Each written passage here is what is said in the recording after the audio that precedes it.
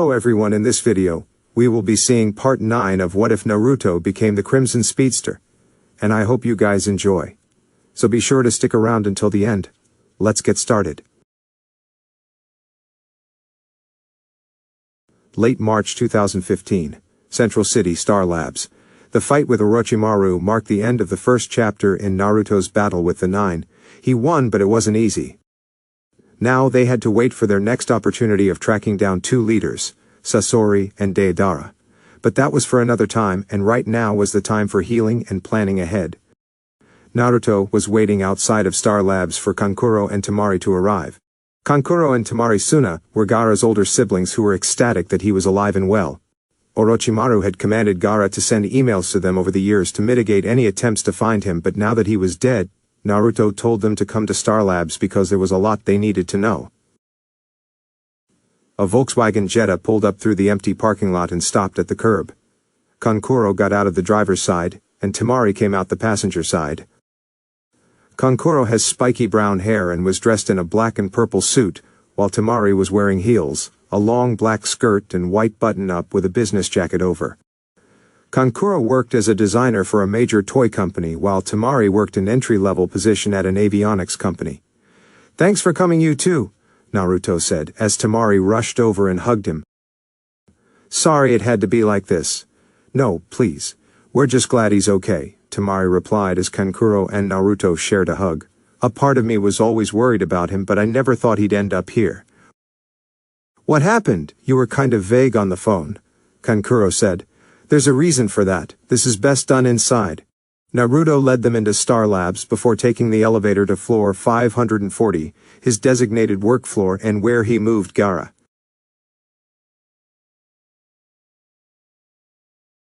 "Wow, this place is impressive," Kankuro said, looking around at the building they were in.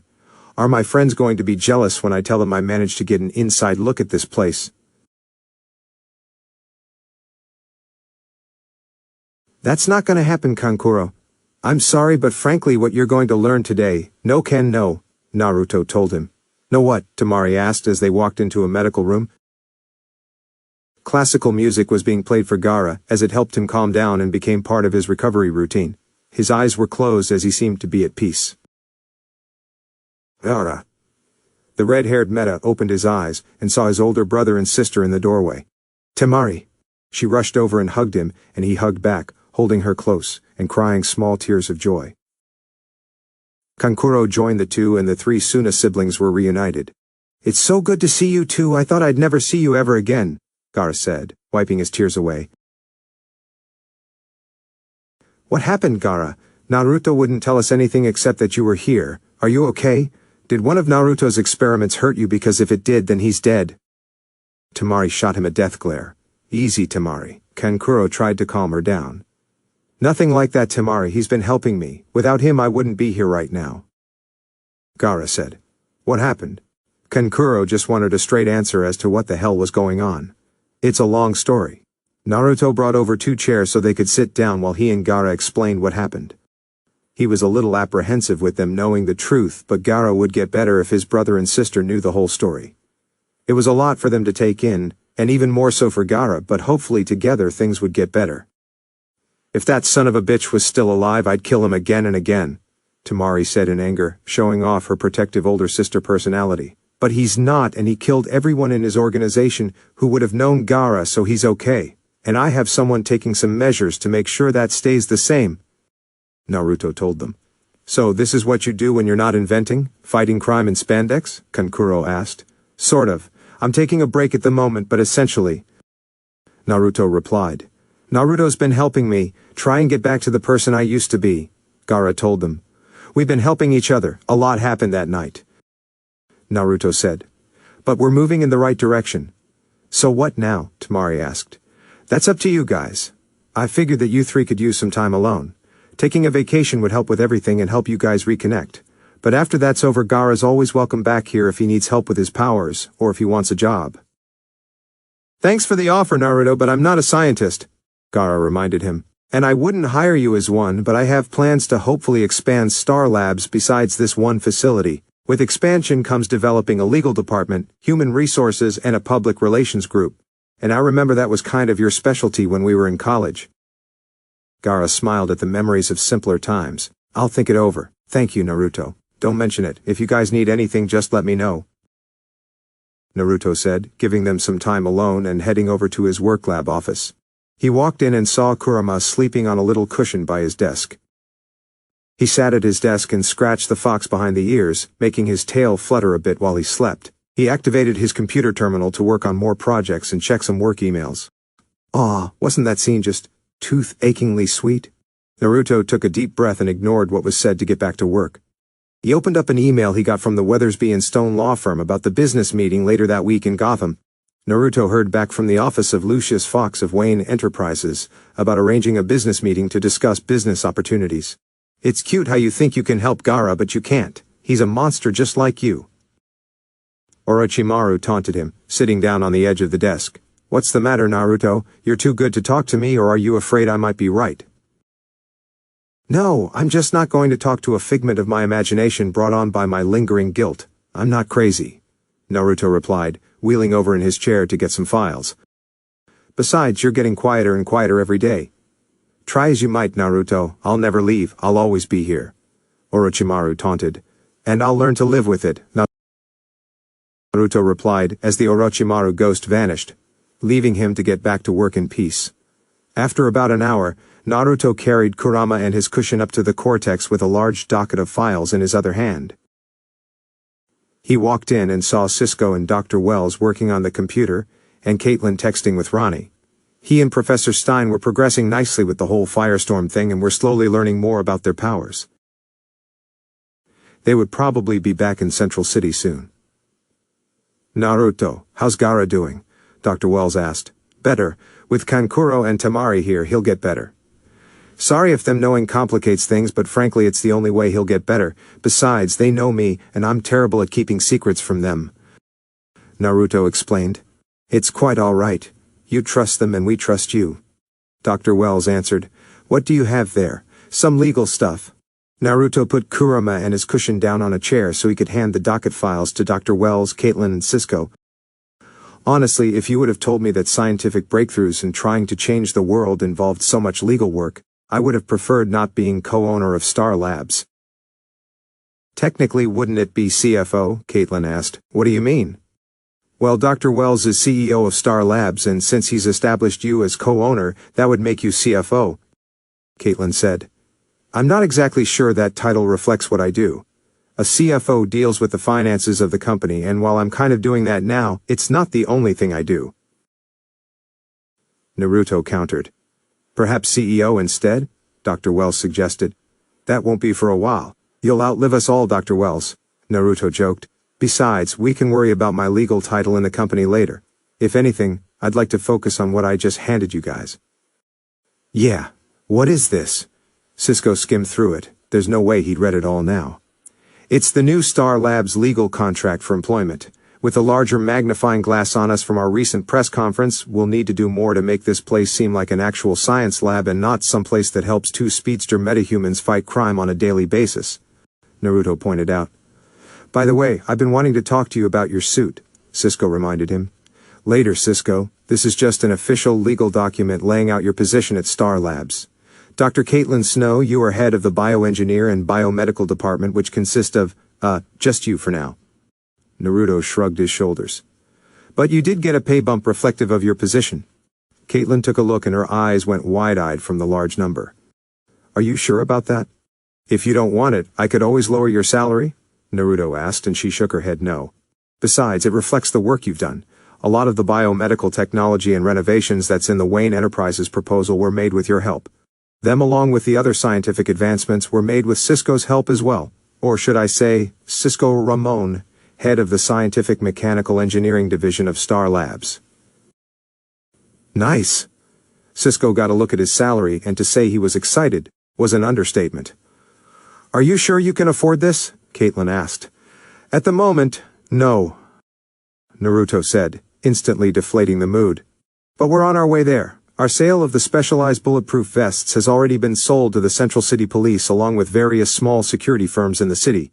I've already finished the vests and packed them for the orders from New York City, Washington, D.C., Atlanta, Miami, and Los Angeles. How did you do it so fast? Caitlin asked, when she realized how stupid of a question that was. I'll send them out for shipment later today, Naruto told him. Since this is a real thing, we should try and work out a more efficient assembly and distribution system, Cisco pointed out. One of my many hopeful plans. I can handle the assembly for now, but we could license out our design to companies who make vests and they do it for us while we get paid. But ultimately the hope would be that Star Labs does everything itself, Naruto said. Kind of a tall order considering there are only 4 of us, Dr. Wells reminded him. And the fact that this place wouldn't be the best secret lair for our nighttime activities if it was crawling with employees, Caitlin added. Which is why I'm already looking into buying a smaller location somewhere in the city, a sort of Star Labs expansion that we can use to do the day-to-day science business and where we can have new hires work while this place stays the same and is designated just for us, Naruto suggested. Not a bad plan, but not entirely viable at the moment, Dr. Wells stated. You're right. So in the meantime, we just focus on what the 4 of us can do here. We've got the meeting with the city council tomorrow about activating the arc reactor. Cisco, if you wouldn't mind getting the power lines set up to route the power out to the city? Naruto asked. Sure thing, he replied. Caitlin, if you wouldn't mind, could you start the work on those medical equipment upgrade plans and schematics? He asked. And see where we are on those medical trials and enhanced vaccines. Sure thing. That just leaves us the logistical stuff, Dr. Wells. Namely all the paperwork that's required for the arc reactor and getting our oxohydrine bacteria out into the world, Naruto said. Then let's get started, Dr. Wells replied. Honestly, the next several hours was filled with paperwork signing and amendments. You have no idea the amount of paperwork it takes to set up a new energy company and distribute power to all Central City and its surrounding suburbs. Although the payday from this was going to be quite sizable. Barry walked into Star Labs later that day after his shift at work and walked down the halls when he saw Dr. Wells with a packet of files in hand and a coffee in the other. Dr. Wells, Mr. Allen, I assume since you didn't super speed here that things are relatively quiet in the city? He asked as Barry took some of the papers to help. Yeah, nothing serious. Although from the look of these papers I'm assuming you've been doing a lot of paperwork. Barry readjusted his arms so they didn't fall. That we have. Naruto has a lot of paperwork for the meeting tomorrow with the city council and the mayor to activate the arc reactor for the entire city. Plus the meeting with Wayne Enterprises is later this week, so he's been quite busy, Dr. Wells explained. Right. Barry was worried about Naruto, not just because of all that work, but because of what happened during his fight with Orochimaru. How has he been? I mean, dealing with everything since Orochimaru?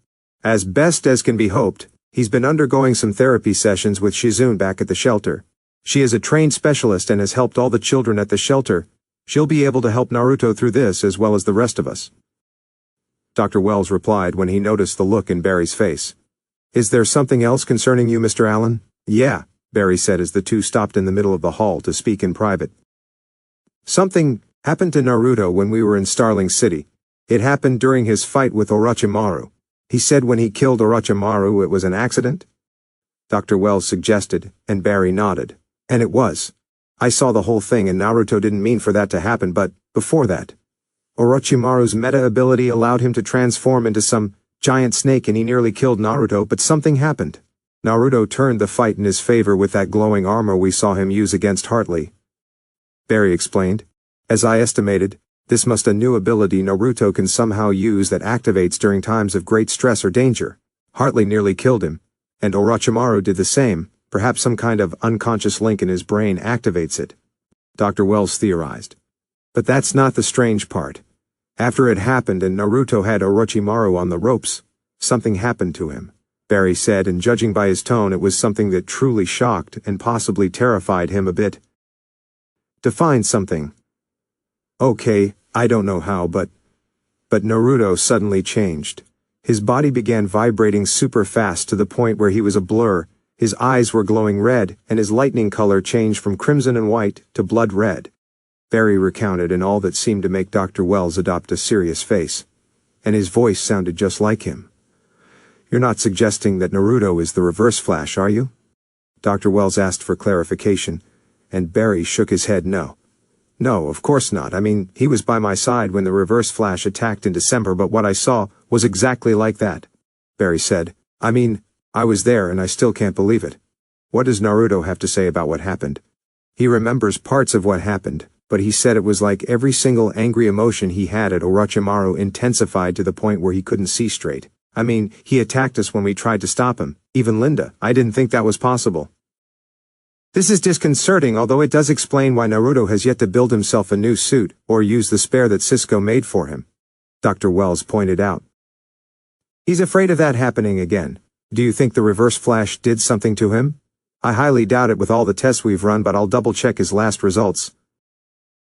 Dr. Wells told him, "There's still a lot about your powers that we don't know and how it connects you two to the Reverse Flash. Clearly Naruto tapped into something for this to happen, but it doesn't appear to be the case anymore as his lighting has turned back to normal. I suppose we'll have to keep an extra eye on him from now on to make sure this doesn't happen again. Don't worry, Mr. Allen. I'll keep an eye on him." "Thanks, Dr. Wells, but I'm just concerned if the Reverse Flash really did something to him. And if he did, then that means he can come after the rest of us. You don't think Naruto's been working for him this whole time?" Barry wanted his opinion on the crazy idea in his head. "I don't believe so," Dr. Wells replied, looking at Barry. "Do you?" I don't think so, but after what I saw, I'm not sure what to believe." Barry was honestly not sure what to think.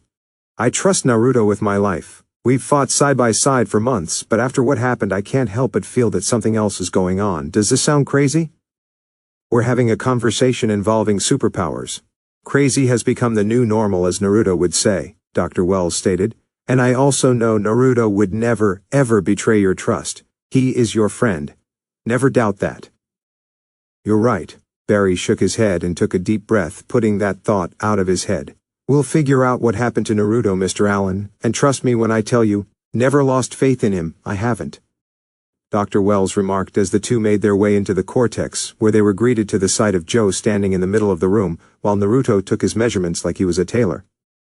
"Okay, Cisco measurements for jacket are 38 by 28.9 long, so let's round that out to 29, Naruto announced, using measuring tape like he had done this before. "On it." Cisco typed that all down in the computer. "Do you want to use the macro fiber material to adjust for crimping and stretching?" "Yeah, that should be fine and won't reduce the structural integrity of the armor," he replied, double-checking the measurements. "Joe, are you comfortable with your pants measurements, or do you want me to take them because I'd rather not?" "That makes two of us. I'm a 38 long," Joe told him. "Thank you." Naruto handed him his jacket so he could get dressed. "Guess you were right to now lose faith in him," Barry remarked, and Dr. Wells nodded. "Joe, what are you doing here?" "Naruto found me and wanted me to get fitted for the new concealed body armor." "How did he find you, Dr. Wells asked as Naruto and Joe shared a look. Flashback 30 minutes ago. Naruto was walking down the hallway of one of the floors after getting some extra equipment from storage when he heard the telltale sign of snoring. He stopped when he heard the snoring and walked over to the source, which was coming from a room labeled lounge.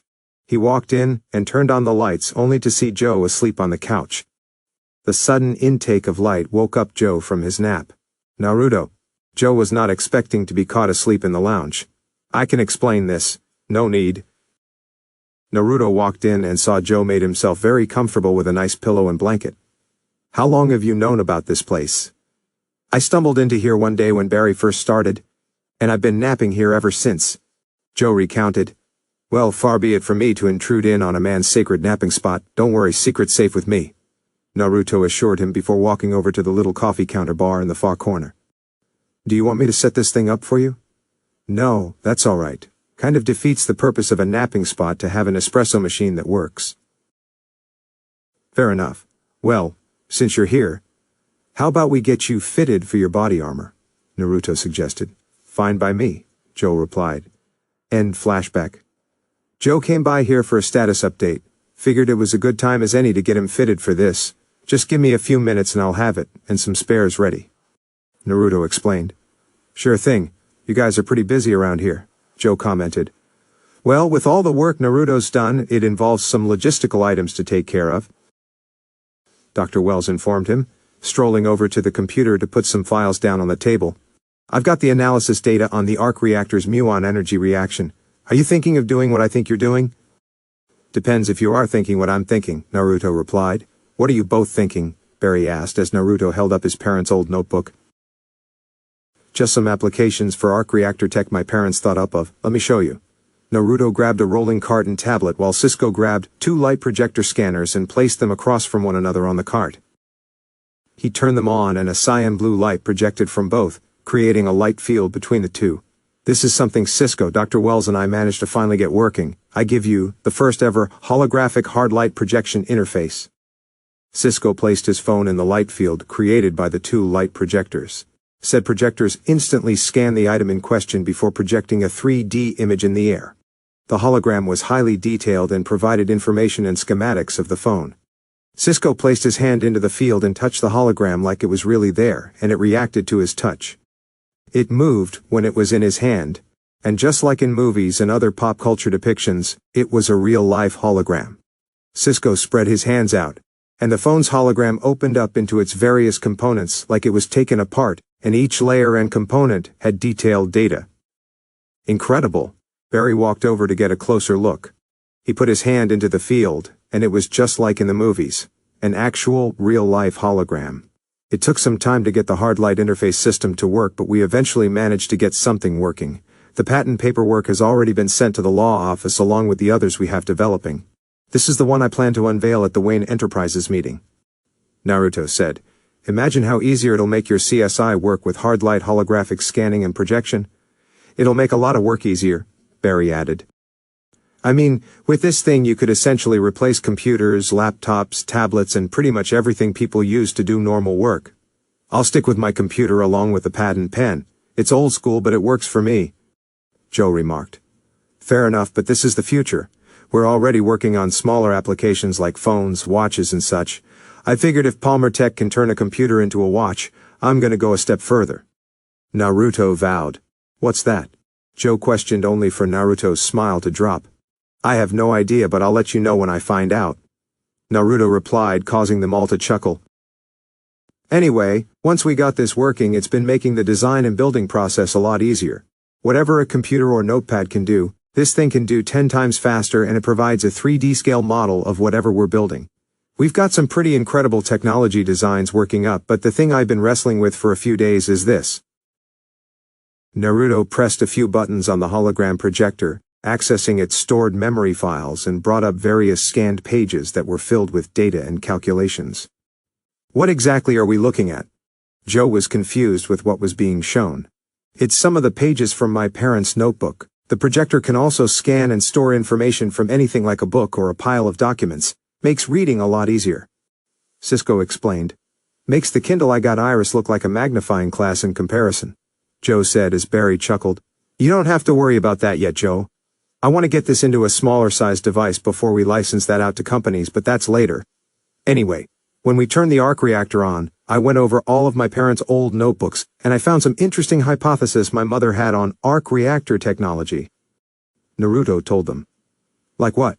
I mean, that thing can power an entire city. What else is there? Barry asked. That's what I want to figure out. She suspected that the muon energy the reactor generates can not only create energy for power but could possibly be used in synthesizing new elements. Naruto explained, catching Barry and Joe by surprise.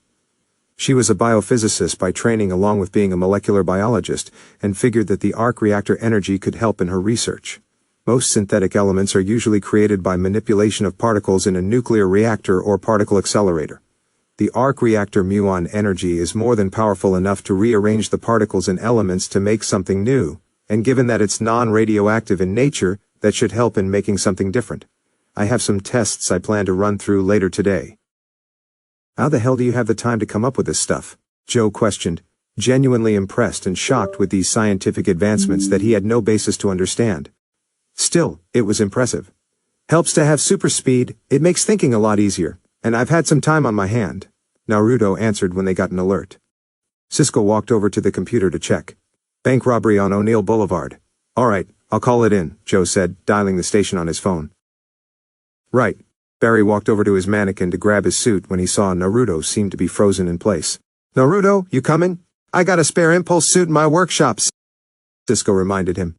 Naruto had a bit of a mild panic attack judging by the shaking his right hand was doing and his increased heart rate, something Dr. Wells and Caitlin saw. Barry, why don't you take care of this? Dr. Wells suggested. Yeah, shouldn't be that hard, she added. Barry looked at Naruto and noticed his shaking hand and facial expression.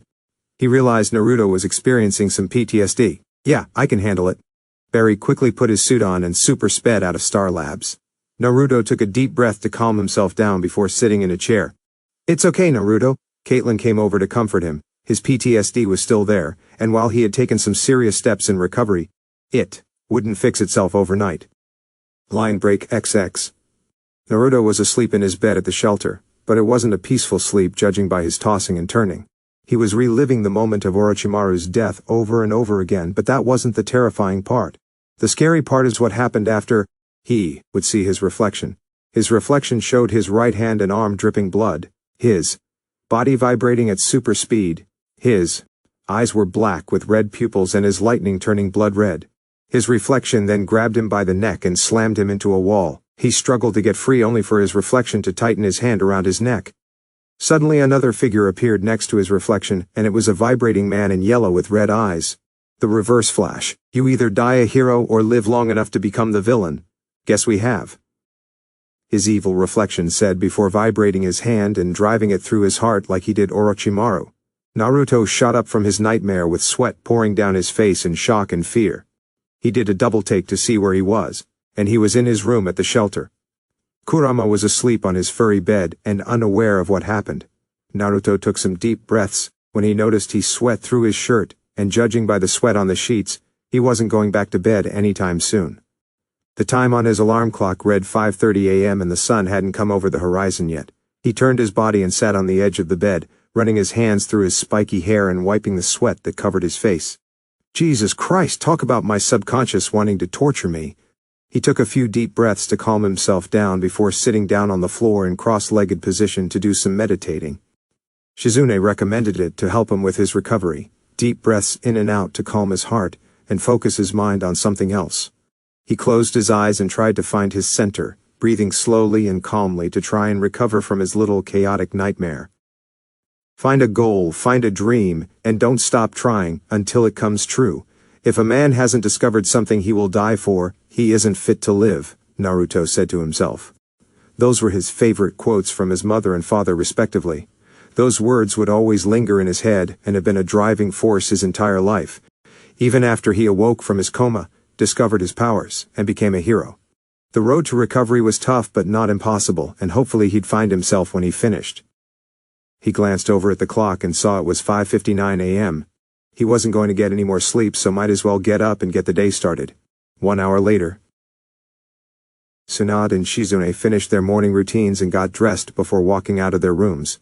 Tsunade stretched her arms over her head to get the kinks out and ease some soreness while unintentionally causing her large bosom to bounce. Shizune finished fixing Tonton's little shirt before picking him up. They walked down the stairs to the ground floor where they saw Jiraiya asleep on the couch like an idiot. His head was hanging off the edge and his legs were sprawled all around. How much longer is that pervert going to be here? Tsunade asked. You'd think a CIA agent would at least not be a slob. But isn't it a good thing he and Naruto are improving their relationship? Shizune pointed out. I'd just rather have them do it someplace else where I don't have to see his stupid face every morning. I love the kid and everything he's done to help us in this place with work and the $1 million donation, but that old man wasn't part of the package deal. Tsunade made her point. Anyway, let's get breakfast ready and the lunches for the kids before we deal that excuse for a man on the couch. I think the first part has been taken care of already. Shizune pointed to the dining room table, where all 20 kids were sitting and eating a nice and full breakfast buffet laid out expertly on the large table. There were scrambled eggs, bacon, sausage, toast, various breakfast pastries with accompanied jams, jellies, and marmalades, along with tall pitchers of apple and orange juice. Naruto was dressed in his blue jeans, red t-shirt, and a blue button-up over it. Kurama was sitting in the kitchen, munching on some bacon while Naruto walked over with 2 plates filled with pancakes and waffles. All right, guys, eat up. Your day of learning at school will go much better after a full and good breakfast, Naruto said, placing the plates down and putting some pancakes on plates before drizzling them in syrup. Oh, morning, Tsunade Shizune. Morning, the kid greeted them, half of them with their mouths full of good food. Good morning. Shizune smiled and walked over to the kids, kissing them all on the head. You made breakfast? Tsunade was not expecting this when she woke up. I woke up early, so I figured I'd do something productive. Did some food shopping so I could make breakfast along with their lunches. Naruto walked to the kitchen where 20 lunch bags were lined up. Perfectly crafted sandwiches, chips, fruit, and specially made cupcake for dessert. There's more on the counter. Tsunade looked and saw a half-empty tray of cupcakes with a piping bag of icing next to them. You made cupcakes? From scratch, by the way. I also have some bread and croissant dough rising for later. Naruto pointed over to the counter where 2 covered bowls were resting. Since when do you know how to bake? Shizune asked. Since this morning. I read over the cookbooks you have and it wasn't that hard. It's pretty much chemistry, Naruto said, walking over to the coffee machine to pour 2 cups of coffee and bring them over to Tsunade and Shizune. I have something special planned for dinner. I might pick it up as a hobby. Not only is it fun, but delicious as well. The 2 women sipped the coffee, and it was delicious. Wow, this isn't Jitter's coffee, Shizune commented as Naruto took Tonton into the kitchen next to Kurama to feed him, putting some vegetables and sausage in the bowl to give him a varied meal. Tonton happily snorted and ate his nice meal with gusto. It's not. It's a special Italian roast I got from a specialty shop in Manhattan because none of the stores here were open, Naruto explained, putting together plates for his surrogate aunts. You went to New York for food, Tsunade whispered. Do I hear you complaining? Because if so, I can take it away along with the entire closet full of coffee beans that'll last about a year, Naruto suggested.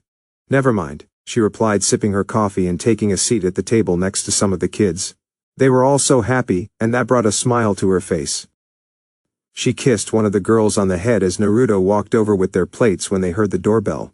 Who's that? Shizune asked. Oh, that's probably Dr. Wells, Caitlin, Cisco, and the others. I hope it's okay I invited them for breakfast.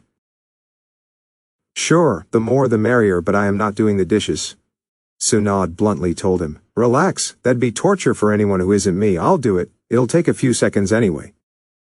Naruto walked over and opened the door where Dr. Wells, Cisco, Caitlin, Barry, Joe, and Linda were there along with Gaara, Kankuro, and Tamari. Good morning, guys. Glad you could make it. Of course, thanks for inviting us, Caitlin said, hugging him and kissing him on the cheek as they all walked in one at a time and smelt the amazing food. It smells good in here, Joe complimented him after hugging Naruto and seeing the table filled with food and happy little kids. Of course, were you expecting anything less than amazing? Naruto joked before hugging Barry and giving Linda a kiss. You've outdone yourself, Naruto, Barry said, taking his jacket off. Thanks again for inviting us, Naruto. Gaara said, I'm sorry if it was an inconvenience. Don't even go there, Gaara, because it wasn't. With everything that's been going on, a little peace and quiet will help, Naruto told him as they walked in and he closed the door behind them. Believe me, I should know. All of this, it helps, and having friends and family there will as well. Thank you. Gaara smiled and Naruto smiled back. Now grab a plate and eat up. Don't worry, there's plenty, so eat until your stomach bursts, Naruto told them as they all sat down at the table with plates and ate. It was a good and rowdy affair that was like something out of a family drama at the good parts of the film. The part where everyone comes together for a moment of peace and fun. About half an hour into the meal the kids finished just as the school bus arrived, so they were ushered away with their lunch bags. Once they were gone it was little easier as Naruto, Barry, Linda, and Gaara could use their powers. It also helped that they left just as Jiraiya woke up. Everyone ate their fill and were satisfied, so Naruto did the dishes, which took all of 10 seconds, and super sped back into his chair with a fresh pot of coffee hand. Anyone want another cup? I'll get some of that to go if I can, Joe said as Naruto super sped away before coming back with a thermos. Thanks. I'll tell you, this Italian roast definitely gives Jitters a run for its money. Don't tell Iris that, Barry joked. Seriously, Naruto, that was amazing. You'd think with quantity you'd lose flavor, but that wasn't the case. Well, I guess I can add chef to my growing list of talents. Which reminds me, I have dinner planned out tonight as well, so all of you are coming, Naruto told them. We'll be there. Dr. Wells smiled as he sipped his cup of coffee. You seem to be doing better, kid, Jiraiya commented, running his free hand through his bedhead. Well, better than how I started this morning, that's for sure. He calmly sipped his coffee and relished in the warmth it gave him. Nightmares? Gaara asked, and Naruto nodded. Yeah, me too. They're not fun. Tell me about it, Jiraiya added. They'll take some time to go away, but they will. Stick with your recovery, both of you, and they'll fade. Rome wasn't rebuilt in a day, and the mind is far more complex, but like all things, it'll heal. Huh, guess you can be a caring godfather when you want to be, Tsunade remarked. I can be a lot more to you if you'd like, Jiraiya winked only for Tsunade to smash him on the head and his body hit the ground with a thud. And he's back, Naruto quipped. Anyway, he better pick himself up from the floor because he's coming with us to City Hall to meet with the city council and the mayor. He's acting as our security escort. I'll be fine, just give me a minute. Jiraiya wheezed from his spot on the ground. So what exactly does it take fuel a city with unlimited energy? Kankuro asked. Well, we have the power source. The only thing it actually takes is distributing that energy, which Cisco and I have already done. We've set up power lines to run straight from the arc reactor into the transmission lines Star Labs used when it was still on the city's power grid. We're essentially going to be sending out electricity to the power plant, instead of receiving it, and from there it'll flow like it normally does, except it comes from Star Labs, instead of wherever it used to come from. Once the mayor and city council sign off on the documents, and we're good to go and operate, then 750,000 people will be receiving renewable and clean energy for the foreseeable future, and Star Labs will receive over 800 million a year, or 66 million a month, to keep this city powered. We'll get a massive payday. I can finally pay Cisco and Caitlin those proposed salaries, and fund additional projects. Naruto explained. I'll cheers to that. Cisco clinked his coffee mug with Naruto's. It really takes 800 million a year to power an entire city? Temari asked. Well, that's a conservative number, but pretty much. Probably more for cities like Los Angeles or New York, and the best part is that our energy is constant and free-flowing. The only real problem would be if something happens at the power plant to stop the flow of electricity, but we'll make sure that doesn't happen. Naruto remarked before raising his coffee mug. I would like to propose a toast to my friends and family who will always be remembered for ushering in a new era. Today, we make history. Cheers. Everyone clanked their cups together. A little more conversation and packing of leftovers and coffee before the others left. Naruto got redressed into his fanciest business attire for the meeting. He put on some black business shoes and chose to wear a blue Hemsworth suit and pant combo with a navy striped tie and navy pocket square. A small briefcase containing the legal paper and files finished the outfit, and he looked like a businessman, except for his spiky blonde hair, but he wasn't combing or cutting that at all. Cisco, Caitlin, and Dr. Wells were dressed in their fancy business attire, as well as Jiraiya, who had a pistol and knife hidden in case something happened. They took the Star Labs van to City Hall, where they would have the meeting with the mayor and city council. Once parked, they made their way to the building where a mob of reporters were already waiting for them. Reporters along with protesters about the arc reactor and just the advancement of science in general. They were the creationist groups, and most of them were the same protesters who protested the particle accelerator during its development. Whenever an advancement in science was made to help change the world, there would be people there to protest it. Jiraiya led the way, keeping them away so Naruto, Cisco, and Caitlin could help Dr. Wells up to the entrance. All Naruto said was no comment, or he'd talk after the meeting was over. Once they were inside, they met with Greg Turk, an attorney at Weathersby and Stone who was legally representing Star Labs at the meeting. Mr. Turk. Naruto shook his hand, and Greg shook back. Mr. Namikaze, Dr. Wells. You're right on time. Greg told them as a receptionist came up to them. Mr. Namikaze, Dr. Wells, welcome to City Hall. If you'll follow me, I'll escort you to your meeting room. She led them through City Hall to where the meeting would take place. They walked into the private meeting room with a large round table and a small side table with a coffee machine and bagels. This is your meeting room. There are coffee and bagels on the side. The mayor and city council will just be a moment longer. Thank you, Dr. Wells replied as she left. This is nice, Cisco said, looking around at the place. We are certainly moving up in the world. We are Cisco, but this is also important, so let's be on our best behavior today. Dr. Wells reminded him. Don't worry about me, I'll keep my mouth shut. I'm not even needed here, just for moral support, Cisco said to Naruto. Thanks again, Cisco. Naruto opened his collar a bit to breathe. He was beyond nervous. Whew. Guess I'm still really nervous. Is it hot in here, or is it just me? Does this happen to the kid often? Jiraiya asked Caitlin. You should have seen him during the press conference. All right, what's the plan for today again? Naruto asked, completely overwhelmed to the point where simple items were slipping. It's fairly simple, Mr. Namikaze. All the paperwork is completed, and once they confirm everything, they'll ask any questions they have and bring up any last points. Once everything is finished, we'll head with the mayor and the council to the power plant for the energy transfer to the city.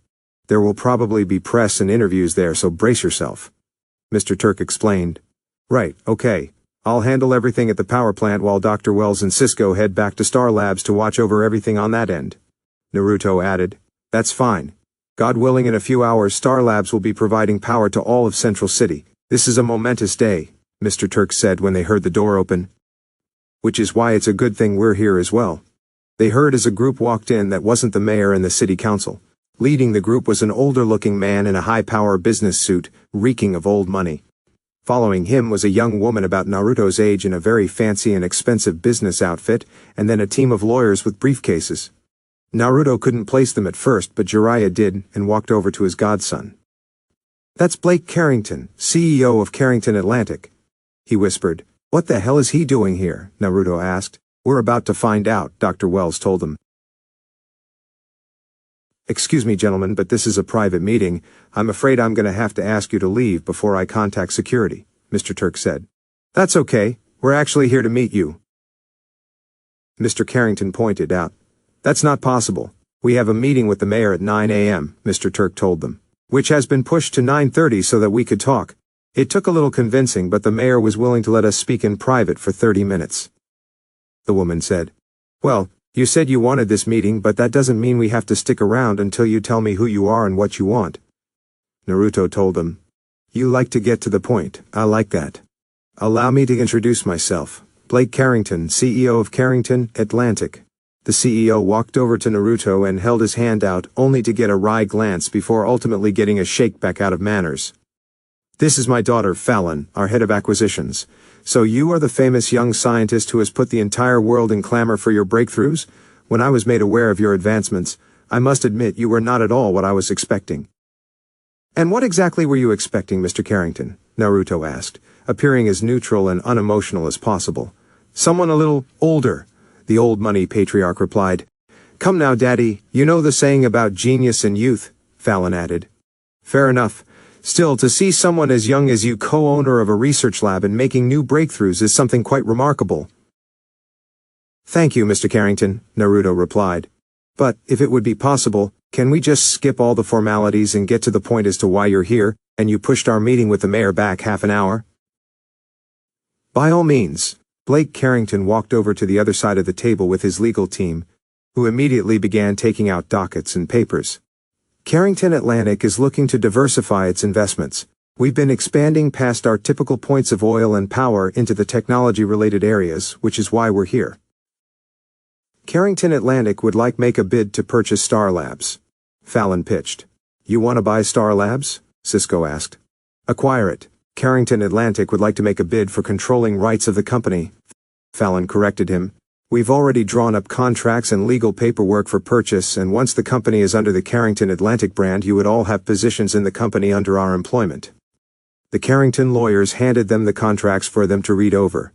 Mr. Turk began reading as fast as he could along with the others, but Naruto and Dr. Wells were the only two who didn't touch them. In other words, you want our arc reactor technology, Naruto plainly put it. The arc reactor technology is part of it, but the other advancements, inventions, and patents you've submitted are things to be considered as well, Fallon said, doing her best as to put it as best as she could. I think we can cut the business jargon and put it in layman's terms because it's pretty simple. I may not know your father's face, but I know of him, and the only reason a conservative old money oil and power tycoon would ever purchase a science firm like Star Labs is because it has something he wants. Naruto flat out put it. And considering that Carrington Atlantic deals in power and energy, mainly oil and natural gases, a new renewable and vastly more powerful source, is something he wants to erase the competition. I believe Fallon was right about you, Mr. Namikaze. You are much wiser beyond your years, Mr. Carrington told him. It's Naruto, I prefer it. And considering most 23-year-old people are still figuring out their life plans and dealing with student debt, I'll take that as a compliment. But it makes the most sense. Given the drama and PR nightmare you received from the fracking business in Atlanta, you're looking for something to weather the tides and bolster your stocks. Naruto added, you want that to be Star Labs. You've made great strides for the future, so Carrington Atlantic would like to help you by giving you a larger platform to operate on. Fallon said. Carrington Atlantic is prepared to offer you quite a sizable sum to make this happen, Mr. Carrington said as Mr. Turk showed Naruto and Dr. Wells the proposed bid of $5 billion. Naruto took the document and gave it a once-over before closing it shut and pushing it away. I'm sorry, Mr. Carrington, but I have no intention of selling Star Labs to anyone, Naruto told him. If the agreed amount is not to your liking, I'm sure that we can come to a different arrangement, one of Carrington's lawyers suggested.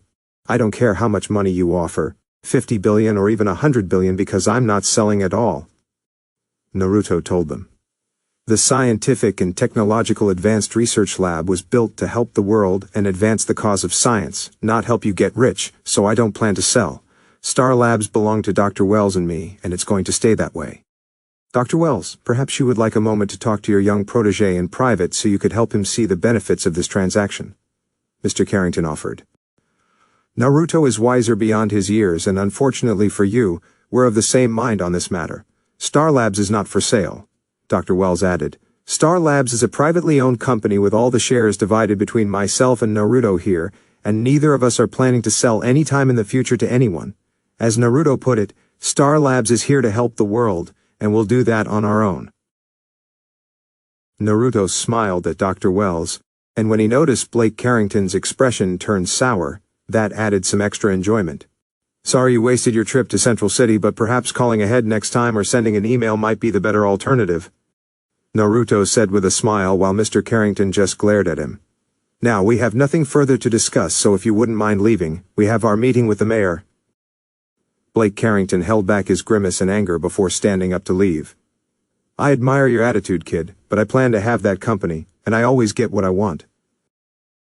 Naruto sent him a mild glare before clearing his throat.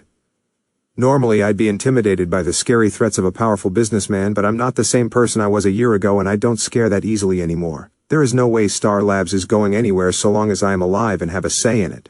Lucky for us, the arc reactor is only one part of the work we're doing, and unlike fossil fuels or natural gases, my ideas won't run out anytime soon, Naruto replied. We'll see, Blake Carrington warned him, but Naruto wasn't about to let him have the last word. Mr. Carrington, one last thing before you leave. One day soon when I'm ready to build another arc reactor. It'll be in Atlanta next to your building, and soon enough I'll be making an offer for your company. See you then. Blake glared at him before finally leaving. Fallon shot Naruto a wink of approval before they all left. Naruto let out a deep sigh of relief and smiled. That was awesome, Cisco commented. Nicely done, kid, Jiraiya told him. Your parents would be proud, and any time to see a smug joghole grimace like that is a good day in my book. Yes, they would be proud, as am I, Dr. Wells assured him.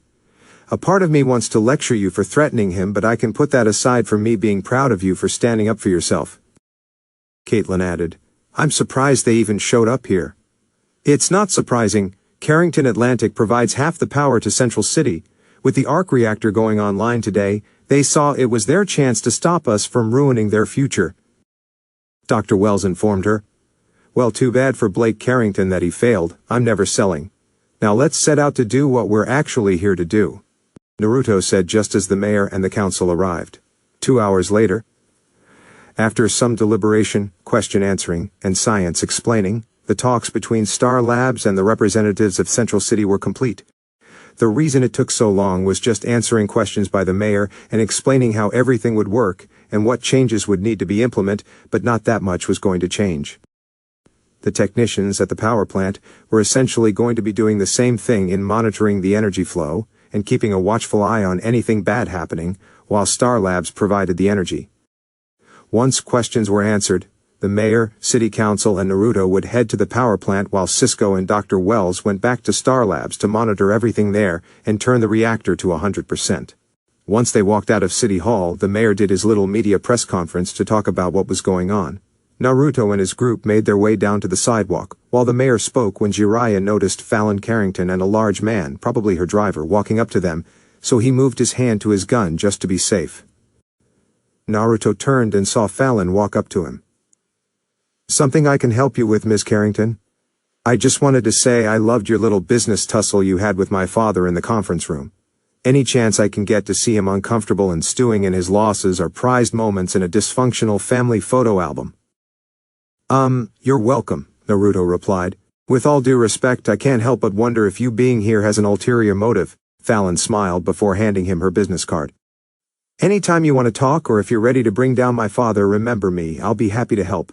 Naruto looked at the business card but noted her personal cell was written in pen. Duly noted, Miss Carrington, but I'm in a fully committed and happy relationship. Really, what's that like? She joked. Give me a call sometime, business related or not.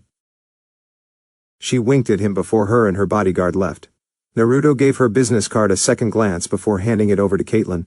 Do with it what you will. If you think we should keep it, then by all means, or if you feel we should trash it, go ahead. I could care less. Good move, Caitlin told him, before ripping the card into fours and throwing it in the trash. Linda will be happy when I tell her this. Duly noted. Alright, Cisco, how about you and Dr. Wells head back to Star Labs now and get everything ready? Caitlin and I will head to the power plant and let you know when we're ready. Naruto said. Roger that, Captain. Cisco walked over to the van to get a bag of equipment. He handed it over to Naruto before helping Dr. Wells into the van and driving back to Star Labs. Naruto, Caitlin, and Jiraiya got a ride with the mayor and city council to the power plant.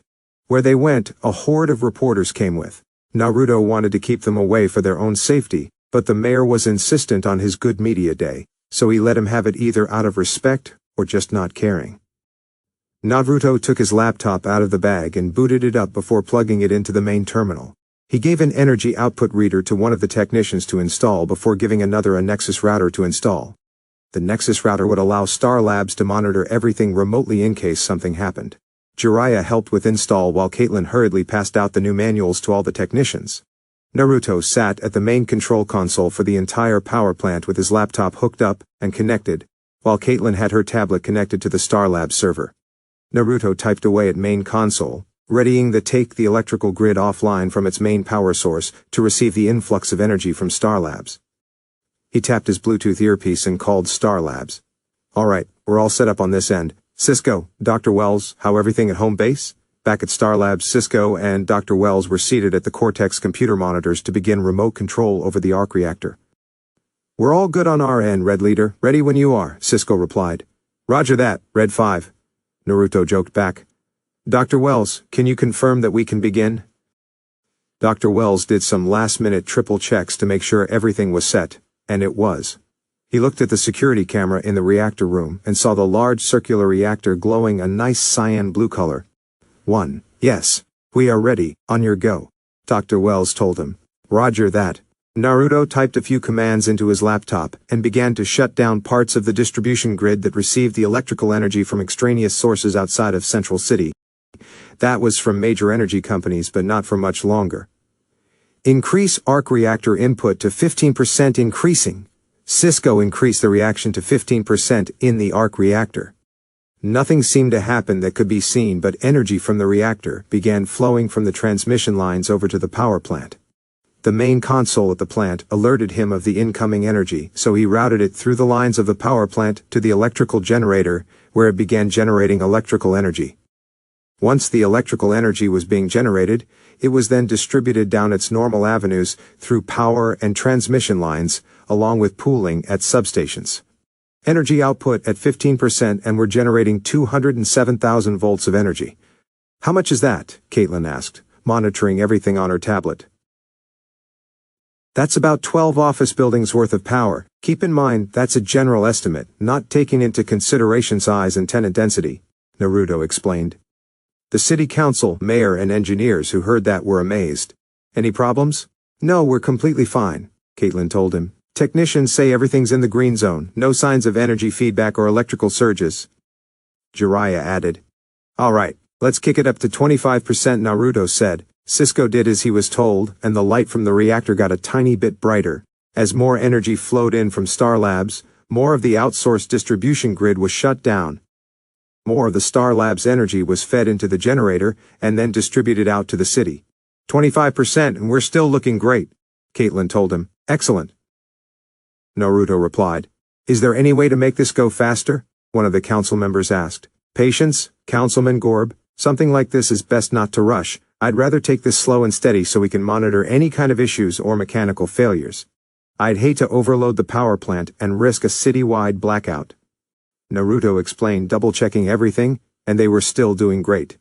Alright, let's move it to 50%. Arc reactor power was increased to 50%, so Naruto did his job when the monitors and terminals triggered with a small alarm.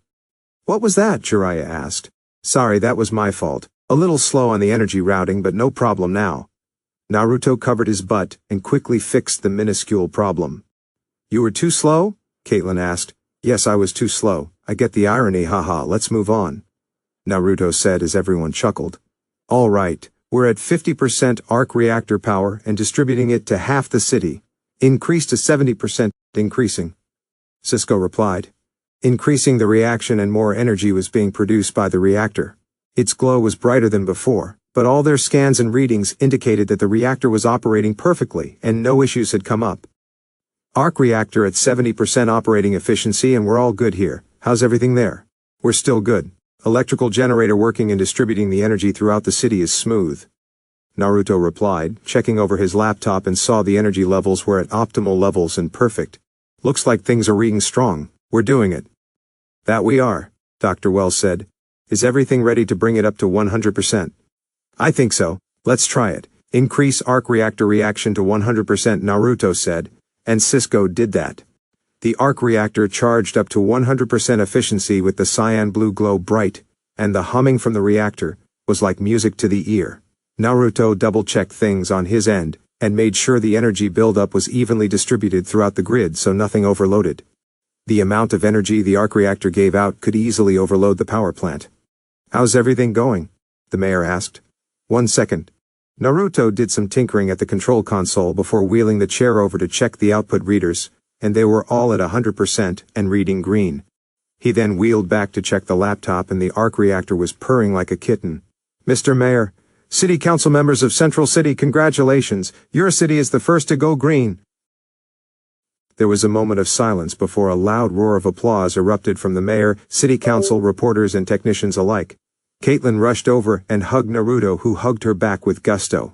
Jiraiya joined in as well, lifting them both off the ground a bit before kissing his godson on the head. Your parents would be so proud of you right now, Jiraiya told him. That they would, Dr. Wells added. Naruto smiled, thinking this was the moment that would mark the rise of his future, just as the mayor and city council joined them in the celebratory hug and photo op. Today was a huge day for Naruto. Line break XX. At 12 p.m., the stories and photos about the arc reactor finally going online and providing power for the entire city made its circulations around the city and pretty much the entire country. To say it started an uproar is an understatement, as it made national and international headlines. The first city to be solely powered by a single company using a green, renewable energy source was going to be a monumental marker in human history. Every news station worth its salt reported on the news day, every scientist commented, and the CEOs of the world's energy and oil providers had some choice words to say. With Star Labs' momentous breakthrough, magazines were quick to call them the pioneers of the future and labeling Star Labs back at its rightful place as the company of tomorrow. Cheers! Beer bottles were clanked together at a bar restaurant. At the bar was Naruto, Jiraiya, Caitlin, Cisco, Dr. Wells, Barry, Joe, Gaara, Kankuro, and Tamari to celebrate this momentous decision. It may have been only noon, but there was cause to celebrate. I cannot believe it actually worked, and here we are, Naruto said as everyone smiled. What, you were actually doubting yourself? Barry asked. Any sane person has a healthy amount of trepidation. I guess this was mine, Naruto replied. Still, I never thought I'd live to see the day that Central City of all places goes green. I wonder what this means for my energy bills. Joe wondered. Unless you plan to install a massive tanning bed and movie theater in your backyard, you should be fine, Joe. I can't actually believe it's working, and the proof is right here. Naruto gestured to the bar restaurant they were in with all the lights on and TVs working completely fine, like nothing different happened. Things down at the station have been running smooth when we left, Barry told him, and everything from our side is reading good. We are living historical markers and I'm liking it, Cisco said, drinking his beer. The doors to the bar opened and in walked Linda and Iris. They saw the group at the bar and rushed over with Linda, leaping into Naruto's arms. I'm so proud of you, you did it. Everyone is talking about you in Star Labs. Which makes it all the more miserable that Linda's going to be getting the exclusives for the foreseeable future, Iris commented as she hugged Naruto. Don't worry, Iris, even if I'm dreading all the press that's going to come with my future, I plan on being fair to all reporters looking for a story which includes you as well, Naruto assured her. Don't I have the best boyfriend in the world? Linda asked, giving him a quick kiss. And I knew him before he was rich and famous. That you did. Weren't you lucky to trip and fall right into my arms that day at Jitters? Naruto joked. Oh, very funny, like you didn't see that coffee spill ahead of time, and didn't warn me just to sweep me in my arms, Linda pointed out. I'll admit to nothing except to being really glad I met you that day. Naruto gave her another quick kiss. All right, now I know it's only noon, but we're celebrating, and one beer won't affect you for the rest of the day, so please, bartender, can we get 2 more? Well, I'm all for celebrating, and this is a treat to see how normal people would after a raise at your job or getting a new car. Perhaps some Dom Perignon is more appropriate for these festivities?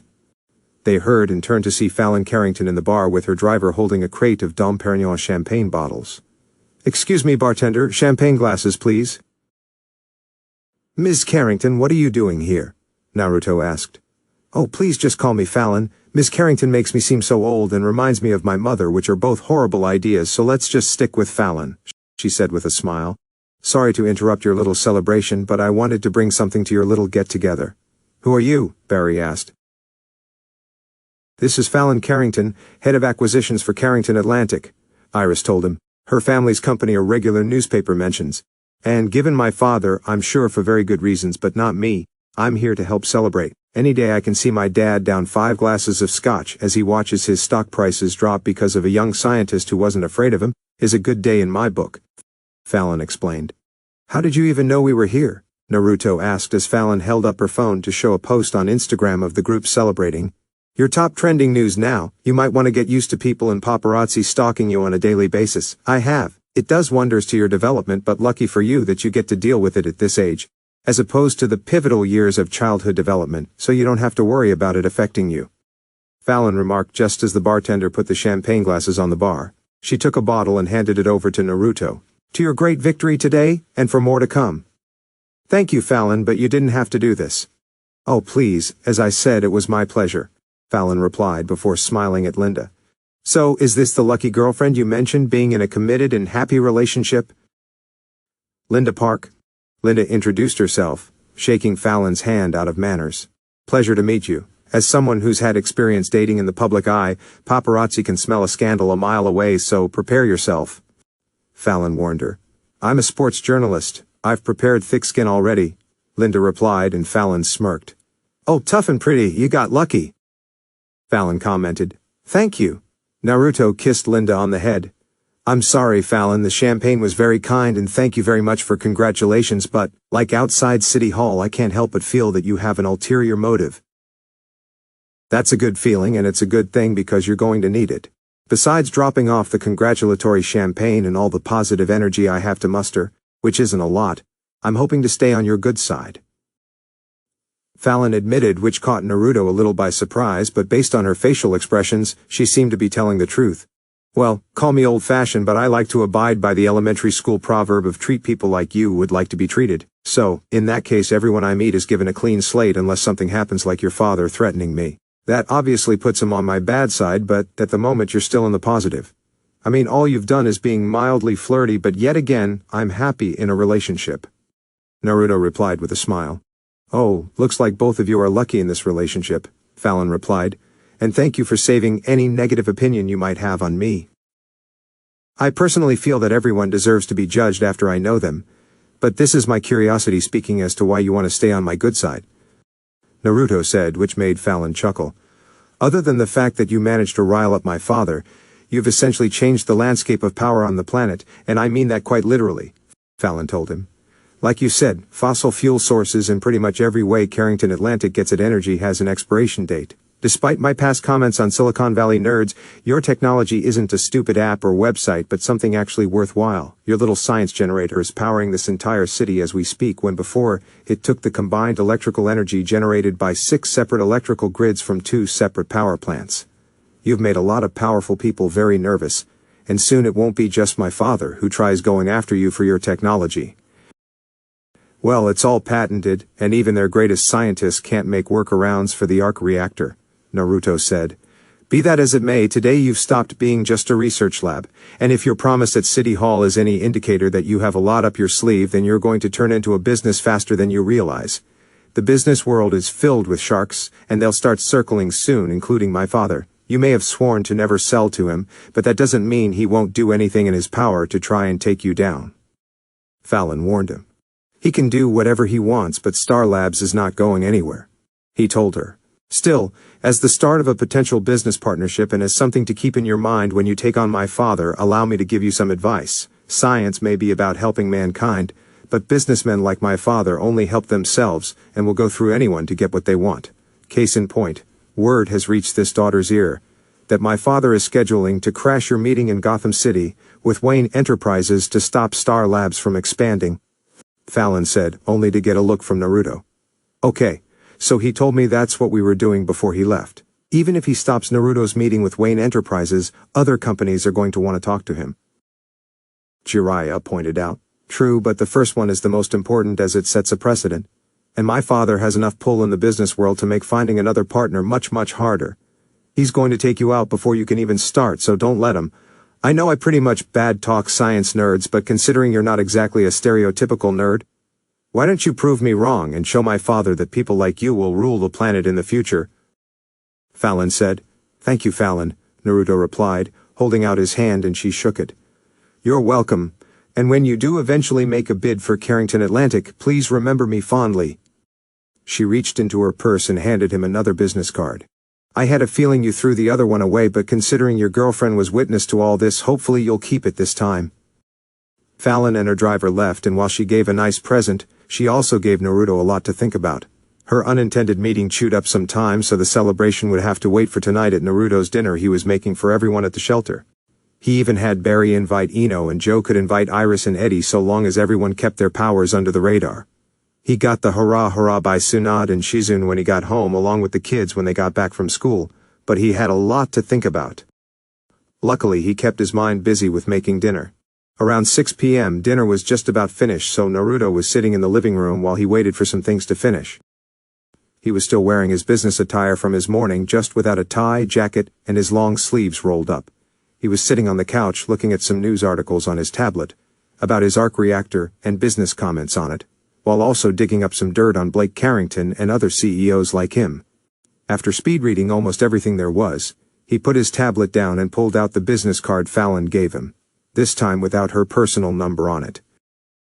He just looked at it as he contemplated everything that was going to change going forward. Something on your mind, kid? He heard as Jiraiya walked over, still wearing his business suit from this morning, but a little loosened up and holding a beer in one hand. If you plan on calling Fallon for a threesome, just a warning, in most scenarios the women tend to gang up on the man. If you see handcuffs or rope, you might want to run away. I wouldn't, but I'm used to it. If I were you, I'd just dip my toe in the pool. Jiraiya joked with a chuckle, only to see Naruto give a half-hearted quick smile before adopting his serious yet concerned face. Only a half-hearted smile? Something must really be bugging you. What's up? Nothing, it's just what Fallon said before. Guess it's getting to me, Naruto admitted. Hey, if this is about Blake Carrington, then we can go all metahuman on his ass. And I've got some people at the CIA, some friends who owe me a favor who could get some dirt on him. Jiraiya assured him. If he thinks he can mess with you, then he's got another thing coming. No, it's not that I'm worried about. Honestly, after everything I've been through since I've got my powers, that doesn't scare me at all. That along with seeing my mother's infamous rage moments, or when Tsunade gets extra irritated and starts cracking her knuckles. That trumps everything, Naruto said. Yeah, your mom had that unusual power to go from kind to her crazy habanero tomato fury in a second. Granted, calling her that probably starts her fury. Jiraiya remembered. Although when Tsunade gets irritated it's very sexy. Ew, Naruto commented. I'm gonna need an earworm of a song to get rid of that from my head. Yeah, well, we all have our type, Jiraiya said when he noticed Naruto really seemed concerned. Seriously, kid, what's up? It's just, is this really what I want Star Labs to turn into? Naruto asked himself. Fallon was right about one thing, is that Star Labs won't just be Star Labs for much longer. I figured that's what you wanted. Dr. Wells told me about your proposed plans to build a secondary site in the city, a sort of Star Labs tower. Oh, the Star Tower, guiding the world to tomorrow. Jiraiya pitched.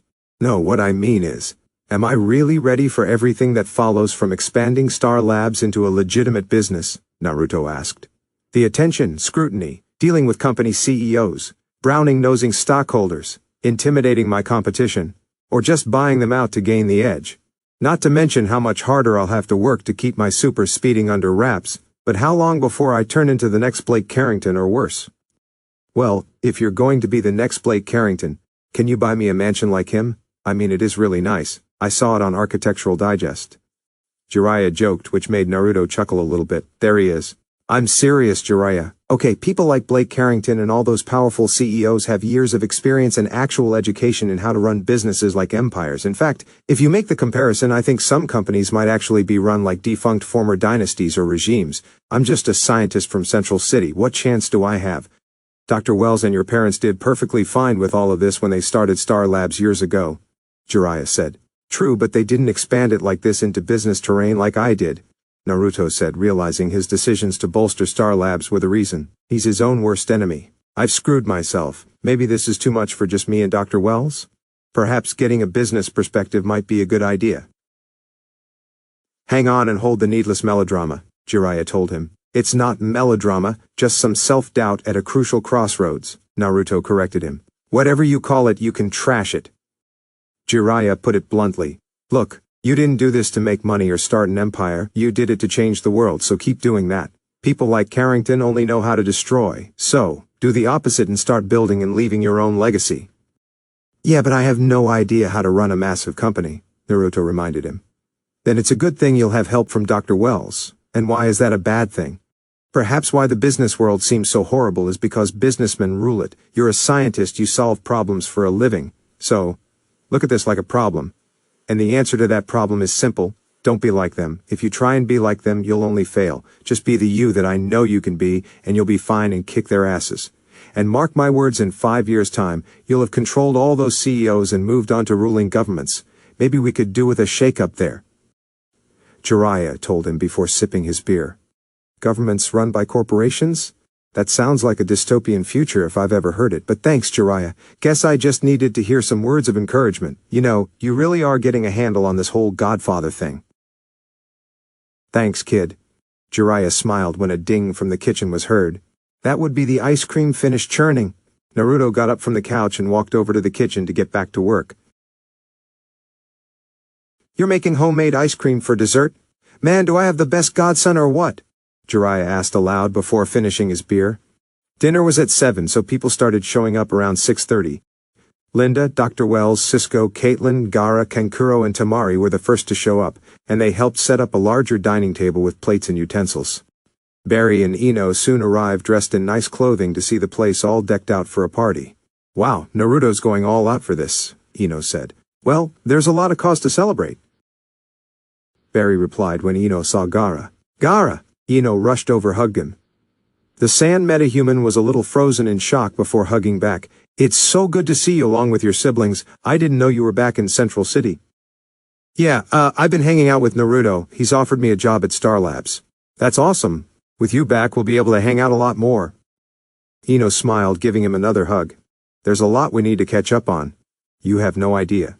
Gaara whispered. Ino, why don't you help me get the drinks? Tamari asked. Sure thing. Ino followed her into the kitchen to see Naruto plating food. So, what job are you offering Gaara, and any chance I'll get one? Well, I'm still working on developing that, but I'm thinking human resources. And maybe Star Labs will instead donate funds to the conservatory for research. Possibly working on new crops and plants for the future, Naruto suggested. Sounds good to me, Ino replied, as Tamari opened up a bottle of champagne and began pouring it into glasses. That's when Ino noticed the crate of Dom Perignon on the kitchen counter. Whoa, you splurged on tonight, didn't you? I didn't buy those. Fallon Carrington gave them to me as a gift, Naruto explained. Fallon Carrington as in spoiled rich heiress Fallon Carrington? Are they actually a gift or a threat? Ino asked. Honestly, I'm not entirely sure, but I think it was a gift. Time will tell if she's being honest about wanting to help, Naruto replied as Jiraiya walked in. Kid, Joe's here with Iris and her boyfriend. Alright, fill the rest of those glasses. I want to make a toast, Naruto said as Jiraiya helped. Joe, Iris, and Eddie arrived last for dinner. Eddie and Iris were happy to get the invitation for dinner. Even though they knew Naruto the least out of everyone, it was nice to be included. They saw the large round dining table with enough room for not only Naruto's friends, but for the kids as well, who were already in their seats. The table was filled with bowls and plates of food. Several bowls of salad, 2 loaves of fresh-baked French bread, 2 bowls of risotto, a pan of lasagna brought by Linda, roasted Brussels sprouts, carrots and other vegetables, and to top it off there were several bowls of mashed potatoes. "Geez, how much food is Naruto making?" Iris asked.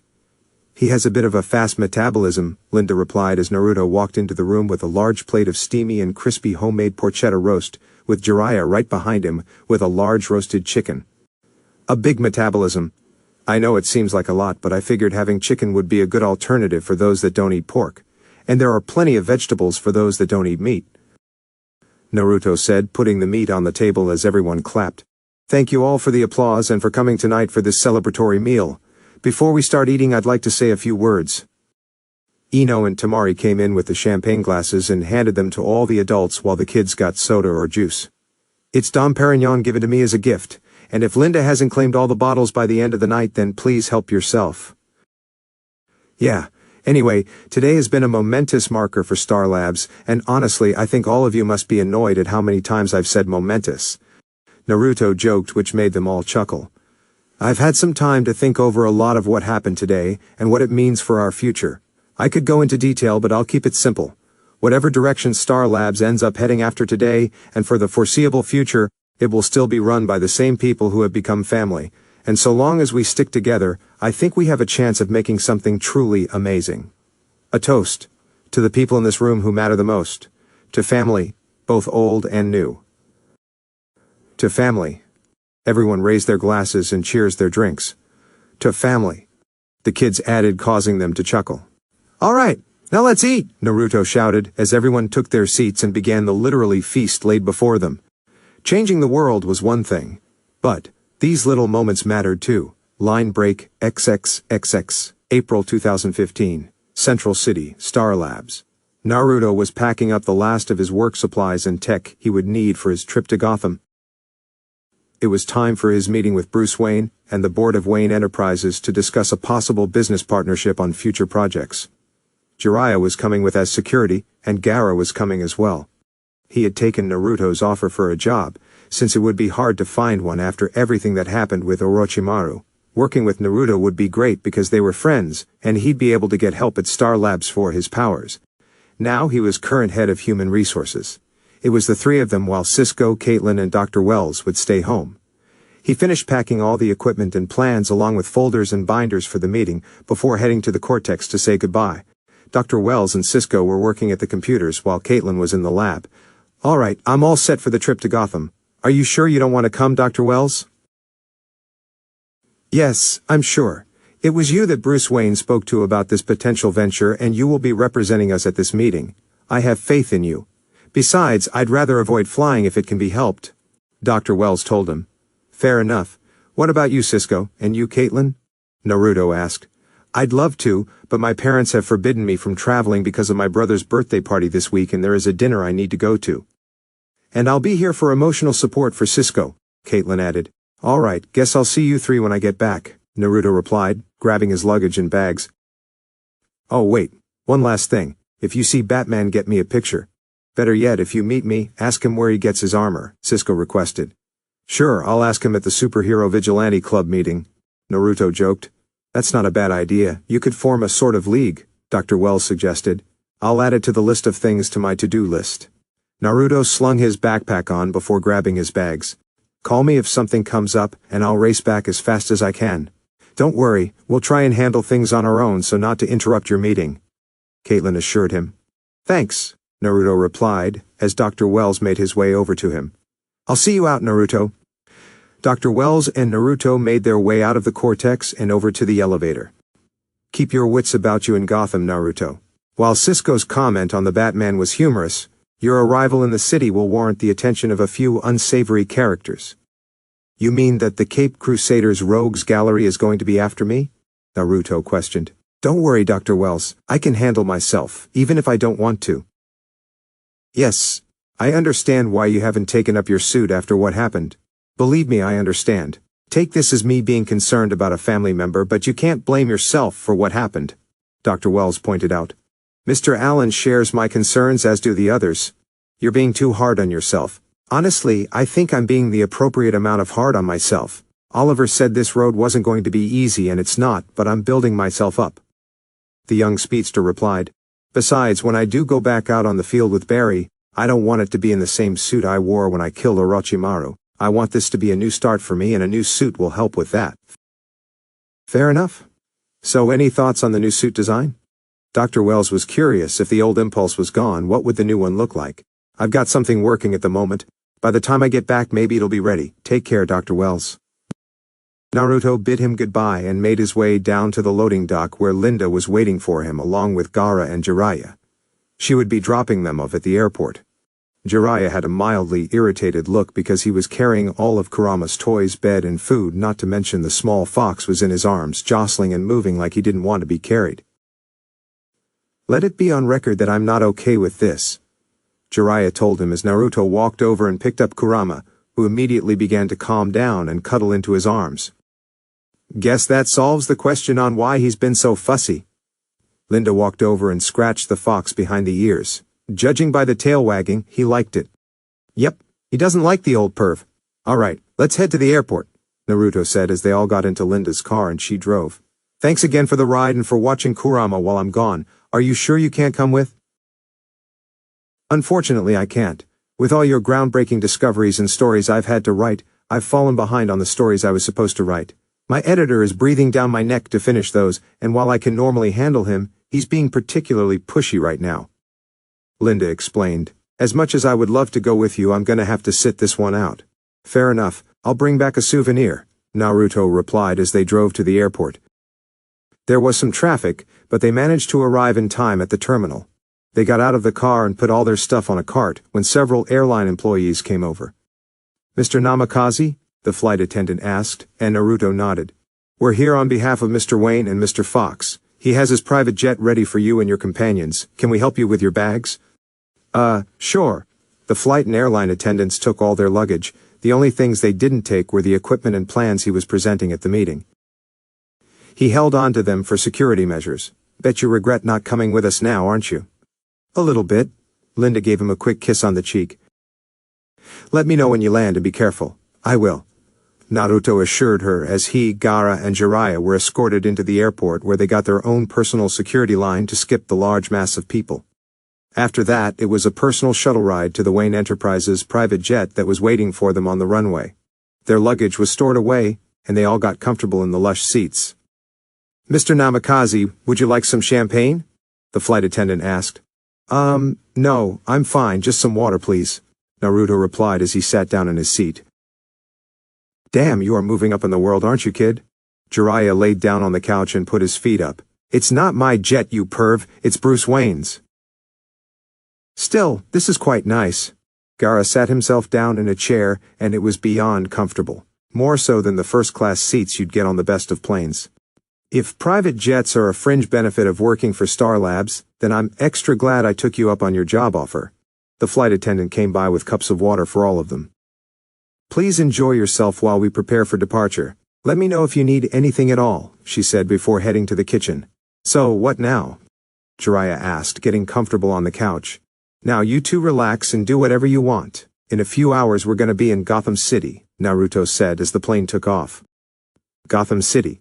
The plane touched down at the Gotham City airport, and after going through security and everything, a car service dropped them off at the Gotham Royal Hotel where they'd be staying, in the Grand Suite.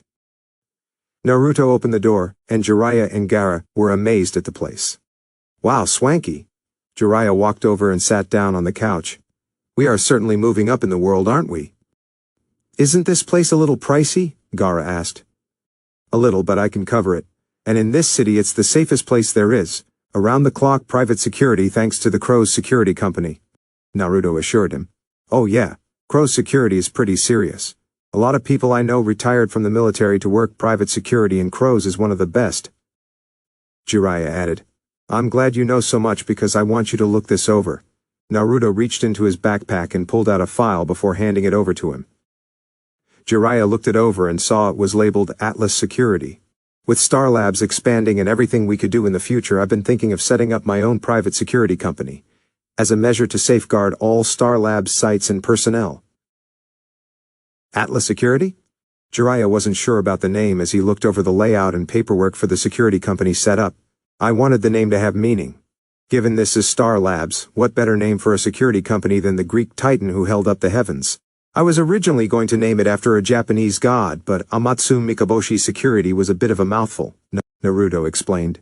Who? Gaara asked. Amatsu Mikaboshi is the Shinto god of stars, Jiraiya explained. Perhaps name the Japanese branch Amaterasu Security. Better. Anyway, it seems like a good idea.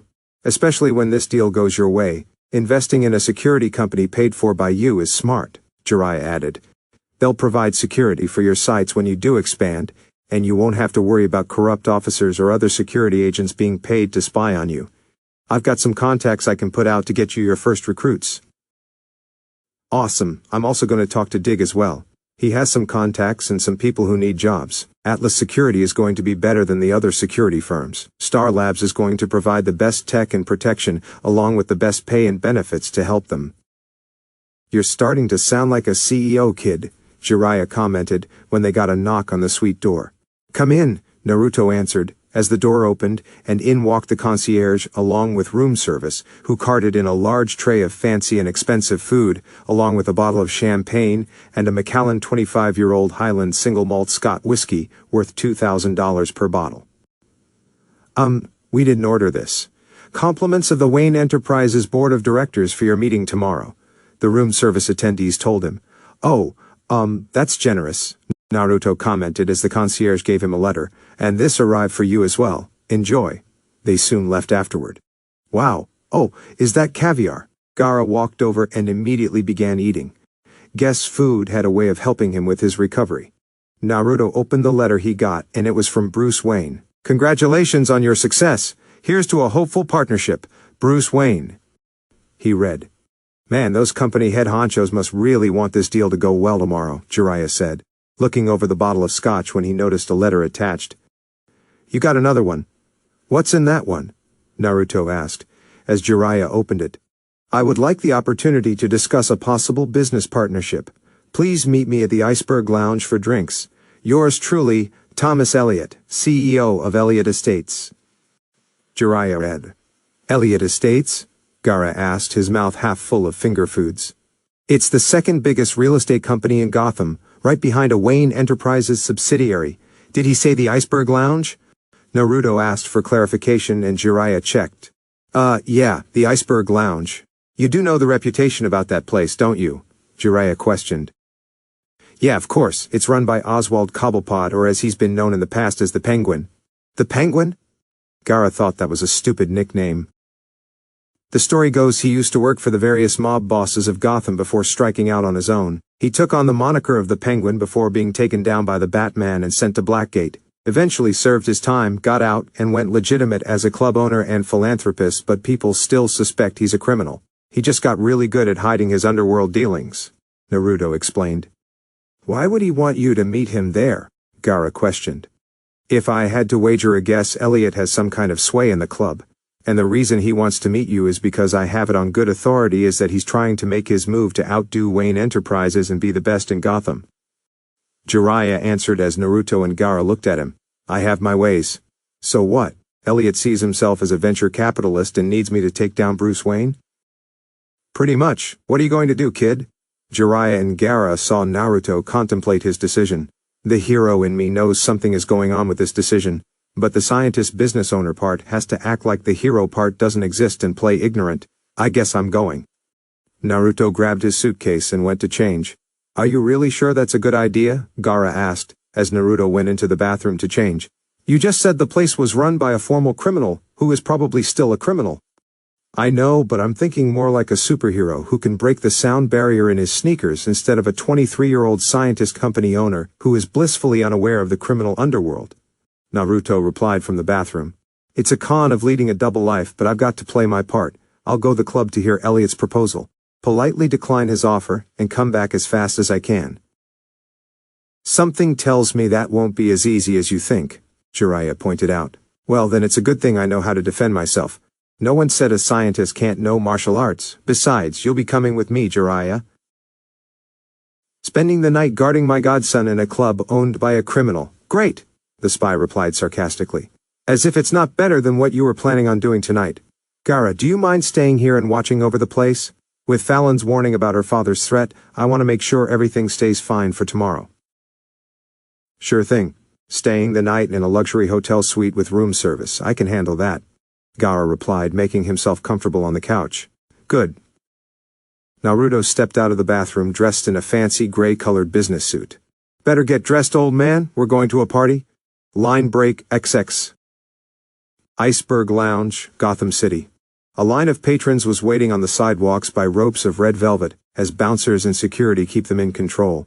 Cars rolled up as valets gave the drivers their tickets and parked their cars. The bright spotlights shined on the neon umbrella symbol and name above it, the Iceberg Lounge. A black sedan pulled up to the curb, where Naruto and Jiraiya got out. Jiraiya got changed into business-ish attire with a knife and pistol holstered and hidden. They walked over to the bouncer who had a clipboard. Name? Naruto Namikaze. I'm here to meet Thomas Elliot, Naruto said as the bouncer checked his list. Of course, right this way. The bouncer led them into the club where they were impressed at its sheer size and grandeur. It was massive with a large iceberg in the middle of a large pond. On the iceberg were platforms where a live band was playing music. There were various floors of the club with tables and booths, servers moving dutifully from each table to the kitchen, and a massive bar on the first floor. This club may be run by a criminal, but it is swanky, Naruto commented, as the bouncer led them through club and up the stairs to the private balcony rooms. They were reserved for the wealthy and criminally inclined to the Gotham elite. They stopped at a room with 2 security guards waiting outside who opened the door where Thomas Elliot was talking with Oswald Cobblepot. A fairly skinny man of average height with pale skin and noticeably bright blue eyes. His nose was slightly pointed and beak-like. He had a black top hat covering his hair and was wearing a fancy and expensive purple and black jacket with black striped trousers, and to finish his outfit he had a monocle over his right eye and was holding an umbrella. Judging by how he was leaning on said umbrella and his odd posture, it was safe to assume he had a leg injury, and used the umbrella as a kind of cane. 2. Mr. Elliot, Mr. Namikaze is here to see you, the bouncer announced. Excellent timing. Thank you, John, and thank you, Oswald, for allowing us to use one of your private rooms. Elliot thanked the bird-themed criminal. A pleasure as always, Mr. Elliot. Penguin limped his way over to Naruto with a smile. Mr. Namikaze, it is a pleasure to meet you. My name is Oswald Cobblepot, and I own this establishment.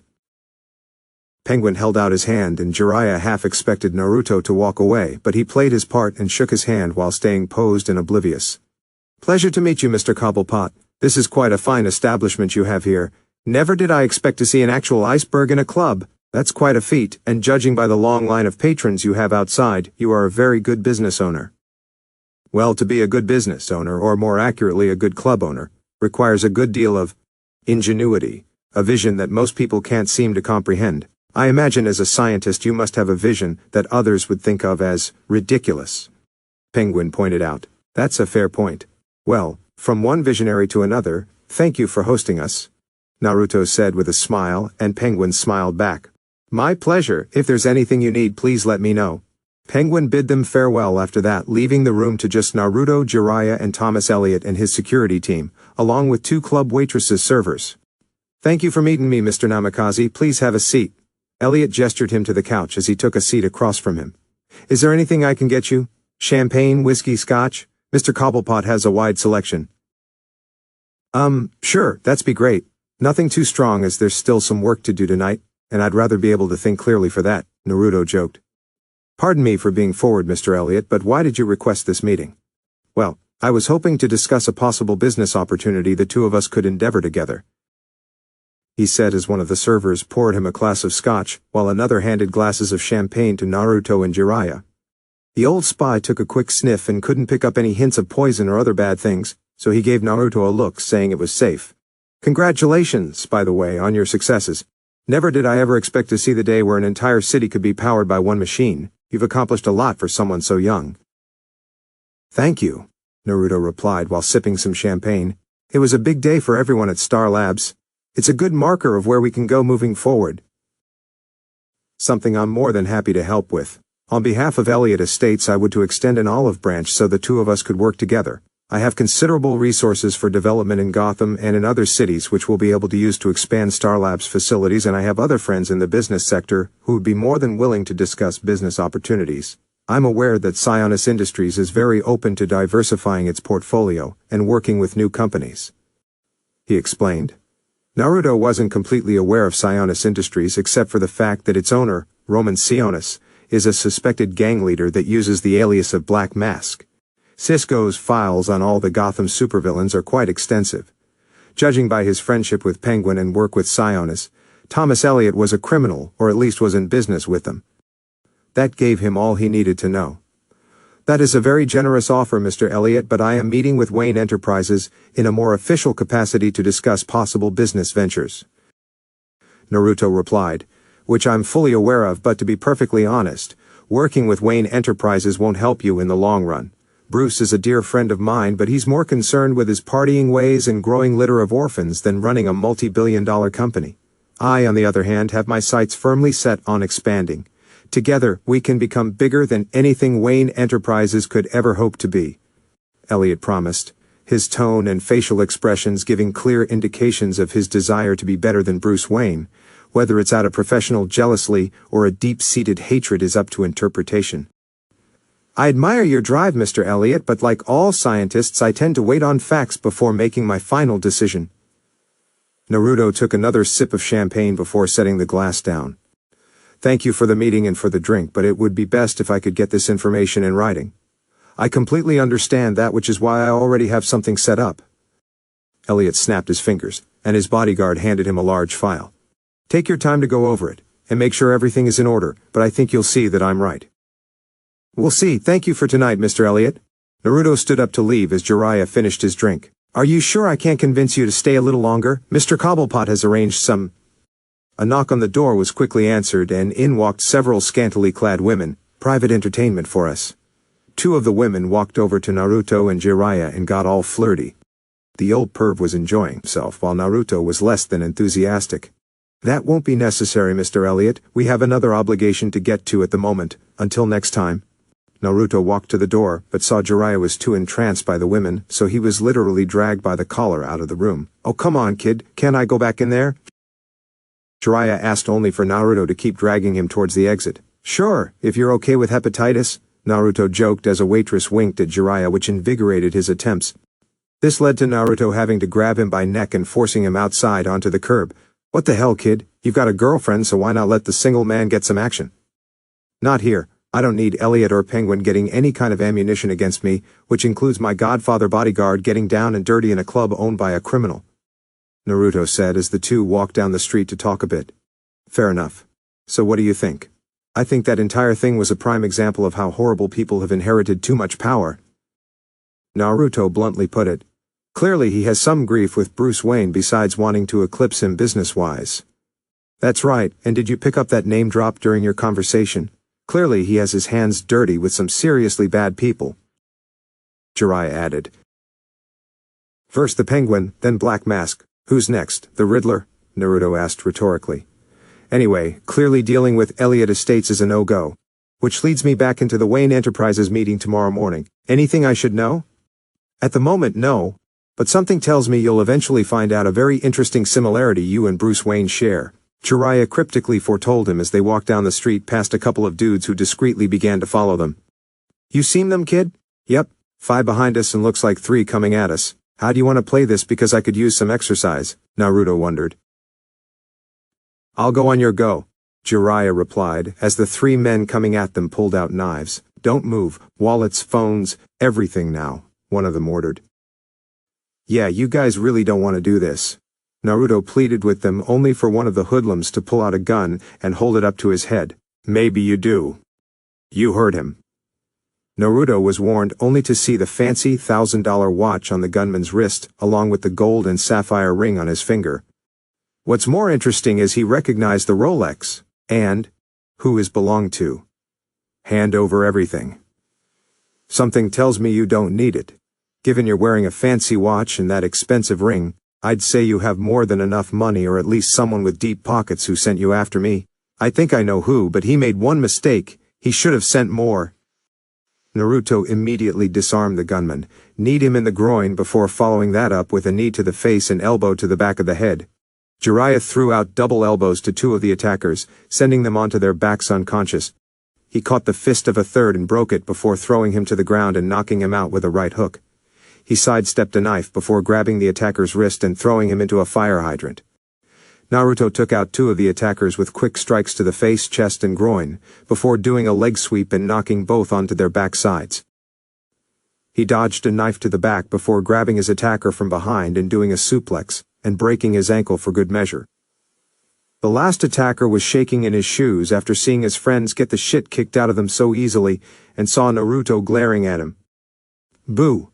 He turned to flee, only to run right into Jiraiya's fist and hit the ground like a sack of potatoes. That was fun, Jiraiya said with a smile. It was, I needed that. Naruto walked over to the gunman and kicked him onto his back before pressing his shoe onto his neck. He knelt and removed the watch the gunman had on before giving him one last glare. He really should have sent more men. Naruto kicked him across the face and knocked him out only for Jiraiya to give him a look. So, do you want to call the police or should I? Soon enough, the GCPD arrived to arrest the attackers, but they weren't saying anything and lawyered up immediately. Naruto and Jiraiya spoke to the uniformed police officers about what happened and everything. That's when Naruto noticed a dark figure on a rooftop watching them. He wasn't able to pick up a lot of detail given how dark it was and how far away, but there was someone watching them. Line break XX. Wayne Enterprises, Gotham City. A private limo arrived outside the Wayne Enterprises headquarters to drop off its guests in front of the building, where several security guards and a Wayne Enterprises receptionist were waiting for them. One of the guards opened the door so Naruto, Jiraiya, and Gaara stepped out. All of them were wearing fancy and expensive business suits courtesy of Naruto, who was also holding a briefcase and backpack with everything he needed for the meeting.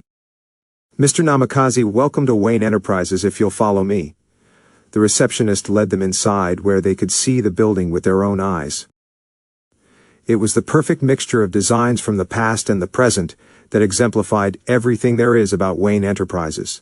Marble busts of the previous Waynes lined the hallway, along with various paintings of the city in the past, along with high-tech monitors that were playing typical company puff videos, along with still images of cities. Employees diligently went about their business, using high-tech ID cards to get past security terminals, with Wayne Enterprise security guards keeping watch over everything. The receptionist checked them in at the front desk, along with checking their phones and digital devices for security purposes. Makes sense as you don't want anyone strolling in and stealing any data. Luckily enough, he didn't need his phone, and security scanned his stuff for the meeting, so he was okay. After that, he was escorted into a private elevator up to floor 85 where the largest meeting room was. It was usually reserved for important meetings between the board of Wayne Enterprises and outside investors, or internal meetings between the board, Lucius Fox, and Bruce Wayne. Once they arrived at their designated floor, the receptionist and security led them into the office of Lucius Fox, acting CEO of Wayne Enterprises. Waiting for them was Lucius Fox himself, a younger man who shared a resemblance to him and Bruce Wayne himself. Mr. Fox, Mr. Wayne, your guests have arrived. 3. Thank you very much, that'll be all today, Mr. Fox told her as she and the security escort left. Mr. Namikaze, a pleasure to meet you. Please, the pleasure is all mine, Mr. Fox. From one scientist and engineer to another, I can say this has made some of my childhood dreams come true. Your paper and work on pneumatic actuated building is very impressive, Naruto replied, causing Lucius to chuckle. And all your work at Star Labs is equally impressive. A young man with a mind like yours is going to put Wayne Enterprises out of business, which is a good thing we're having this meeting today. This is my son Luke Fox, our current head of R&D. Lucius introduced the two as Naruto shook his hand. Pleasure to meet you, Luke said. This is my bodyguard Jiraiya and this is Gaara Suna, our head of human resources. Naruto introduced his companions who shook hands and made nice. Mr. Wayne, it's good to see you again. You as well. Thank you for coming a little earlier today, Bruce told him. That's all right. Is there something going on that we should be made aware of? Naruto questioned. We're not sure at the moment, but something to keep in mind. Yesterday the board received message from Blake Carrington of Carrington Atlantic about strengthening business relations in Gotham and with Wayne Enterprises. When I informed him of our meeting with you, he seemed rather adamant that he be able to join the meeting and discuss his proposition. Normally that wouldn't be the case, but Mr. Carrington is familiar with many members of the board, and they allowed it. Bruce informed him. Don't worry, I was already expecting this, Naruto replied, which caught them a little off guard. Mr. Carrington showed up in Central City and pushed back my meeting with the mayor because he wanted to buy Star Labs from me. The reason he made that offer is because he's afraid of the competition and everything his company stands to lose with my success. This is him trying to derail my plans for the future. You don't sound concerned, Luke noted. That's because I'm not. Sure, Carrington Atlantic has been around for decades, but I've got a few tricks up my sleeve, tricks I think you'll like very much. Naruto said with confidence. Time for the war to start. They were taken to the boardroom and given refreshments until the rest of the board arrived for the meeting. Once they started to trickle in, Naruto, Jiraiya, and Gaara sat together as Bruce, Lucius, and Luke took their seats. The board members all sat down and soon Blake Carrington and his daughter walked in with their security team. Fallon sent him a knowing look, and Naruto winked back as everyone sat down. Thank you everyone for being here today. No doubt we'll have a lot to go through, so we'll try and get through everything as smoothly as possible. I would just like to take a moment to thank our two guests of honor, Mr. Naruto Namikaze of Star Labs, and Mr. Blake Carrington of Carrington Atlantic. Wayne Enterprises is eager to coordinate a business partnership with either of these companies, and further expand in all territories. Mr. Carrington, you have the floor first. Lucius told him. Thank you, Mr. Fox. Blake stood up and pressed a button on the wall which closed the window shutters so he could play the little video he had for them. Carrington Atlantic is here today to help usher in a new era for Wayne Enterprises. Both companies have been around for centuries, whose pull can be felt across the world. Wayne Enterprises is the world's largest multinational conglomerate that is helping to reshape the world, and Carrington Atlantic would like to help with that. Now, I could go on and on about profit margins and quarterly earnings that prove Carrington Atlantic is powerful, but that wouldn't put it right. Because Carrington Atlantic is power. Blake Carrington pushed a clicker and a projector displayed information on Carrington Atlantic and how amazing they were doing, while Fallon handed each member of the board a written proposition document. Carrington Atlantic's business is power itself. From the moment every single one of you woke up this morning and probably before, Carrington Atlantic has had a hand in getting you there. From charging your phone, making breakfast, to the fuel that goes in your car, Carrington Atlantic is there every single step of the way. It's a company and a name you can trust to be there for you. And we would like to do the same for Wayne Enterprises in a partnership. We control the most profitable and abundant oil fields all over the country and around the world. Despite other company claims of such, oil is still power that the world has used for centuries, and there is a reason for that. The Talberton Group alone requests over $100 million of oil for their refineries. I would like to cut out the middleman and give Wayne Enterprises private access to our power. I believe there is a lot we can accomplish together because in business, you trust a name and a company that has proven itself. The business world is not for young dreamers who will learn as they go. Naruto hid his sneer, as those last two sentences were directed at him personally. Blake continued on with his business proposition, with opportunities and benefits, and judging by the smiles on several of the board members' faces, those were the ones he had in his pocket. Honestly, his entire talk was just boring. If this is what businessmen do on a regular basis, then I feel sorry for the people who have to listen to his crap. Naruto whispered to Gaara, who chuckled. The whole business presentation went on for about another 15 minutes before Blake made his final statement. I know you'll be offered with an interesting proposal today from Star Labs, but I know you'll make the right decision and trust a company that has proven to be reliable. The board members clapped as Blake turned off the projector. Naruto clapped as well, only out of manners. Thank you, Mr. Carrington. The board and I have some thinking to do regarding your proposal, Lucius said. Blake sat down next to his daughter with a smile on his face, thinking he put the final nail in the coffin. Mr. Namikaze, the floor is yours.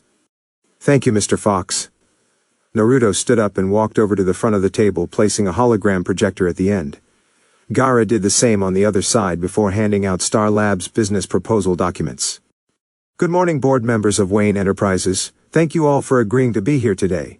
For those of you who don't know who I am Naruto Namikaze, co-owner and lead scientist of Star Labs. I imagine many of you were expecting Harrison Wells to be here today, and I'm sorry for those who are disappointed he is not here. As we scientists like to say, disappointment is probably the one definitive answer in the universe.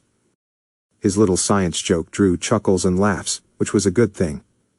Naruto couldn't speak to large crowds, but these smaller cases were fine enough. Jiraiya sent him a wink, and he winked back. Many of you can guess why Star Labs is here today for this meeting, and it's in regard to the recent success with the arc reactor. As we speak, Central City is essentially the only green city in the entire world. That is part of it, but that's not the only reason I am here. As Mr. Carrington put it, Wayne Enterprises is helping to reshape the world, which is a philosophy that Star Labs share as well. The scientific and technological advanced research laboratories were founded on the principle of advancing the cause of science. To change how people think about science, unconnected to the government, or any kind of business ventures, but just to change the world and explore what could be done. Now I know that the idea of working with a laboratory that is unconnected to any kind of business venture seems like the wrong choice to make in business, and in most cases that would be true. But not today. All of you are wondering what a 23-year-old scientist who has no business degree or business experience have to offer that sounds appealing. As a scientist, I have that solution. And that solution, the future. Naruto turned the lights down and pressed a button on the projector, activating the hologram field which immediately projected a detailed and mesmerizing view of the cosmos that made everyone gasp in amazement. Oh no, wait, hold on, that's the universe, my bad, Naruto joked like it was an accident, but it was a ploy to get their attention. He then changed it to a large tower in a city that was alive. Hologram people and cars moved around, but at the epicenter was the tower with Star Labs at the top. There is the future. Interesting, isn't it? I bet none of you were expecting this today. What you see before you is the first ever hard-light holographic system in human history. What was once science fiction is now just science. Courtesy of Star Labs. He looked and saw all of the board members were amazed, Lucius, Luke, and Bruce among them, while Blake was both amazed and frustrated. Just like in the movies, hard-light holograms are quite awe-inspiring, aren't they? Naruto moved his hand forward and picked up one of the buildings and began to mess with it. Everyone watched with rapt attention as he wasn't just waving his hands in light, but the hologram was actually responding to his touch. He opened the building up, made a swipe motion which brought down a hologram list of other buildings, and replaced it with a Wayne Enterprises tower. Although they take a little getting used to, by all means see for yourself. Bruce was the first to do it, and grabbed a small hologram car, and to his amazement, he could actually interact with it. It was like it was really there in his hands. The rest of the board followed suit, and even Fallon wanted to play. Just like when you were a kid playing with toys. That is one of the benefits of being a scientist. Our imagination is unlimited. If there is a problem to be solved with enough time, we can solve it.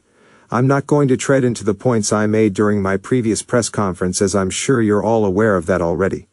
I'd rather focus on what else Star Labs has to offer. Naruto waved his hand as the diorama of the city vanished, and was replaced with the arc reactor design along with various other designs, inventions, and revolutionary advancements. Star Labs hologram workstations are just the beginning of what we have to offer. There are numerous patents, designs, and projects that Star Labs has been working on for months that will help revolutionize the world and usher us into the new millennium. Now, with Mr. Carrington's point of oil and power being the driving force for centuries, but as the saying goes, all things must come to an end. We shouldn't delude ourselves into thinking that we can continue to use these resources indefinitely. Fossil fuels and the like aren't unlimited, and it won't be long before we run out. That's where the arc reactor comes into play. Not only does it produce enough energy to power an entire city for years, but as we advance our technology into new avenues, we'll find new uses for it as well. Arc reactor energy fuel cells and batteries that are powerful enough to power an entire building. And we discovered new uses for arc reactor technology that were right under our noses the entire time. Naruto reached into his pocket and produced a silver chunk of metal as the hologram field changed to reveal data and information on something called sterium. This is sterium. Yes, it's a very unusual name that's right on the nose and could have been better, but it can be changed in the future. At first glance, there doesn't seem to be anything to this, just a silver-colored chunk of rock. The same could be said for its natural equivalent, tantalum. Naruto handed it to one of the board members who began looking it over. For those unfamiliar with the element, tantalum is essentially the miracle child that ushered in the modern era. Without it, I doubt most of everything we've come to enjoy as commonplace wouldn't exist. But like most elements that are mined and highly prized, it's not without its faults. The mining process itself is dangerous, and the current suppliers of the elements are in areas of conflict such as Africa and China. That's where sterium comes into play. A man-made element that can be used exactly as tantalum but made in a lab, and more importantly, made by using the arc reactor muon energy. Introducing the energy into silicon and carbide elements, and then superheat it to over 1000 degrees Kelvin, you get sterium. It is able to do everything tantalum products are able to without the necessary needs for mining or processing, and Star Labs controls everything. And possibly Wayne Enterprises can help with that. I know this is a lot to take in, so please read the proposal you've been given, and come to your best decision. Blake Carrington and Carrington Atlantic offered a familiar path, a path that works now for the present. Star Labs would rather offer a path to the future, and I would like Wayne Enterprises to help with that. Thank you. The round of applause he got was much louder than Blake Carrington's, and who could blame him? Just the arc reactor alone would have made any board of directors salivate in anticipation, but add in the hologram projector, arc reactor batteries and sterium, and you'd have to be an idiot to reject his proposal. It was a literal gold mine worth billions of dollars. Naruto smiled as he saw the happy faces on the board of directors who were giddily anticipating a new payday. Jiraiya and Gaara were proud. He stood his ground, and the unhappy expression on Blake's face made it all the sweeter. Thank you, Mr. Namikaze, that was a very insightful presentation. I think the board and I will take some time to discuss the prospects with Mr. Wayne before we let you and Mr. Carrington know our answer. Lucius told them. Of course, take all the time you need, Naruto replied as he packed up the hologram projectors into his bag. Well done, kid. That was amazing, Jiraiya told him. Naruto rubbed the back of his neck and took a deep breath to relax. Thanks, I think I did all right. More than all right. Carrington isn't exactly happy about what happened. Gaara glanced over at Blake Carrington, who was conversing with some members of the board, trying to keep them from siding over to the Star Labs deal, but he wasn't having the best results. And those were the board members who were in his pocket. Looks like my job is going to pick up soon. Soon enough. Naruto handed Jiraiya the bag as Bruce Wayne walked over. Naruto, I have to say that was quite the presentation. Where do you find the time to work on all of your designs and inventions? The work is much easier when you don't look at it like work and it's something you love to do, and time flies after that. Naruto answered. I understand that everything in my presentation may seem like a typical scientist grandstanding, but Star Labs can deliver on its promises, but having help in developing and distributing its promises is another story. Well, I think it's safe to say that we'll be doing business in the future. Mr. Carrington may have some of the board members in his pocket, but even they're smart enough to see a good opportunity when it presents itself, Bruce assured him. I think Star Labs and Wayne Enterprises can do great things together. That I agree with. Naruto shook his hand. There is an event I'm hosting at my family manor tonight for the Wayne Foundation. Not only will the board members be there, but other high-powered members of the global business community as well. Shall I add you three to the list? Bruce asked. That would be great, it would be our honor.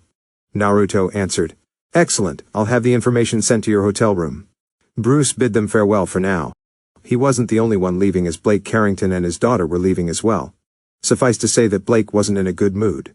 Careful, Daddy, you keep that grimace on your face for much longer and it'll stay that way, Fallon joked. This is hardly the time for your jokes, Fallon, that couldn't have gone any worse, Blake told them as the elevator arrived. Blake, Fallon, and their security team entered the elevator alone. Oh, I don't know, I can think of a few more worst-case scenarios, she commented.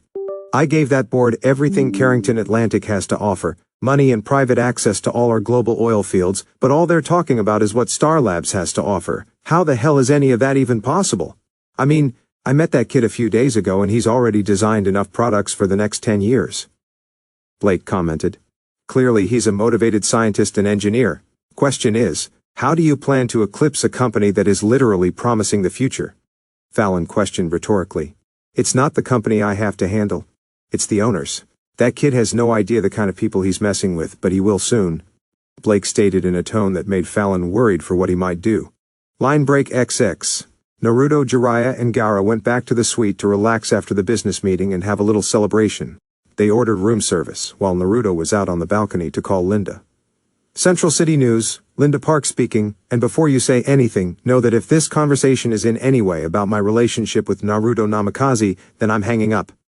Linda answered in a slightly annoyed tone. Then I'm not sure how this conversation is going to progress very well, Naruto joked. Someone should have taken my offer to come to Gotham. I bet no one's ever said that. I know, and I'm sorry. Honestly, since I've been at work the past few days, all I've been getting are phone calls about us. Guess the world wants to know how we met. It's like they're trying to turn us into the next Kim and Kanye. She told him. There are many things wrong with that sentence that I don't even want to pull on. Sorry for all the grief. It's fine, like I told Fallon, I have tough skin. Besides, I don't care about them. Iris is protecting me, and so is Larkin, my editor, but he's also happier than I've ever seen him. I think he's trying to cozy up to me to make sure I get all the exclusives about Star Labs in the future. He's even offered me an office. Linda typed at her computer, before walking over to the printer to get something. I'm not sure whether to feel happy or insulted. Maybe a bit of both. That's how I would feel if the roles were reversed. I'm so sorry, Linda. Naruto felt horrible she was going through this. Stop apologizing, it's not your fault. I'm the one who chose to see and continue to date a famous scientist who is seeking to change the world. I was expecting this kind of drama the moment you told me what you were trying to do. And a little more after we told each other about our powers. I've already turned Larkin down for the office. If I'm going to get an office at this paper, it's going to be because I earned one. Linda assured him. That's my girl. Although, how would you feel if in the future you start your own paper with some possible blind endorsement from your rich boyfriend? Naruto asked. Well, we'll talk about that when it comes up, Linda joked, causing them both to laugh. I'm guessing by your sense of humor that things went well today? I was a little concerned after you told me about the thugs that tried to jump you. Keyword there is tried. Honestly, it was a workout if anything. But this morning was far better. Blake Carrington arrived with his daughter and pretty much tried to derail my plans for a joint business venture with Wayne Enterprises. He's got some friends on the board and managed to finagle an invite to the meeting. Naruto explained. So Fallon was right about him trying to take you down before you even start. And how did he do?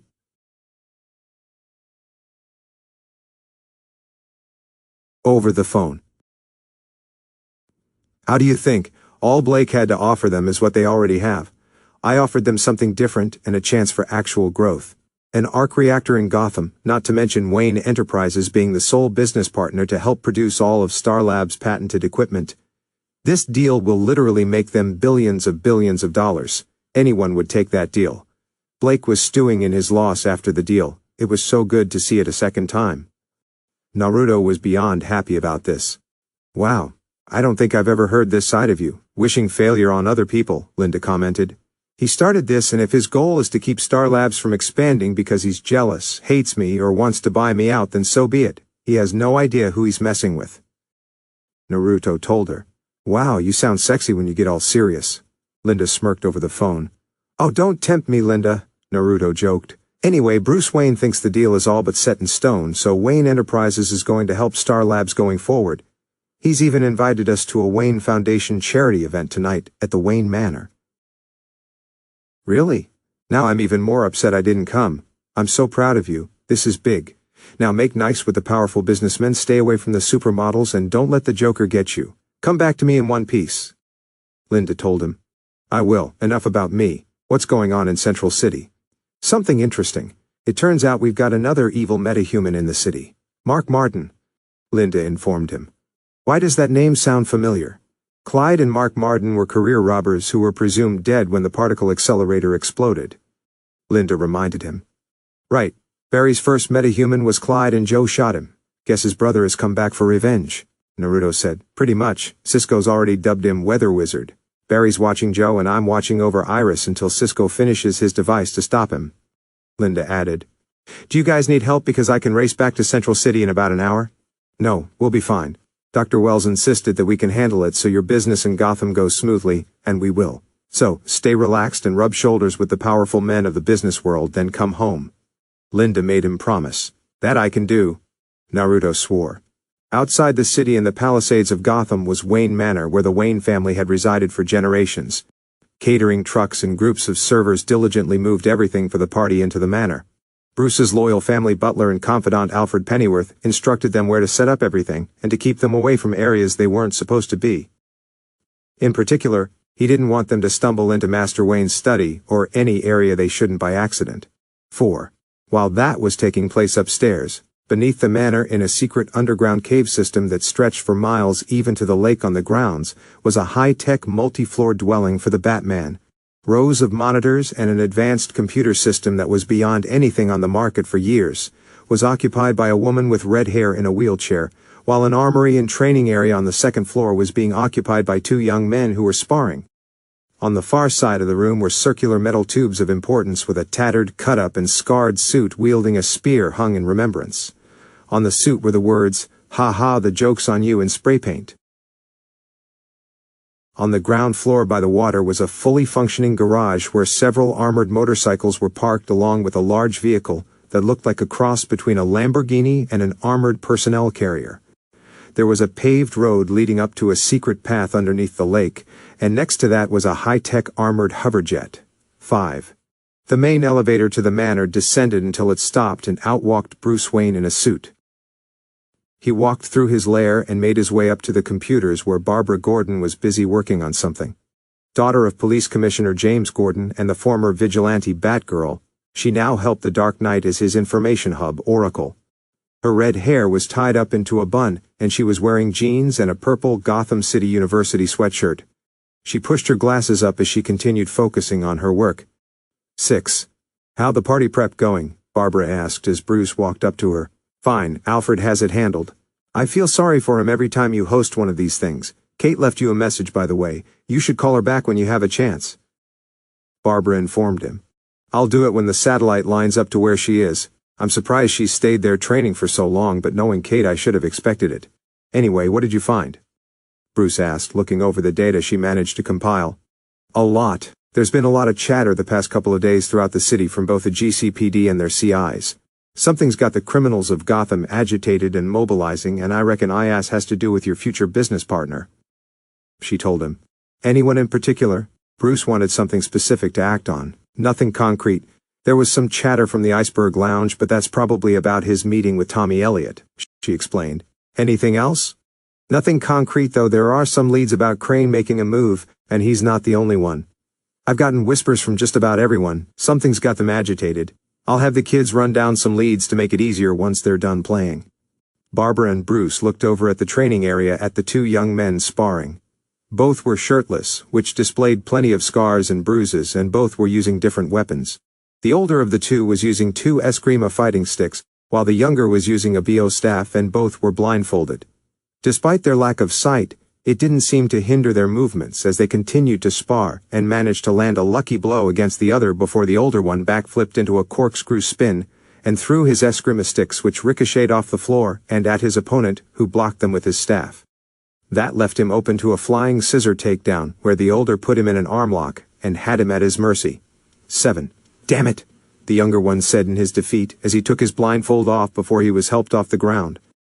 This was Timothy Jackson Drake, newest member of the Bat family as the latest Robin.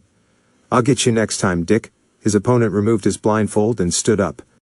This was Richard Grayson, adopted son of Bruce Wayne, the first Robin and now the vigilante known as Nightwing. Sure, keep telling yourself that, Tim. It's still 15-10 in favor of me, 16 now. Dick helped him back to his feet, and the two grabbed towels and water bottles.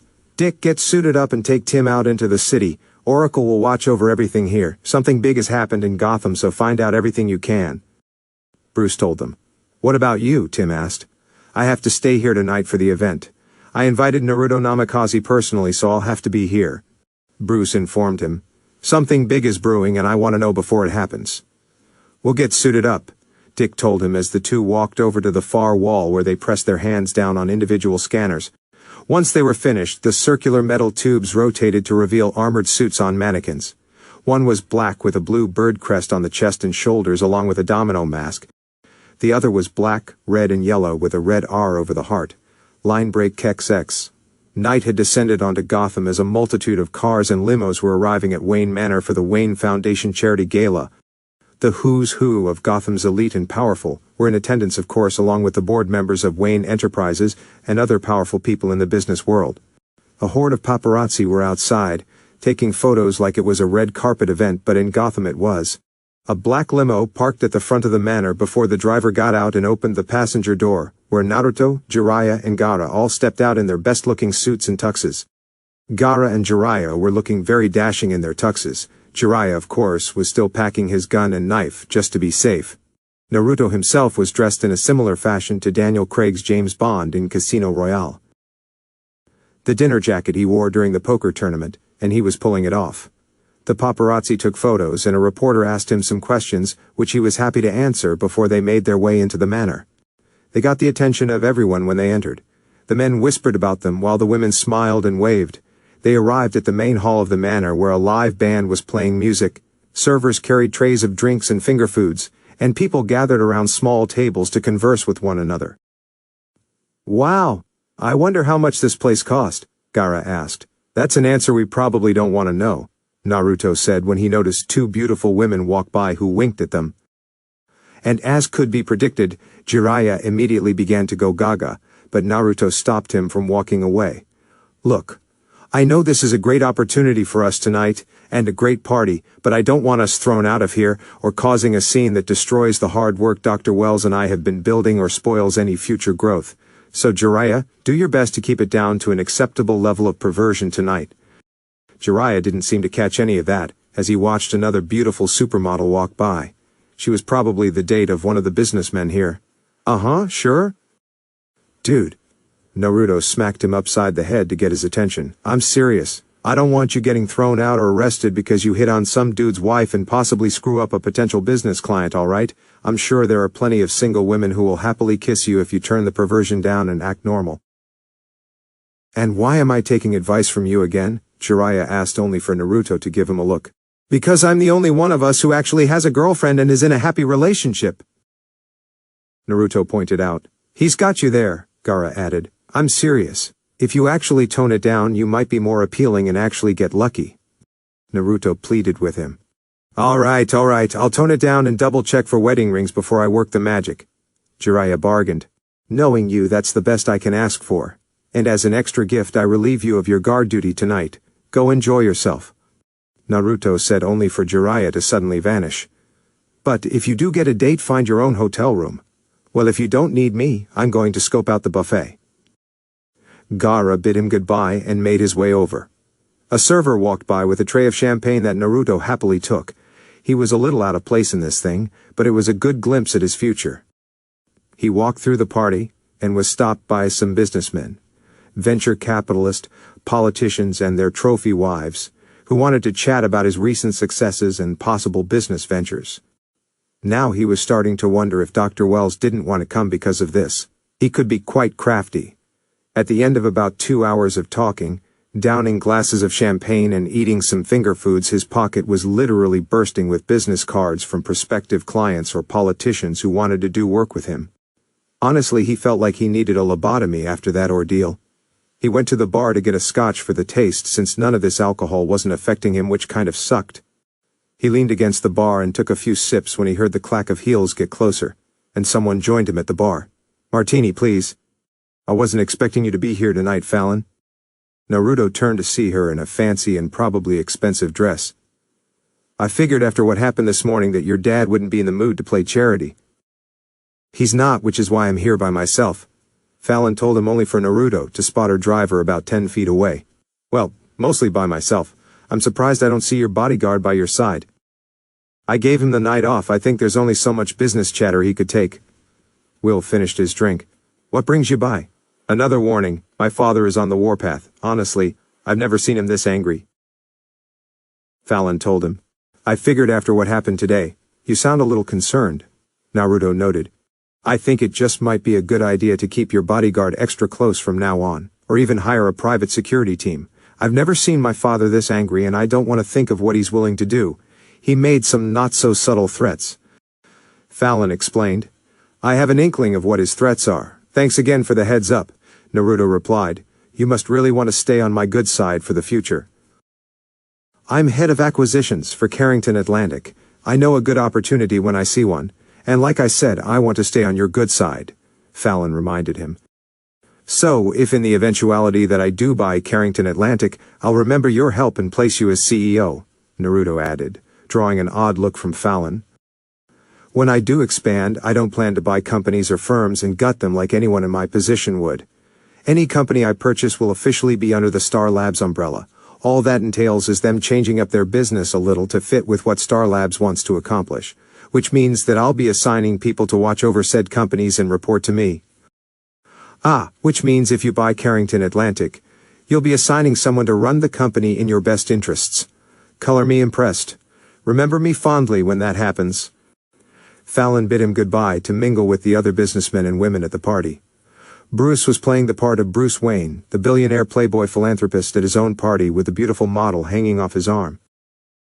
He was being suave and dashing and pretty much the opposite of what you'd expect a masked vigilante to be, which was exactly the point. His phone in his pocket vibrated, so he checked it to see the bat symbol on the screen, which meant it was Oracle. Bruce excused himself and walked down the hall to a room that was empty before he answered. Oracle. Did Nightwing and Robin find anything? Yeah, they managed to track a lead down to a warehouse Crane was operating out of.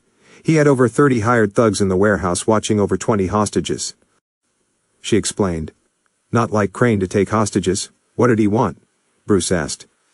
He wasn't holding them for ransom. They were all captured so Crane's men could take their place. They work for the Millennium Events Food and Catering Company, the same company that's charged with working your party tonight. Oracle explained. Whatever Crane has planned, it has to do with your charity event tonight. Right. I'm heading down to the cave now. Get my suit ready. Where are Tim and Dick? Bruce asked as he made his way through the mansion to his study.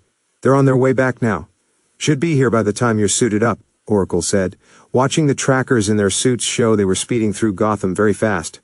Bruce double-checked the hallway before walking into his private study and over to the old grandfather clock. He opened it up and pulled one of the pendulums, which was followed by a series of tumbles and locks like a safe. It then slid to the side to reveal an elevator. I already sent a message to the police and they're on their way. They won't get here in time, Bruce said as the elevator closed. Naruto was at the bar sipping some beer and doing some people watching. He saw Gaara munching on some finger foods while Jiraiya was putting the moves on a different girl. You'd think that after the 10th time striking out that he'd just give up, but he was persistent.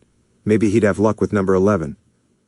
Naruto's people watching brought his attention to some odd things, mainly with some of the catering staff. Some of them would huddle together near food or drink carts, and they weren't doing a very good job at passing around food or drinks. He even saw one sneak a swig of whiskey. One catering waiter walked by with a drink tray, and Naruto noticed some tattoos hidden by his shirt collar. Normally that wouldn't raise a red flag, but the suspicious-looking bulge in his side pocket did. Naruto finished his beer and walked over to Gaara. The sand metahuman noticed Naruto's expression, and something was wrong. Naruto, what's up? I think this event is about to get robbed. Go to Jiraiya and tell him, we need to get these people out of here. He whispered. Gaara nodded and quickly walked over to Jiraiya, who failed yet again with another woman, while Naruto walked over to Fallon, who was talking to a representative from Cord Enterprises. Fallon, I'm sorry to interrupt your conversation, but I think it might be a good idea to possibly take this conversation elsewhere. Really, it was just getting good. Fallon told him. Is there something wrong, Mr. Namikaze? The rep asked when Naruto saw one of the catering staff reach into his belt and signal the others with a nod. Everyone get down, Naruto shouted as one of the disguised waitstaff dropped a flashbang grenade onto a table. It blew up and set off a loud ringing sound that was accompanied by gunshots from pistols and submachine guns. Everyone hit the deck as 20 disguised waitstaff took off their suits to reveal dirty brown shirts decorated with the symbol of a scarecrow, indicating they worked for Jonathan Crane, aka the Scarecrow. Naruto protectively got in front of Fallon as the Scarecrow gang put their guns on the hostages and immediately subdued or killed the Crow and Wayne security team. All right, everyone shuts up or you get a bullet, the ringleader shouted as he fired a few more rounds from his MAC-10 for good measure, scarring the piss out of the hostages. Now, I'm sure you all know how this works. You hand over all your money and jewelry or else you'll end up in the morgue. Meanwhile, those with fat bank accounts will getting on the phone with their bankers and transferring everything over to account number we tell you. Anyone who takes too long or pisses us off gets a bullet. The party patrons immediately handed over their valuables while others got on the phone and did as they were told. Naruto took note of the gunmen's positions around the room and knew he could take them down easily but not without using his powers. Gaara and Jiraiya could help, but he couldn't only do so much without using his powers in view of everyone. He needed help and he got it when he saw two masked vigilantes move by the windows. He got the direct gaze of one of them dressed in black and red armor with a small cape. Naruto began to subtlety sign and point to the ceiling and the figure nodded before he and the other moved. Fallon, take a few slow and quiet steps back to your driver. When everything goes to hell, get as many people as you can to the door and get out of here. He whispered. Naruto, what's going on? Fallon whispered back when the ringleader saw Naruto and walked over to him. Well, looky here, boys, we've got a celebrity in the house. Fallon took some steps back as the ringleader's attention was on Naruto, who was as calm as can be. Said ringleader took out a Glock pistol and got as threatening as he could be. You know, Every other rich douchebag and bitch in this stupid place is cowering in their designer shoes and doing what we said, but not you. You think you're better than them? Most of them, yes, but I've been in these kinds of situations before. It either scars you for life or makes you stronger. Guess I got stronger, Naruto quipped, earning a chuckle from the ringleader, who looked to his friends in disbelief. He glanced over to Jiraiya and Gaara, who nodded at him, ready to fight on the signal. You're funny, kid, I'll admit that. And you're smart too, but not that smart. So, you hand over everything you have, or else you won't live to tomorrow. The ringleader warned him, placing his gun right in Naruto's face. Naruto glanced up and saw the 3 shadows moving above the glass ceiling. He took one more gaze around the room at the 20 armed goons and knew the time to act was now. Would it be all right if I say one thing before I hand over my fortune? Naruto asked. Sure, kid. Amuse me. You never want to put your gun right in someone's face because it gives them the chance to do this. Naruto grabbed the gun, spun around, elbowed him in the back, grabbed his other arm and threw him into a table before turning and firing 12 bullets at the guns of 12 of the gunmen, essentially disarming them. Jiraiya acted, drawing his knife and disarming 2 more of the gunmen. Gaara pushed a food cart into another when the glass ceiling above them shattered and 3 figures dropped down. Several sharp projectiles flew through the air and disarmed the remaining gunmen. The figures landed on 3 of the goons, knocking them out and revealing themselves to be Robin, Nightwing, and in the black and gray armored, cowl and caped suit, the Batman. Fighting soon erupted in the manor as Batman, Nightwing, and Robin engaged the goons, while everyone else made a run for the exit. Fallon, go!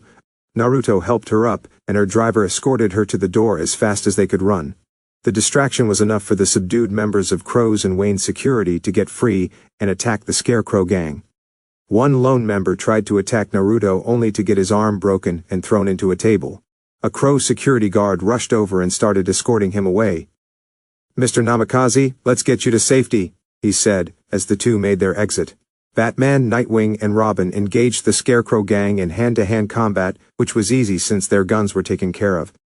Batman took out 3, with brutal yet skilled efficiency, as he elbowed one goon in the nose before grappling him to the ground and breaking his leg. Nightwing flipped through the air and threw his twin taser Eskrima sticks, which ricocheted off the walls and into the faces of 2 goons. Several quick kicks and taser smacks to the body took them down with ease, while Robin used his bow staff to deal with his own goon. Batman fired his grapple gun, yanking a goon to him before close-lining him and doing a hammer fist to the gut. The last goon left standing was taken care of by Jiraiya, who elbowed him in the throat and threw him into a table. The old spy metahuman looked at the bat and just shrugged his shoulders. You're good for that, right? So, who do these idiots belong to? Jiraiya asked, kicking one of the downed goons in the gut. Scarecrow, Batman replied, looking at the 20 defeated minions of Jonathan Crane. Seems a little small fry for Crane, Robin commented. You're right, we're missing something. Nightwing told him when Gaara came out from behind a table and looked around. Where's Naruto? Gaara asked as he and Jiraiya looked around and noticed he was gone. While Batman and company were fighting, the Crow's security guard led Naruto down through a wing of Wayne Manor.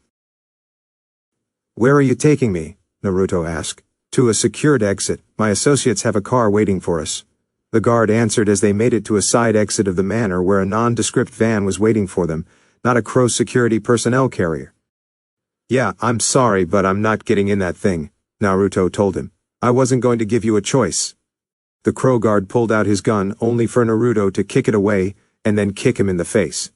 He hit the van and threw out a punch only for Naruto to parry it and respond with a gut punch, knee to the groin, and getting his head slammed into the van. The back doors of the van opened, and 2 more of Scarecrow's goons got out. One grabbed Naruto from behind to drag him into the van, while another charged from the front. Naruto kicked the guy in the front before throwing his head back and hitting the goon in the nose.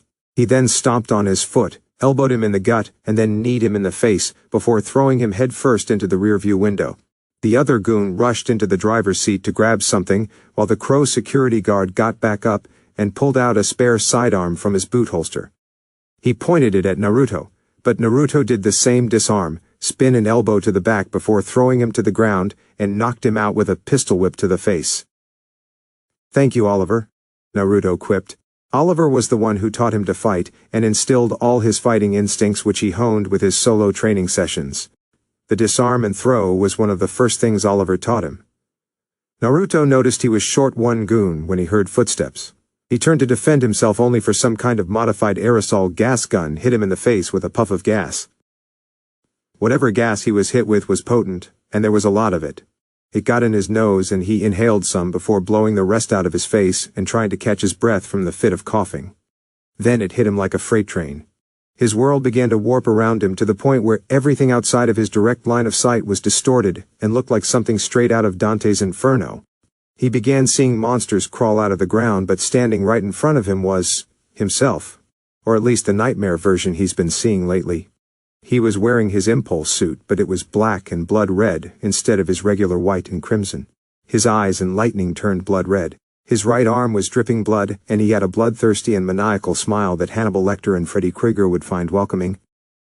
"What's the matter, Naruto? You don't look so good." His evil persona then treated him to a right cross and left cross to the face, a punch to the gut, another punch to the face before throwing him into the van and kneeing him in the gut. Naruto hit the ground in a helpless pile as his evil clone kicked him in the gut over and over again. Despite his powers, Naruto was too overtaken by fear to even think straight. "No, please, I'm not you, I'm not you," Naruto begged, only to get his wrist broken and kicked in the face one more time. His head hit the side of the van hard and he began to slip in and out of consciousness. "You're not real, you're not real. I am real, and I'm not going anywhere," Dark Naruto told him with a menacing smile. All of that was happening in Naruto's head, but in reality, the Scarecrow goon hit him with Scarecrow's fear toxin and began beating the hell out of him. Before he could finish him off or drag him into the van, the gravel and pebbles on the ground tightened around his feet, while Jiraiya raced forward and forcefully slammed the goon's face into the van.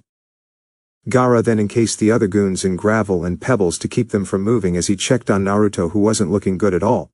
The physical injuries were nothing, it's how they occurred that was the problem. Jiraiya looked over Naruto and noticed his shaking like he was drugged or something. That, along with the babbling of being scared and someone not being real along with his eyes, was enough to tell him something was seriously wrong. "Jiraiya." Gaara held up some kind of modified gas gun. "Oh no, Naruto, stay with me," Jiraiya told him, but Naruto wasn't listening. "You're not real, you're not real, you're not real," was all he could babble when Batman, Nightwing, and Robin rushed out to see them. Jiraiya cradled his godson's head in worry before looking at Batman. "You owe me, Bruce, help my godson," Jiraiya begged. Batman looked at the victim and made his decision then and there.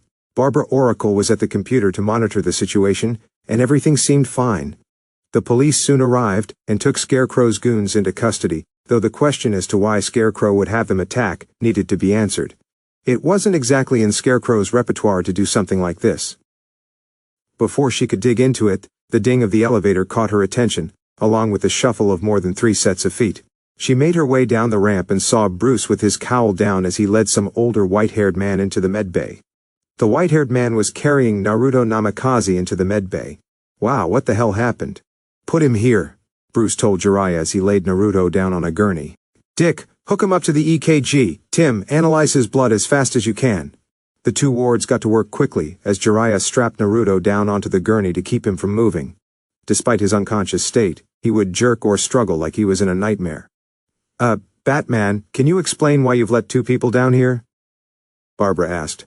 "Later, Barbara, I need you to run an analysis on the toxin used in this." Bruce handed her the modified aerosol gas gun the goon used on Naruto. Cranes figured out a new method for delivering it, so he might have adjusted his formula. "I'm on it." She moved it over to the lab and got to work. Dick had finally hooked Naruto up to the EKG, while Bruce put an IV line in his arm. The beeps from the EKG were extremely rapid, like Naruto was going into cardiac arrest. "His heartbeat and blood pressure are way above normal," Dick said. "Well, the kid isn't exactly normal, but you probably already know that, don't you, Bruce?" Jiraiya spared him a glance. "Still, that's way higher than the kid's normal stats. What the hell is happening to him?" Crane's fear toxin increased the secretion by the pituitary gland of the adrenocorticotropic hormone. It's triggering his fight-or-flight response, only it's supercharging the flight. "Don't worry, we developed a cure," Bruce told him. "Yeah, I'm not sure how good that cure's gonna work in this instance, Bruce," Tim told him from the computer. "His blood is showing increased endocrine activity. If we give him the cure, then his system will burn through it in a matter of minutes." "The kid heals way faster than a normal person. If that's the case, then why isn't he awake?" Jiraiya asked. "If his body heals fast, then his mind would heal fast as well." Barbara wheeled over to the control console and activated the CT scanner. After a few seconds of scanning, it showed Naruto's brain and his usual hyperactivity had gone into overdrive. While his super genius brain was normally lit like a Christmas tree, this time it was lit like the 4th of July. Okay, that's definitely not normal. I don't know how he's alive at this point. It's his super brain. It's usually hyperactive, but I don't think it's supposed to be like that, Jiraiya explained. It's the fear toxin. It's affecting his hyperactive amygdala and further increasing the hallucinogenic process in his brain. Because of his hyperactivity, it's affecting him 10 times harder than a typical victim. Bruce summarized as he took a syringe of fear toxin cure and injected it into the 4-line. Bruce, his body is going to burn through that in minutes. Dick told him. I know, but we're out of options. Barbara, start synthesizing something to slow down his brain activity. Until then, it's up to your godson. Bruce told Jiraiya. Come on, kid, fight. Jiraiya held Naruto's hand in worry, not wanting to even imagine the kind of nightmare he might be facing. Line break XX.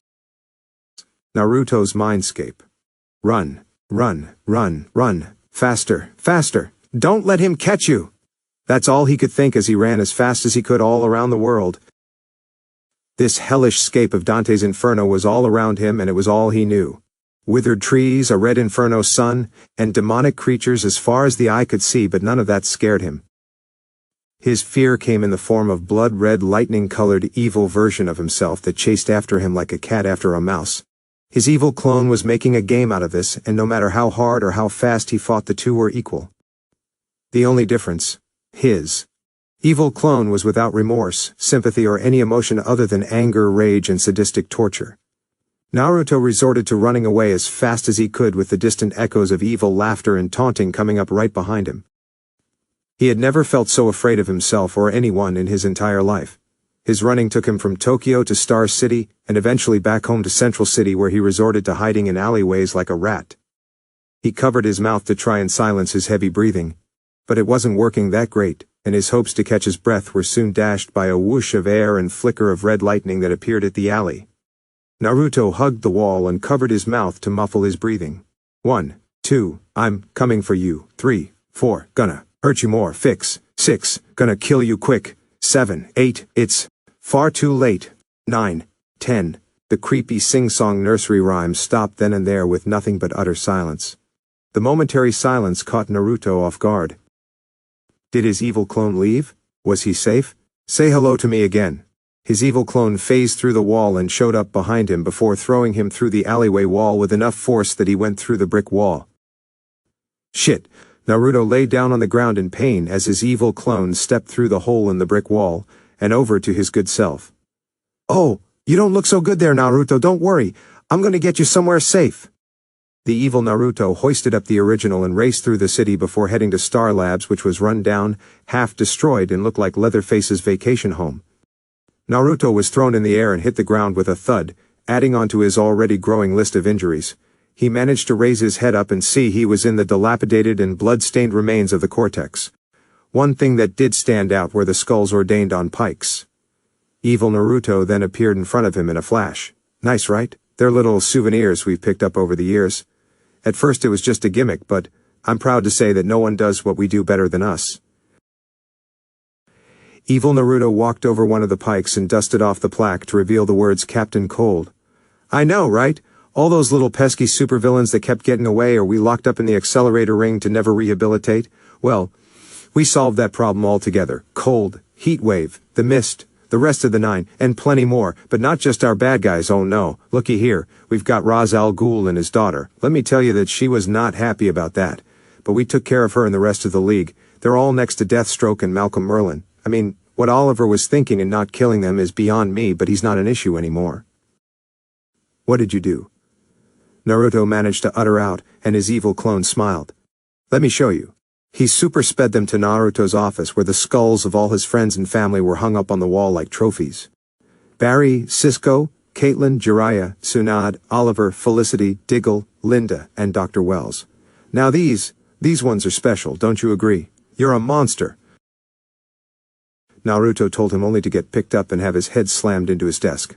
No, we're monsters, Naruto, come on. I want you to say it. Here, I help you. We are monsters. His evil clone taunted him like he was a child. Come on, you can do it. I'm nothing like you, Naruto told him, as he struggled to get free only to get a knee to the gut and thrown into the wall. Evil Naruto then flashed in front of and grabbed him by the throat with one hand. When are you going to get it through that thick skull of yours, Naruto, and just accept what you know deep down in your soul? I'm not some illusion or mind trick, I am the real you. His evil clone told him. The real me? Naruto gasped for breath as his evil clone smiled. Yeah, I'm your precious hatred and every evil thought you have you're in your head, your dark self if you prefer. Dark Naruto boasted only for Naruto to punch his elbow and get free. He kneed his dark self in the gut and then punched him in the face only for Dark Naruto to spin and punch him back. The two hit the ground hard before getting back to their feet and stalking around each other, waiting for the other to make the first move. You can't beat me, Naruto, ever! Yes, I can, and I will, Naruto shouted back. Wow, we really are delusional, aren't we? But I'll fix that. You can't beat me, Naruto, because I am you. Every single little dark thought, twisted impulse, or action you've ever thought or done is me. I have always been here, and I will be sticking around for a long time, Dark Naruto said. Quiet, frankly, I've never gotten this much freedom or energy in years. But after what you've been dealing with the past couple of months, let me tell you, practically a 5-star buffet, we sure are messed up, aren't we? Screw you, this isn't real, Naruto shouted, as he super sped away in a blur of white and crimson lightning with Dark Naruto chasing after him in a blur of blood-red lightning. The two raced and fought all over Star Labs at super speed, but neither side was winning. Just like the times before, there was no clear victor in this fight, so it was an exercise in futility. The fight eventually led to the remains of the accelerator ring and a destroyed arc reactor. Punches and kicks were traded, but still no victor, as one final kick from both sent the other onto their back. Naruto groaned in pain, but Dark Naruto just laughed.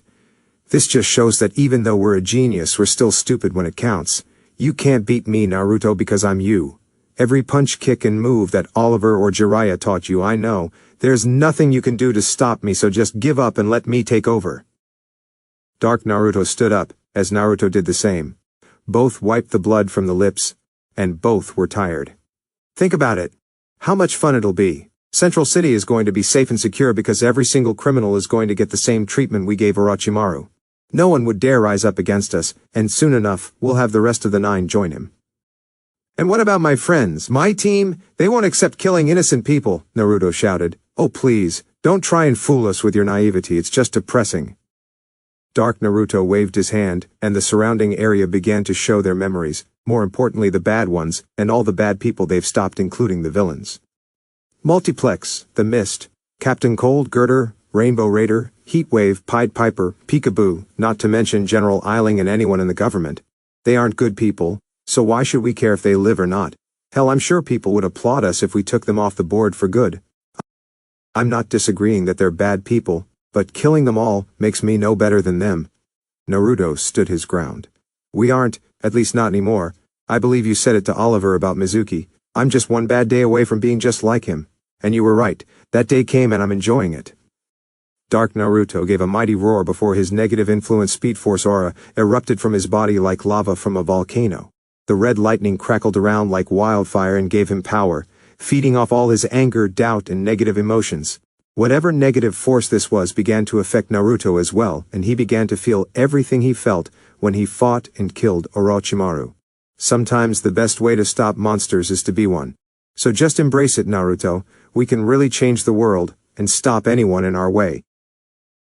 The lightning that circled around him morphed into multiple copies of the Reverse Flash, who slowly stalked to him in a menacing fashion. The dark red sun of his nightmare mindscape got darker and darker to the point where all he could see was red. Slowly and slowly, he began to slip, and it was only a matter of seconds before he gave in, when a small glimmer of light pierced through the darkness and made it and the lightning scatter away. Naruto felt all his negative emotions slowly ebb away until he was back to normal. He lifted his head up to the light and saw the shadows of 2 people until his eyes managed to get a clear view of who they were. Naruto, Dad, Mom. Naruto saw his parents standing there in front of him. Minato was wearing a yellow button-up with a white lab coat, over with the word "Science can save the world" written in kanji on the back. Next to Minato was Kushina Uzumaki, wearing a similar lab coat. Her flowing red hair tied up in a ponytail. "Hello, my son." Minato smiled at Naruto with pride and love, while Kushina was crying small tears of joy. I'm sorry our meeting had to be like this, but it came up at a good time. You're not real, neither of you are real, you're not here. All Naruto got was a punch to the head by his mother and it hurt like hell. Ow! Don't be disrespectful to your parents. I raised you better than that, Databane, Kushina shouted as her red hair got all crazy while Minato was scared. Wait, only Mom would ever say that. Naruto looked up at his parents. Is that really you guys? Of course it's us, she replied. But how? You're both dead. How can you be here? Is this just my head messing with me? Naruto asked. Or maybe something brought us to you to help you with this. Minato said as he waved his hand, which made Dark Naruto and everything else freeze so they could have some privacy. I'm so sorry, Naruto, I never wanted you to go through any of this. The only response he got was a super speed gut punch that made him double over. Why did you do this? Why? Do you have any idea what I've been through? What you forced on me? How could you do that to your own son? Naruto cried tears of anger and sadness while Kushina just laughed her butt off. Oh my God, you did deserve that. I'm sorry, Naruto, I really am, although I suppose it's of little conciliation if I apologize now, after everything you've been through. Minato uttered. Naruto wiped his eyes from his angry tears and began to calm down. It is, but it's fine. I'll deal with it like I always have. Since you asked, I did this to you because I knew you could do this. I did it because you're my son. If anyone would be able to stop the 9, it would be you. And there's a reason I did this. When your mother and I developed the meta serums for the 9, we learned something. Minato told him. Learned what? Naruto asked as Minato adopted a more serious face. That the 9 themselves are just puppets of a far greater evil. An evil that has survived through the generations in his descendants with only one goal, to establish peace through control. They believe that only through their leadership can the world ever know true peace, and so they have worked behind the shadows over the years, go achieve that goal. The 9 was one of them, to control the criminal element of the world. Their goal, while troubling, could never be made a reality even with all the influence and military might they could gather. Until our research. Kushina explained. The true mastermind behind all of this used our research for his own means. Shortly before the accident, we found out that the research we sent to the 9 detailed how to create a unique serum, a serum to bestow untold powers onto its user. Powers the true leader of the 9 would want. What kind of powers? Naruto asked. Enough that even with your speed you couldn't stop. Nothing could stop him from his goals of ruling over everything. Minato replied. That's why we did this. In order to truly protect something precious, war will be wages. As long as there is love in this world, there will be hate. Some people will take advantage of that hate. To be a true hero means to confront true hate. Every single one of us must battle against that hatred, and he embodies hatred like no other in history. If you are to eventually face him, this is what you must be ready for. How the hell can I do that when I can't even deal with the hatred deep inside me? You heard the dark clone of me. It's still in there. Dad, what do I do? Naruto begged. Minato placed his hand on Naruto's head like he always used to do when he was younger. I'm certain you'll know the answer when it comes, Naruto, because I believe in you completely. We both do. Kushina stepped forward. You got your father's looks, but everything else about you is pure me. And that's a good thing, and your mind is the best of both of us. If anyone can do this, it's you. Are you sure about that? If you're in my head, then you know what I've done. My dark version may be insane, but he does make some solid points. I'm not the person you remember. Naruto pointed out. And we're not the people you always thought we were. Guess it runs in the family, Minato said. This darkness you have inside you is something everyone has, Naruto. Oliver told you as such. I know you're afraid of your inner darkness, but running from it is not the answer. Kushina told him. You need to face it head on. We know you're scared, Naruto, but it's something you need to do if you want to wake up, Minato added, comforting his son. You're ready, even if you think you're not. I don't know if I can do this alone, Naruto said as his mother and father smiled at him. You're not alone, they both said as they waved their hands, and like Dark Naruto brought up all his negative memories. They brought up his positive ones. His happy memories from his childhood, like birthdays, science fairs, and family vacations, along with his time hanging out with Dr. Wells and Tess Morgan. They then changed to his memories after his coma, and he got his powers. Meeting Barry, Cisco, Caitlin, and Linda, all his triumphs and tribulations as Impulse, and all the good work he did. We're with you no matter what. Sometimes I forget about all the good memories, Naruto said with a teary smile. I miss you both so much. Kushina and Minato hugged their son, and both cried the same tears of joy, pride, and sadness. We miss you, but we will always be here, Kushina said. My special boy. You have such a big destiny ahead of you. We've seen it. They showed it to us. But like I always told you, if you don't like your destiny, don't accept it. Instead, have the courage to change it the way you want it to be. We couldn't be prouder of the man you've become. Remember, it's not the face that makes someone a monster, it's the choices they make with their lives. Failing doesn't give you a reason to give up, as long as you believe. And we believe in you. Minato told him. Naruto smiled as Minato kissed his son on the head. You're ready, I'm ready. Naruto turned around as Minato and Kushina waved their hands, which unfroze Dark Naruto and the Nightmare Mindscape. Aw, look who's here, the two idiots who turned us into the monster we are. I'm so glad they're here to see their sweet little innocent boy turn against them. Dark Naruto mocked. You know what to do, Naruto, Kushina cheered him on. I know. Naruto stepped forward as the reverse flash avatars reached out to infect him, only for his crimson and white lightning to erect a barrier around him and keep him safe. That's not gonna work on me anymore. Are you sure, Naruto? Like I keep telling you, you can't get rid of me. Dark Naruto reminded him as Naruto took a few steps forward. I know, you are a part of who I am and you always will. I may think that you're too much, but you push me when I need it, and you may think I'm unnecessary, but I mellow you. So you can stop thinking of taking over, because I'm not going to let that happen, and you don't really want that. Naruto pointed out. Oh yeah, how about a rebuttal? Dark Naruto dashed forward in super speed to punch him in the face, only for Naruto to grab it. One thing that was different was that Naruto wasn't angry or upset or sad, just calmness and acceptance. What are you doing? Proving you wrong. My anger and hate won't make me powerful or stronger or make the pain go away, Naruto told him. Then what will? Dark Naruto asked. Remembering who and what I fight for will. When people are protecting something truly special to them, they truly can become as strong as they can be. If I'm really going to take down the 9 and keep my friends, my family safe, then we'll need each other. No more feeling sorry for myself. It's time to grow, Naruto said to his dark persona, as the red lightning began to dissipate. You had me at take down the 9, Dark Naruto said, as the red lightning finally vanished, and he was back to being regular Naruto. He smiled at the original, before he slowly dissipated, and merged with him, uniting into one whole person. Naruto closed his eyes and took a deep breath. How do you feel? Kushina asked as Naruto opened his eyes and they flickered with white and crimson lightning. I feel good, Naruto replied, when his nightmare mindscape cracked with thunder, and the nightmarish aura pooled together on the ground to form a large scarecrow. Huh, was not expecting that, but I could use the exercise. Go get him, son, Minato said. Kick his ass, Naruto, Kushina added. With pleasure. Naruto smiled, as he began to channel his speed. Minato and Kushina smiled at their son before they transformed into lightning, Minato into white lightning, and Kushina into crimson. The lighting merged together to form the cloak of a roaring animal, a fox if you will, before it hit Naruto, which made a huge flash of light that made the nightmare scarecrow shield its eyes. When the light dimmed down, Naruto stood there in a new suit. His boots were black with red accents on the shins, his pants from his belt down were black, but the rest of his suit was silver and crimson.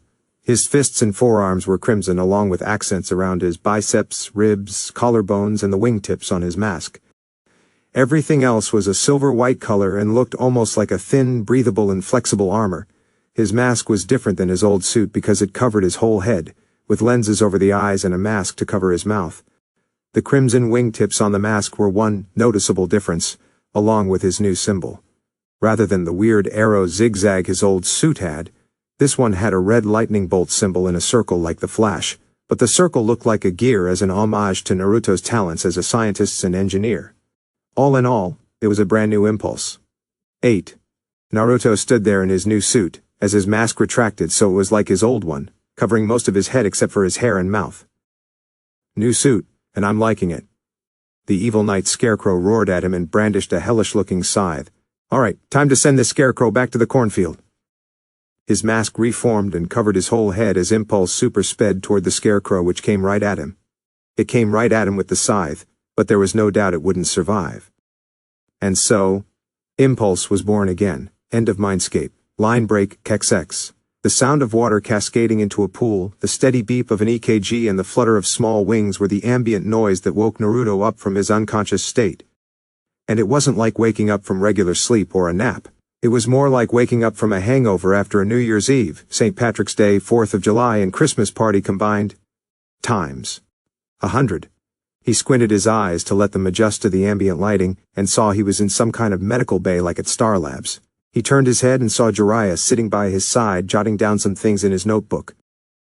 "Are those notes for your smut novel?" Naruto asked, which made Jiraiya jump in shock before seeing his godson was awake. "It's not smut, it's romance." Jiraiya put his notebook away. "Glad you're awake, kid. You gave me a bit of a scare." "Yeah, I understand scares and fear pretty well now." Naruto struggled to lean up, so Jiraiya helped him before handing him a bottle of water which he guzzled down in a few gulps. "How do you feel?" Jiraiya was glad Naruto was alive, but concerned about the state he was in. "Honestly, I feel like I'm getting over the worst hangover humanely possible, times 100, and coming from someone who can't actually get a hangover, that's saying something." Naruto shook his head a bit and cracked his neck to clear up his stiff joints. He shifted a bit and sat on the edge of the gurney. "How long have I been out?" "About 6 days." 6 days? Naruto was shocked he was out for so long. Jiraiya pointed behind him at the large pile of empty IV bags he went through. "Whoa! Yeah, you pretty much went through an entire hospital's worth of 4 bags. Guess that super metabolism has its downsides," Jiraiya joked. "Among other things." Naruto got off the gurney and to stand on his feet but wobbled a bit, so Jiraiya helped him find his balance. "Oh man, Linda and the others must be worried." "Don't worry about it, Gaara and I already took care of that. We told them you were recovering, but now that you're awake they'll be relieved. And Gaara's doing his job as human resources head. A lot of the press have been wanting to talk to you about what happened, but he's kept them at bay. He told them you were handling some personal business and he made a statement on your behalf." Jiraiya informed him. "Right. I'm gonna need to give Gaara a raise." That's when Naruto noticed they weren't any place he was familiar with. "Where are we?" "The one place with the knowledge to help you." He heard and saw a young red-haired woman in a specialized electronic wheelchair. Hi, I'm Naruto." Naruto introduced himself as she strolled over and shook his hand. "Barbara Gordon, pleasure to meet you and glad to see you're on your feet. Considering all the 4 bags you went through, I was worried you'd burst like a balloon." Barbara commented. "I would pay to see that, just saying," Jiraiya joked, while Naruto just gave him a look. "If you wouldn't mind following me, he'll want to speak with you," Barbara said as she led them out of the medbay. "Who's he?" Naruto asked, as he saw they were in a huge and scientifically advanced underground base. She led them down a pathway that ran next to an armory, with a whole bunch of cool weapons and gadgets, and he could see a garage with several motorcycles and an awesome-looking car. "What is this place?" "I like to call it the Bat Cave, and our fearless leader wants to talk." Barbara, Naruto, and Jiraiya went up a small ramp that led them to the main area where a large supercomputer rested. Someone was sitting in the chair flanked by 2 young men, one older than Naruto and the other younger. "He's awake. Glad to see you're among the living," the older of the young men said as he walked over. "Dick Grayson. Naruto." Naruto shook his hands as he then shook hands with the younger one. "Tim Drake, that was quite a nap you took." Tim commented. "Well, it wasn't so much a nap but a moment of self-reflection and facing my inner demons," Naruto replied. "Then you've done what most have never been able to do." Naruto heard as the chair spun around to reveal Bruce Wayne. "Glad to see you're awake, Impulse." "Bruce Wayne. Bruce Wayne is Batman." To say that Naruto's brain was suffering a mini-stroke is an understatement. "Oh my god, Bruce Wayne is Batman, I cannot believe this." "Well, I wouldn't say that because out of anyone who could be Batman you were in the top 5 list, but to know for sure is blowing my mind right now." "Oh my god, Bruce Wayne is Batman." "How much longer is that gonna go on?" Barbara asked Jiraiya. "Give him a few seconds. This kind of thing has happened before." "Wow, I can't believe— Wait, you said Impulse, you know who I am?" Naruto asked as Jiraiya, Barbara, Tim, and Dick nodded their heads. "Let me guess, while I unconscious you took samples of my blood and found out I'm a metahuman." That, along with the fact that shortly before the mysterious blurs started to appear all over Central City, was when you and Mr. Allen woke up from your comas. That, and given your connections to Star Labs and the calculated trajectory and time it takes for either of you to get to a crime scene, helped to solidify my hypothesis," Bruce told him. Wow, you really are the world's greatest detective. So care to fill me in on why you let me stay here? I figure it's not just because of the superhero vigilante solidarity or because of our business dealings, Naruto pointed out. That'd be me. Jiraiya stepped forward and over to Bruce. The detective owed me a favor. I was here on a mission in Gotham a few years ago and I saved his butt from a giant crocodile and shape-shifting clay pile. That, along with keeping the CIA off his back. I was given an IOU and cashed it in after you were hurt. Wow. Thanks, Jiraiya. And thank you, Bruce, Naruto said as both the older men nodded their heads in response. But what exactly happened that night and what did they hit me with? It was like some crazy drug thing. Scarecrow happened, Bruce told him, bringing up the files on the attack at the manor. Scarecrow as in the Scarecrow. Jonathan Crane, crazy former psychiatrist who uses fear as a weapon and wears that burlap suit? Naruto asked, which drew the attention of Bruce, Barbara, Dick, and Tim. They were a little confused as to how they knew that. A friend of mine keeps detailed files on the supervillains of Gotham City. Call it a professional curiosity mixed with obsession. Anyway, I've read a bunch of articles on the Scarecrow and it doesn't sound like him to attack a charity function. That's because it's not. We did some digging and found out his reason for the attack. You. Bruce brought up an image of the Crow security guard who escorted Naruto away from the party and tried to take him away. You were the target. Someone put a bounty on your head while you're in Gotham. A bounty, great. I've been in this city for less than a week and I've got every criminal after me. And the gas he hit me with? Scarecrow's fear toxin. We developed a serum that neutralizes the affects, but that alone wasn't enough for you. Your metabolism burned through it quickly, so we had to monitor your condition. Your hyperactive brain chemistry accelerated the toxin's reaction and made it 10 times as deadly. After the second day we managed to develop a sedative serum that slowed your brain chemistry down enough for you to recover. You should have woken up immediately after that, but it seemed something kept your body in a comatose state to recover, Bruce informed him. Naruto remembered what happened in his nightmare mindscape about confronting his evil self and seeing his parents along with creating a new suit out of lightning and beating up that nightmare Scarecrow. He was sure that was real, but he wasn't exactly sure as to how. Yeah, you wouldn't believe me if I told you, and I'm not even sure if what happened in my head actually happened, Naruto pointed out. So who put the bounty on me? That's what we've been working on, and we finally managed to figure that out, Dick said as he typed a few words on the computer, and up popped a surveillance photo of a Chinese woman in a red dress. Her name is Victoria Sinclair, but most people in the criminal underworld know her as Roulette, Barbara told him.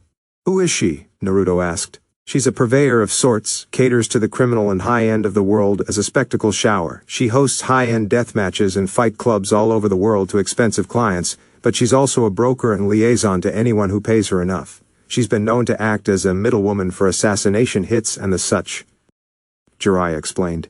The CIA has had an eye on her for years, but she's got the backing and protection of a lot of powerful people around the world, so we can't do anything about it. Still, the second she screws up, her fine ass is ours. Guess her skills brought her to Gotham. Do you know who she's the broker for?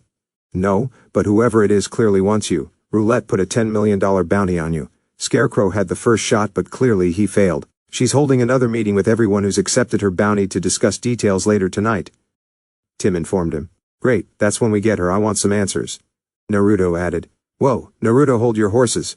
You just woke up from a practical coma and are still adjusting to your legs. Who knows what else that fear toxin did to you? You need to rest, Jiraiya said. He's right. At the very least you need some food to get your body back to normal, Bruce added. Fine, be right back.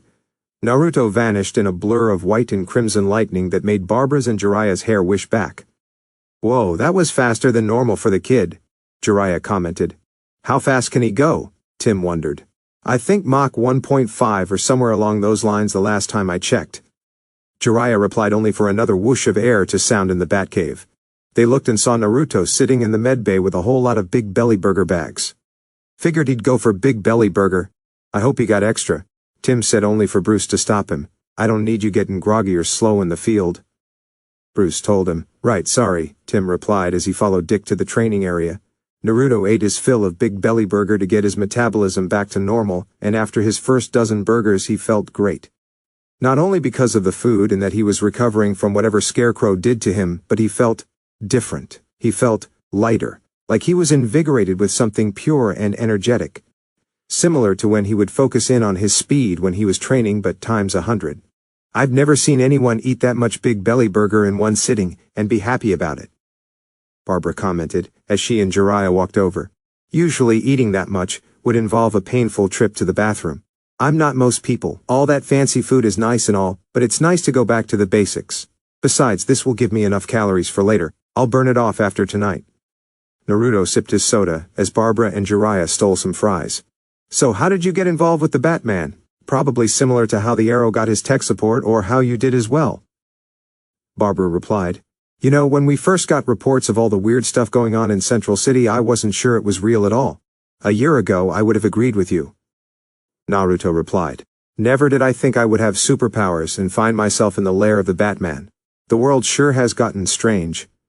The world was always strange, you were just oblivious to it. Jiraiya told them both. You're looking better, kid. Yeah, I just needed some food in me, but that's not it. After I woke up and the grogginess passed, I feel better. Naruto said. Better how? Barbara asked. I'm not sure, but if what I saw was real, I have a lot of answers to some questions and doubts I've had lately.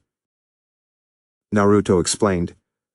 To be honest, it's hard to explain what happened if you weren't there, but I guess facing my deepest fear and inner demons gave me clarity and a power boost. I feel a lot stronger and faster than I did before. Sorry, this is probably confusing. Confusing, but I'm curious by nature. Comes with the territory, Barbara told him. If you don't mind me asking, what happened to you? Naruto asked, referring to the accident that got her in the wheelchair. The Joker happened, Barbara said, touching her chair for a bit. We had an encounter that, well, let's just say that it put my career as Batgirl on hold. I'm sorry, thank you. But I've gotten stronger from it and I'm doing better now. I can speak for Bruce, but Tim and Dick would be dead if it wasn't for me being behind a computer. Barbara bragged. Yeah, don't think so. Tim shouted from the training area as he sparred with Dick. Don't listen to him, he knows I'm right, Barbara told them. I'll take your word for it, and I know it's just a promise, but hopefully Star Labs' partnership with Wayne Enterprises can figure out a treatment to get you your legs back. I know it seems impossible, but a lot of things I thought were impossible turned out to be very possible. Naruto promised. I'll take your word for it, Barbara replied. So you and Bruce don't know who put the bounty on me? Naruto asked. Who wants me dead? We're not sure yet. There's a large suspect pool, but we do know for sure that they don't want you dead. Barbara led them back to the computer, where she brought up the file on the guard who tried to kidnap him and the Scarecrow goon who hit him with the fear toxin. Both of whom were now dead by suicide, but most likely staged suicide. From the details we managed to piece together in the city, the bounty was specific that it was $10 million for you but alive. The guard and goon that tried to kill you were killed in jail, probably as a warning, and a message to anyone who is going to take on your bounty. Don't worry about Gaara, he's safe back in the hotel.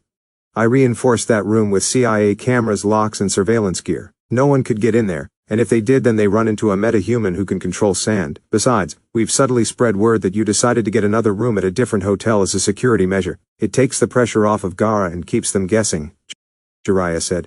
Sounds good, but something tells me this bounty is going to follow me even back home. We need to find Roulette and get her to call it off, Naruto told them. You sure about that? Someone with Roulette's reputation won't let this go, Barbara pointed out. She better, or else her night is going to get rough. Naruto replied. Sounds like you want revenge. They heard as Bruce walked over. Not revenge, answers. Roulette is the only one who has them, and I want to know who wants me so badly. Naruto told him. If she's hosting a meeting with everyone who's accepted my bounty, then it's the perfect chance to get her. Yeah, just minus the fact that she'll have probably dozens if not hundreds of criminals all around her who want to accept the bounty, Dick pointed out. Not to mention probably a few skilled mercenaries and Arkham Asylum escapees, Tim added. Then it's a win-win. I get Roulette and answers and we can put those escapees behind bars. Naruto told them. That only works if you plan on going into the field, and judging by the lack of appearances from the white and red blur in Central City, Impulse seems to be out of practice. Bruce said. Not out of practice, but more of taking a break. Break's over. I'm going with you to this meeting to get her. Natrultum told him. Are you sure that's a good idea, kid? You destroyed your old suit, and I thought you didn't make a new one. Jiraiya pointed out. True, but I'm not doing this as Impulse. It'll look weird if Impulse shows up in Gotham the same time I do. It wouldn't be long before someone makes a connection and digs deeper. Just give me a hoodie and a face mask and I'll be fine. Besides, Naruto super sped away in a flash before reappearing with a recurve bow and quiver filled of arrows he took from the Batcave's training area armory. These will do just fine. So what, after a few training sessions with the arrow you're thinking you picked up archery? Jiraiya joked only for Naruto to draw an arrow and shoot, firing an arrow and hitting one of the training posts right in the head. I stand corrected, where did you learn to shoot? What? You think I make all those trick arrows and a new prototype bow for the arrow, and not learn how to shoot to test them? Naruto rhetorically asked. I'm not an ace sharpshooter like him, but I'm good enough for tonight. That implies that you're actually going out tonight. Bruce told him. I have enough reservations bringing you down here as it is. Bruce doesn't do good with unknown factors, not to mention his trust is something that's very difficult to gain, Dick added, which made Barbara and Tim chuckle. And I get that, but I'm not sitting this out. So I'm going with you and the only way to stop me is to lock me up. And something tells me you haven't figured out a way to neutralize my powers yet. Naruto replied as he and Bruce got into a little bit of a face-off. Your move, Batman, and if you are going after roulette tonight then you'll need all the help you can get. The rest of the people in the cave watched the little standoff between the Crimson Speedster of Central City and the Dark Knight of Gotham. Oh, I've never seen Bruce stumped like this before. Tim whispered to Barbara only for her to shush him. All right, let's see how skilled you think you are, Bruce answered. Excellent, I'll be in your lab if you need me. I've got some adjustments to make to this stuff. Naruto super sped to the lab in a hurry. I'm never going to get tired of seeing that. Tim commented only for Bruce to give him his patented glare as the rest got back to work. A few hours later Barbara managed to confirm their hunch on Roulette's location for her meeting with everyone taking on Naruto's bounty. She was hosting her bounty seminar or whatever at one of the abandoned Sionis industry warehouses by the docks. Easy access to escape boats, and no cops were near that area, or would even venture there, unless they had to. It was the perfect place for them to gather. Are you sure about her position, Oracle? Bruce asked. He walked over in his suit with the cowl down while he finished adjusting his gauntlets. Yep, she arrived about half an hour ago, and in that time a lot of other bad guys have arrived too. I've already counted 200 of the city's worst, not to mention some of our favorite heavy hitters. I know you don't like it, but it might be a good thing that you'll have a speedster there to back you up. Oracle told him. That remains to be seen, Bruce replied as he put on his cowl. So, any notable mentions? Dick asked as he and Tim walked over dressed in their gear as Nightwing and Robin. Oracle brought up nearby street camera footage along with Wayne Tech satellite images. Well, we've got Bane, Black Mask, Killer Croc, Mad Hatter, the Riddler, Two-Face, the Electrocutioner, Firefly, Zizaz, Great White Shark, not to mention the Joker, and those are just the ones I managed to get on camera. Who knows who else will be there? Then it's a good thing I'm coming with. They heard as Naruto walked up in regular boots, jeans, and a black hoodie with the hoodie and face mask down. He had on some combat gloves along with a recurve bow and a quiver filled with recently enhanced arrows. Impulse may not show up in costume, but that doesn't mean I can't use my speed to even the odds. It's not like they'll see me anyways. So, shall we get started? Oracle, contact GCPD once the fighting starts and keep a watch on the perimeter, Batman told her as he, Robin, and Nightwing walked over to the garage. I'm on it. She busily typed at the computer as the door to the Batmobile opened so Batman could jump in. He ignited the engine, which sounded like a mix between a Lamborghini and a tank. 9. Nightwing and Robin got on their personalized armored superbikes. Robin's was dark red and green and had the R symbol on the side, the R cycle, while Nightwing's was blue and black, the Bluebird. Naruto looked and was instantly in love. Wow, got to love cool cars. When we finish this, I'm definitely designing upgrades for you guys. Try and keep up. Naruto put up his hood and face mask, as his eyes crackled with lightning. Barbara hit a button on the computer, activating the ramp and gate that opened the path to the city. Naruto took off first, followed by the Batmobile, Nightwing, and Robin.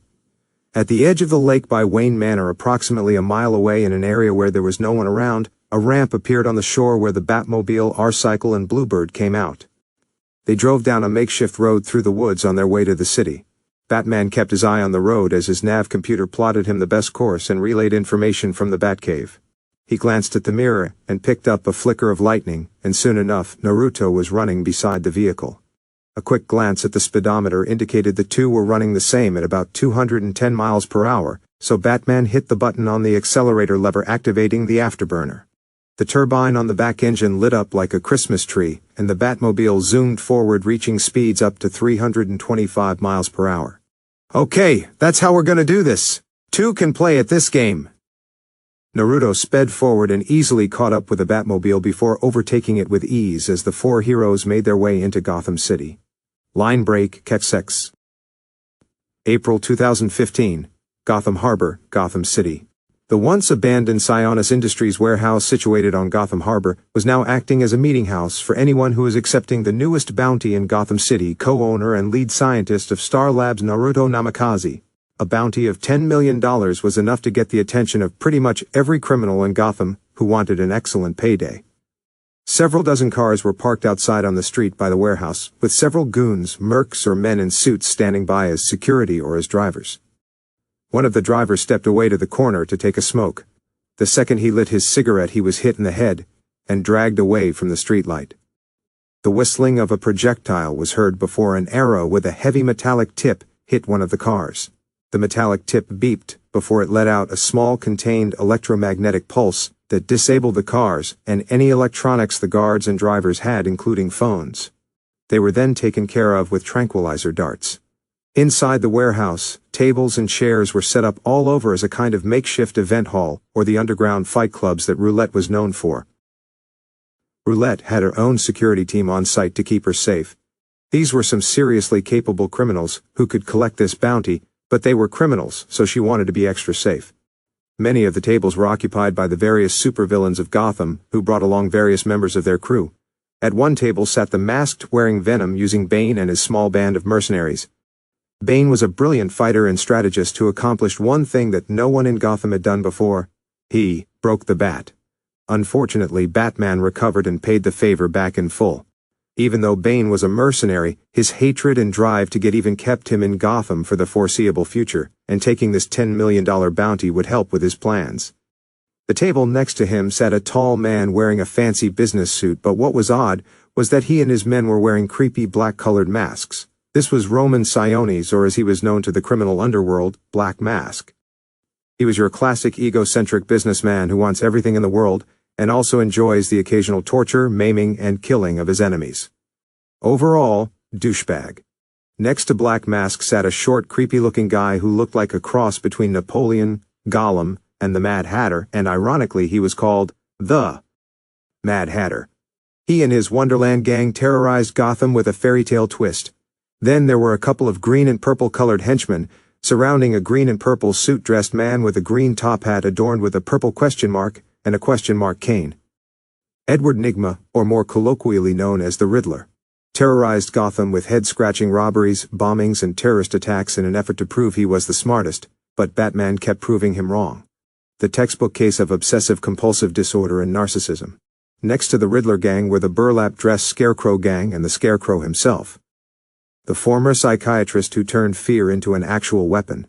He had the first shot at the bounty and his men screwed it up, so here he was to try and fix that. Another table was filled with thugs dressed in black and white clothing but was split down the middle with one color on each side. Leading them was former district attorney of Gotham City before an accident turned him into the half-scarred split-personality criminal known as Two-Face. The last table was occupied with thugs dressed up like crappy and creepy clowns, but that was homage to their leader, the bleach-skinned, green-haired purple suit wearing clown prince of crime and bane of existence for Gotham, the Joker, the man who kills, torments, and does what he does for fun, the ultimate embodiment of disorder and chaos. He was the most dangerous of them all, and the only reason he was taking on this bounty was out of sheer boredom and a chance for some fun. There were plenty more of the Batman's rogues gallery who were going to take on the bounty, like the flamethrower-wielding jetpack using Firefly, the electric glove using Assassin the Electrocutioner, former financier-turned-crazed gang leader Great White Shark, the scarred serial killer Victor Zash, the mutated actor Basil Carlo turned shapeshifter Clayface, mutated crocodile-like killer known as Killer Croc, skilled contortionists in poison using Killer Jane Doe or Copperhead, and the cryogenically mutated former Dr. Victor Freeze, now known as Mr. Freeze. 10. Besides the big guns, there were a bunch of low-level thugs, criminals, and mob enforcers for the Falcone and Maroni crime families accepting the bounty. All in all, a lot of the city's criminals were here. Roulette stepped forward on a makeshift stage which drew all their attention. About 20 stragglers in the back were stealthily taken out to no one's attention just as Roulette began to speak. "Welcome, all of you who are interested in the bounty my employer has offered," Roulette said. "Who is your employer?" Firefly asked, his voice muffled a bit by his mask. "I'm afraid my employer wishes to remain anonymous in this situation," Roulette told him. "Bane does not deal with lackeys. If your employer will not even show his face, then how do we know if he will keep up his end of the bargain?" Bane pointed out. "Old Baney boy has a point. I mean, if they won't show their faces, then how do we know this isn't the start of a practical joke that will end badly for the rest of us?" The Joker questioned. "No one is holding you here against your will. If any of you don't want to take part of the bounty, then the door is that way, but if you will, then you will be dealing with me, and unlike any of the brokers in this god-forsaken city, I don't suffer fools or idiots who waste my time." Roulette warned them, as her bodyguards readied themselves if an altercation broke out. "The bounty is simple. My employer is offering $10 million for one simple thing, Naruto Namikaze, but he wants him alive and unharmed. Any blunders like Mr. Crane's associated attempted won't be tolerated." "Those men are no longer an issue," Scarecrow assured her, only for the Joker to let out a laugh. "Old Craney boy can't keep his little crows in check. Not very good for business." Joker said in a sing-song tone. "The terms my employer set are ironclad. He wants Naruto Namikaze alive, unharmed, and in person. If you do manage to get him, you are to contact me on these phones." Roulette's bodyguards began handing out burner phones to everyone. "Once I confirm everything, then the $10 million will be wired to any bank account you desire." One of the guards handed out the last phone, only for it to get knocked out of his hands by a projectile, and then the guard and the low-level thug he handed it to were yanked into the air via wires. "I'm afraid none of you are going to be cashing in on that bounty," someone shouted as the ceiling lights began to shatter one by one. Bane stood up from his chair as he watched the lights shatter. "Batman!" he sneered in anger and anticipation. Dozens of goons rushed to the exits only to get trapped in giant metal nets that fell from the ceiling. Before any of their friends could help them, the nets constricted and pulled them into the ceiling and out of sight. Everyone took out their guns and began unloading at the ceiling while Firefly activated his jetpack and began hovering in the air. 3 arrows with heavy metallic tips hit the wall before the metallic tips beeped and let out a warbling sound. Soon after all, the heavy guns flew to the wall and collected around the arrows, indicating they were specialized magnetic arrows. It even affected Firefly's equipment and jetpack, as the magnetic force was pulling against the propulsion force of his jetpack. The two struggled against one another before an arrow hit one of the engines, causing it to malfunction, and for the magnetic force to win and pull him against the wall with a harsh slam. A sharp metal bat-shaped throwing star or batarang knocked the flamethrower away before a yellow batarang hit one of Firefly's wings and let out an electric shock that disabled his gear and knocked him out. An arrow hit the ground connected to a thick cable line, which allowed Naruto to grapple down, kicking several goons in the face. He landed in a roll and did a flying scissor takedown on one of Scarecrow's goons before breaking his ankle and knocking him out with a kick to the face before turning and firing 3 arrows in rapid succession, nailing 3 goons in the arm or leg. He ducked and elbowed another goon in the stomach before throwing him into a pole and spinning into a bow swing which knocked out 2 goons who tried to blindside him. He fired 2 bolo restraint arrows and tied up some more goons when he saw Scarecrow. "Crane!" Naruto shouted, slamming a mob enforcer into the ground face first before throwing him into a wall. He fired a flashbang arrow at Scarecrow and his gang before charging. He jumped forward and did a flying knee takedown at one of Scarecrow's goons before taking his knife and slicing the tendons of another goon. He did a spinning leg sweep and stabbed several of them in the leg and thigh with the knife to keep them from moving before he turned and smashed Scarecrow in the face with his bow, probably breaking his nose. He walked over to the downed supervillain when Scarecrow turned to hit him with fear toxin, but Naruto grabbed his wrist and broke it, preventing him from activating his aerosol claw. "How about a taste of your own medicine, Dr. Crane?" Naruto yanked the mask off and hit Crane in the face with his own toxin. The mighty Scarecrow began to shout and cry in terror before getting a punch to the face and thrown into the wall and finally restrained with a bolo arrow. "I hope it's a lot worse for you than it was for me." Batman jumped down from the ceiling and landed on a thug, spin-kicking another in the face and then taking out another with a flying lunge takedown. He spun to the ground and grappled another before breaking his leg and throwing a flashbang batarang at a group which concussed them and allowed Robin to jump down and take them out with ease. He punched another goon in the face twice before grappling him and throwing him into the air, where Nightwing flipped forward and slammed into him feet first, sending him flying into a wall. Nightwing kicked one goon into a table when he was grabbed from behind, so he began lashing out with elbows and eskrima strikes before slamming his face into the ground. A butterfly spin allowed him to dodge a thrown crate before he closed the distance and took him out with a grapple takedown. Nightwing then lashed out with a spinning hook kick before jumping over and hitting him in the head, which allowed Robin to come from behind with a shoulder charge and bow staff to the groin. Robin spun his staff and took down another two goons with quick strikes before a flying kick to another thug's face. He threw some birdarangs at a thug to disorient and distract him, which allowed him to close the distance and do a takedown. Mr. Freeze saw Batman, Nightwing, and Robin fighting, so he took aim with his freeze gun, only to get hit in the back of the suit by something. He turned around and saw Firefly's flamethrower on the ground with a beeping arrow that soon exploded in his face. The sudden explosion and heat rush from the flamethrower was too much for the frozen villain, who soon passed out. Naruto dove forward to avoid gunfire from Riddler's men, only to pop back up and fire a liquid cement arrow and trap them. He then spun behind a wall for cover from some bullets. Batman fired his grapple gun at a thug, and pulled him close to do another close-line takedown before vaulting to the side to avoid gunfire from Great White Shark.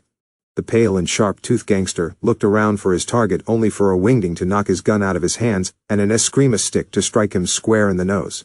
That distraction was enough for Nightwing to close the distance and taser his ass unconscious.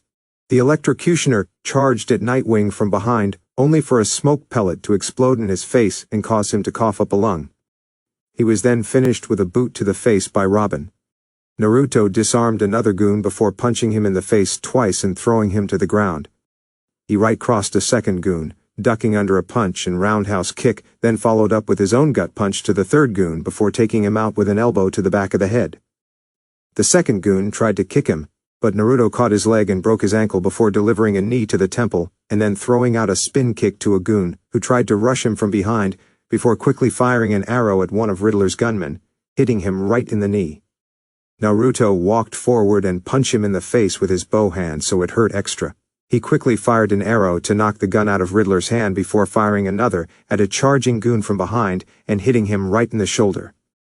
Naruto then fired another arrow at the last of Riddler's goons and hit him in the knee. He walked forward and punched that goon in the face before ripping the arrow out and firing it at the Riddler, knocking his hat off. "Riddle me this, what's green and purple, but covered in black and red?" Naruto asked before blocking a swipe to the face from Riddler's cane. He disarmed the villain before smacking him in the face with his own cane, and then slamming it down on his head before landing one final kick to the nose which knocked him unconscious. "You, after I kick your sorry ass." Naruto took a zip cuff and tied him up so he wasn't running away. Batman finished off another goon with a takedown that resulted in several broken bones when Copperhead jumped onto his back. She contorted her body and brought her poison claws down on his face, but it was blocked by his gauntlet. He managed to get a hold of her arm and throw her off. Copperhead rolled back to her feet and sneered at the Caped Crusader before flexing her poison claws as Batman sized her up and anticipated possible attacks. Several batarangs were thrown in quick succession, which she dodged and charged forward. She brought her claws down to slash, but he caught her arm and pulled it behind her, only to get a boot to the face. She jumped onto him and pressed her knees against his neck to keep him restrained before kicking him in the chin. She leapt forward in a double leg grapple before spinning around his body, and brought her claws down to slash him, only for a wire restraint arrow to come out of nowhere and wrapped her up like a present. Batman grabbed her by the leg and slammed her onto the ground before throwing her into a wall. Another wire arrow fired and pinned her to the wall before releasing a mild shock to her nervous system. Batman followed that up with a knockout gas batarang that knocked her unconscious. The Dark Knight turned and saw Naruto grappled throw another thug to the ground and stomp on his face. Naruto nodded to Batman, who nodded back before quickly jumping out of the way to avoid an attack from Bane, while Naruto rolled out of the way of gunfire from Two-Face. Naruto quickly dove over a table as Two-Face fired at him with his two pistols, keeping him cornered there until he had to reload. "You picked a bad day to pick a fight in Gotham, Arrow. You should have stayed in Starling. Too bad for you, you won't be going back." Took out a grenade and threw it at the table, where it exploded into pieces and knocked out some nearby thugs. That didn't work as a small flechette knocked his guns away before Naruto vaulted over a table and kicked him in the face. Two-Face quickly reached behind his back to pull out his spare firearms. He pointed and shot, but Naruto shoved his hands up and made him miss. He punched him in the ribs before knocking the guns out of his hands with his bow. Two-Face threw out a punch which Naruto parried and punched him in the face with his bow grip, before wrapping his head around the bowstring and pulling it back. "I'm not the arrow and this is gonna hurt." Naruto let go, and the bow collapsed, hitting Two-Face square in the nose and knocking him out cold. Naruto finished that up with a wire restraint arrow, before quickly moving out of the way to avoid gunfire from some leftover goons. Robin finished beating up another thug with his BO staff before sidestepping a knife to the back and throwing Zeus to the ground. He smashed his BO staff into Zaz's jaw before moving his head to the side to avoid a punch from behind. Robin grabbed his sneak attacker's arm and brought it down on his shoulder, breaking his elbow, and finished off with a spinning throw into a crate. Zaz came at him with two sharp knives and a bloodthirsty look on his face, swiping and slashing with deadly purpose while Robin blocked and dodged all his attacks. Any normal person would be dead by now, but Robin was trained by Batman himself so he could hold his own. A duck and dive roll saved Robin from a knife swipe and lunge and gave him some space. Zaz quickly blocked some thrown birdarangs only for Robin to aim his BO staff at the scarred maniac killer like a gun, and press a button on the handle.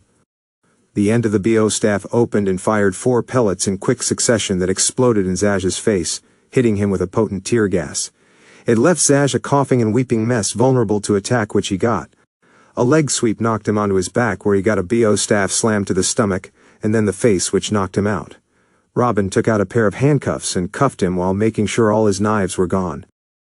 Nightwing jumped and flipped over tables, crates, and used his grapple gun to avoid gunfire from Black Mask's henchmen. His acrobatics and agility made him a hard target to hit.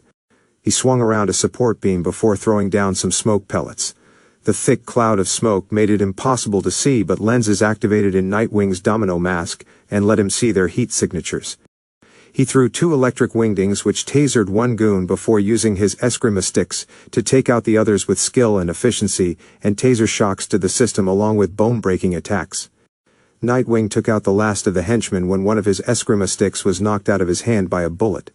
He grappled up the ceiling and hid in the shadows as Black Mask unloaded an entire pistol clip before reloading and rushing to the exit.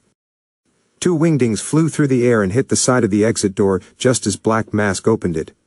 The wingdings shot out metal cables which blocked his exit, and running into them bounced the evil mobster away from the door where Naruto grabbed him by the back of the neck and hurled him into a crate. Nightwing threw another wingding which erupted into a net and secured Black Mask from leaving. "Nice work," Nightwing told him. "Thanks," Naruto replied when a huge muddy wave erupted around him and swallowed him whole. "Crap!" Nightwing would have gone to help him except Killer Croc came out of nowhere and sent him flying with a claw swipe. He ended up hitting Robin, and the two hit a wall and crumbled to the ground. Nightwing groaned in pain and managed to sit up, indicating he was alive but hurt. He and Robin saw Croc charging, so they threw down flashbang and smoke pellets before moving out of the way. Batman was still busy dealing with Bane, so it left the 2 protégés to fight Killer Croc. Batman weaved and dodged Bane's strikes before flipping over his masked enemy, grabbing him by the neck and hurling him away. Bane recovered and hurled a box and multiple chairs which he dodged with ease. Batman responded by throwing several batarangs that embedded in his skin and armor, but it did nothing. Bane hit a button on his wrist and began injected venom into his system, getting bigger, stronger, and madder.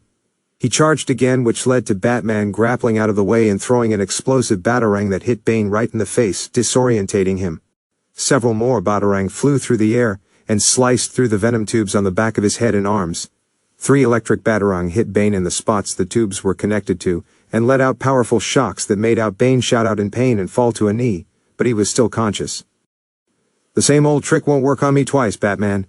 Bane got back to his feet. While he didn't have any more venom flooding his system, there was already enough absorbed by his body to make him trouble. Batman sized up Bane and prepared his plan of attack, when a large amorphous brown clay pile landed behind him before forming into the large behemoth of Clayface. "Going somewhere, Batman?" Clayface asked as his 2 clay hands morphed into axes. He was about to slice Batman in 2 when his torso and stomach began glowing crimson and white, and a vibrating sound could be heard. Soon enough, something shot out of Clayface's body, leaving a large human-sized permanent cavity. Clayface groaned in pain as whatever shot out of him was fast and generated enough heat to scorch and dry part of his body. Soon after 3 arrows impacted him and began freezing him all over until he was eventually frozen solid.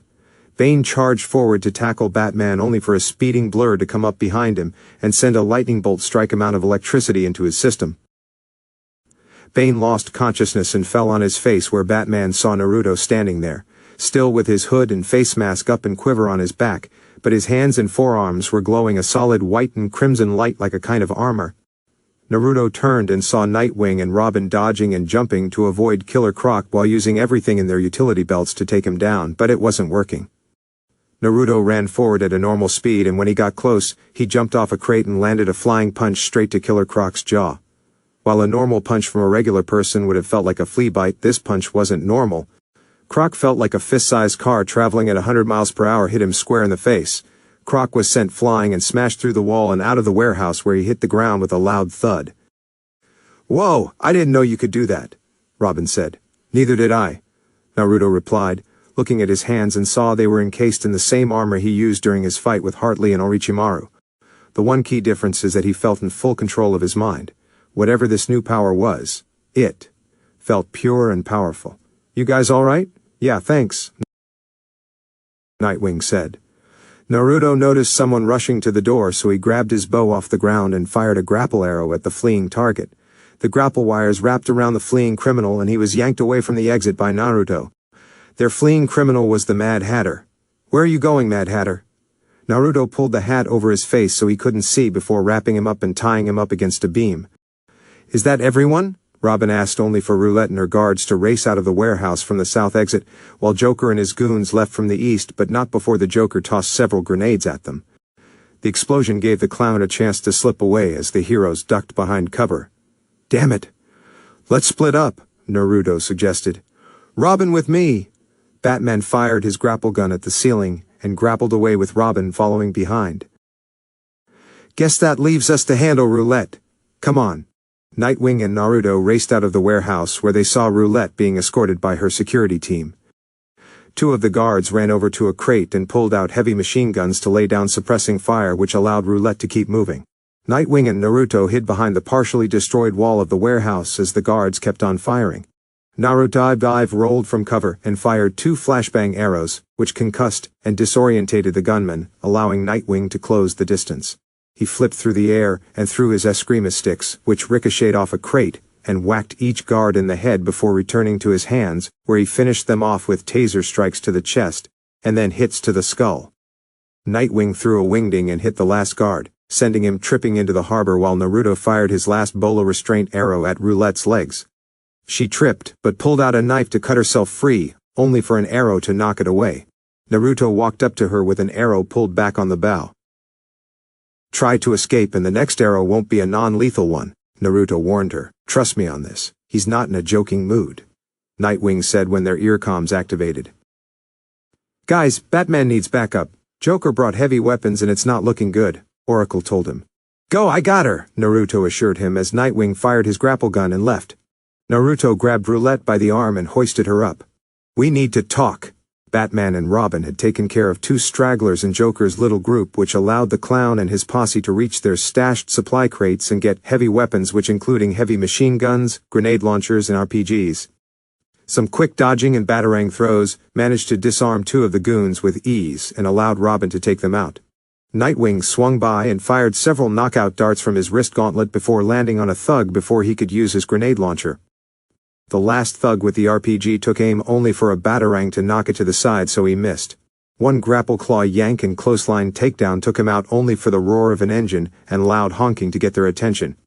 Soon enough, a giant purple and green colored APC with a 20mm heavy cannon on the top, ordained with a clown mask, came barreling through. "I spy with my little eye. A bat and his birds who need to die." The Joker was inside the APC taking aim with the cannon. Batman, Nightwing, and Robin tossed down all the smoke pellets they had, and made a run for it just as the Joker squeezed the trigger. The cannon blasted a hole into the ground and the shockwave knocked the vigilantes away. Joker activated the APC's thermal imaging software and saw Batman lying on the ground, so he hit the accelerator and was fully content to run him over. The Joker had a malicious smile on his face as he got closer to fulfilling his lifelong dream of killing the Bat, only for him to suddenly disappear. Along with Batman vanishing, 2 electrical arrows were lodged into the engine, which overloaded the APC's system, while an explosive arrow stuck in the left front wheel went off. The APC jerked and jumped a bit as the explosion destroyed the wheel and tire along with most of the axles on the underside of the vehicle. The APC veered to the side and crashed into the side of the warehouse with a horrific bang. The Joker managed to open the door, but he wasn't in the best shape. He was sprawled over the front seats and looked like crap. A quick glance at the rearview mirror let him see Batman make his way over, so he reached into his pocket and attached his joy buzzer before dangling his hand out. "Please, Batman, help me," he weakly called out, and when his hand was grabbed, the buzzer let out a severe electric shock to Batman. "Gotcha! Ha ha ha ha ha ha ha ha!" The clown cackled in joy at the Batman's defeat, only to see he was holding the hand of the mystery archer, who helped the caped crusader. The peculiar thing was that he wasn't dead, and the killing electric shock the joy buzzer should have delivered was being absorbed by the glowing armor on the archer's hands. "That looks fun, let me try." Naruto smirked as he squeezed the Joker's hand and let out his own electric shock that made the Joker scream in pain. "Ah!" After about a few seconds, the Joker passed out. Batman walked over to see the aftermath and adopted a smirk. Not bad. The Joker was tied up with every wire, handcuff and zip cuff they had, along with removing all his weapons and toys. Roulette had been tied up to a crate while Naruto went to help Batman and the others deal with Joker. She reached her hand into her belt and undid her fancy and expensive buckle to get the small knife she had hidden. It was small but sharp, and she used it to cut herself free. Before she could run away, an arrow skimmed past her nose and hit the crate. "I told you what would happen if you tried to escape," Naruto warned her before firing another arrow close to her shoulder. "I've done nothing wrong in Starling, so why come after me, arrow?" Roulette told him as Naruto fired another arrow near her other shoulder. "I'm not the arrow. I want the truth about who put the hit on Naruto Namikaze. I'm just the broker acting on someone else's behalf," she told him. "And one point I pride myself on is being confidential. It's bad for business if I give up my clients. Your clients should be the least of your worries right now." Naruto took a few steps forward and fired another arrow. This time, it hit just above her hair. Even as calm and collective as her reputation made her, she was beginning to get nervous. "I want the truth. Who put out the bounty?" "I don't know," she told him. "They contacted me from a burner phone and set up everything via a dummy account in the Cayman Islands. I don't know their name, but whoever they are, they must really want him." Naruto walked up and emptied Roulette's purse before taking her phone. "Consider yourself out of business." Naruto put the phone in his pocket and walked away. "Do you really think this is going to stop me? I've got a lot of powerful connections. Despite what you and Batman did tonight, I'll be out in a matter of hours. I'm not the bad guy. I just fulfill a need in the world." Roulette taunted, only for Naruto to turn and fired an arrow at her right thigh, sending her to the ground in a helpless heap. She cradled her leg and at the arrow embedded in it in pain. "It hurt like hell. Something tells me that will slow you down a bit," Naruto finished before walking away. "Nice shot," Robin told him. "I missed," Naruto replied as the heroes left. The GCPD arrived soon after in force at the war zone of a warehouse. Several tactical squads and pretty much everything Captain Gordon could get arrived to help and take everyone into custody. Several tactical and armored vans arrived to take the criminals into custody, with special-made ones being used to carry the likes of Clayface, Killer Croc, Bane, the Joker, and the rest back to Arkham Asylum. Gordon tasked Lieutenant Harvey Bullock and Lieutenant Renee Montoya with overseeing the handling of the super criminals. Having all of them in one place was a huge win for them. Off in the distance he could make out the silhouettes of Batman, Robin, and Nightwing, along with a fourth hooded figure on a rooftop, probably the person who left behind all the arrows. Whether the arrow decided to take a trip to Gotham City, or it was someone new, all the bad guys were dealt with and no one is dead. And if he helped Batman, then he was okay in his book. Batman, Robin, and Nightwing jumped and glided off the roof while Naruto Super sped away. All in all, that was a good night. Line break, XX, Wayne Enterprises, Gotham City. It had been a week since the initial business proposal meetings for Wayne Enterprises' future partnerships with either Star Labs or Carrington Atlantic. A lot had happened which gave the board a lot of think about with either proposal. The pros and cons and bribing that Blake Carrington did to further his agenda. Usually a decision wouldn't have been reached this quickly, but it had, so Mr. Fox arranged for the board to meet with Mr. Carrington and Naruto that morning. Blake walked into the meeting with his team of lawyers and daughter and smiled when he saw it was just Star Labs' head of HR sitting at the board table.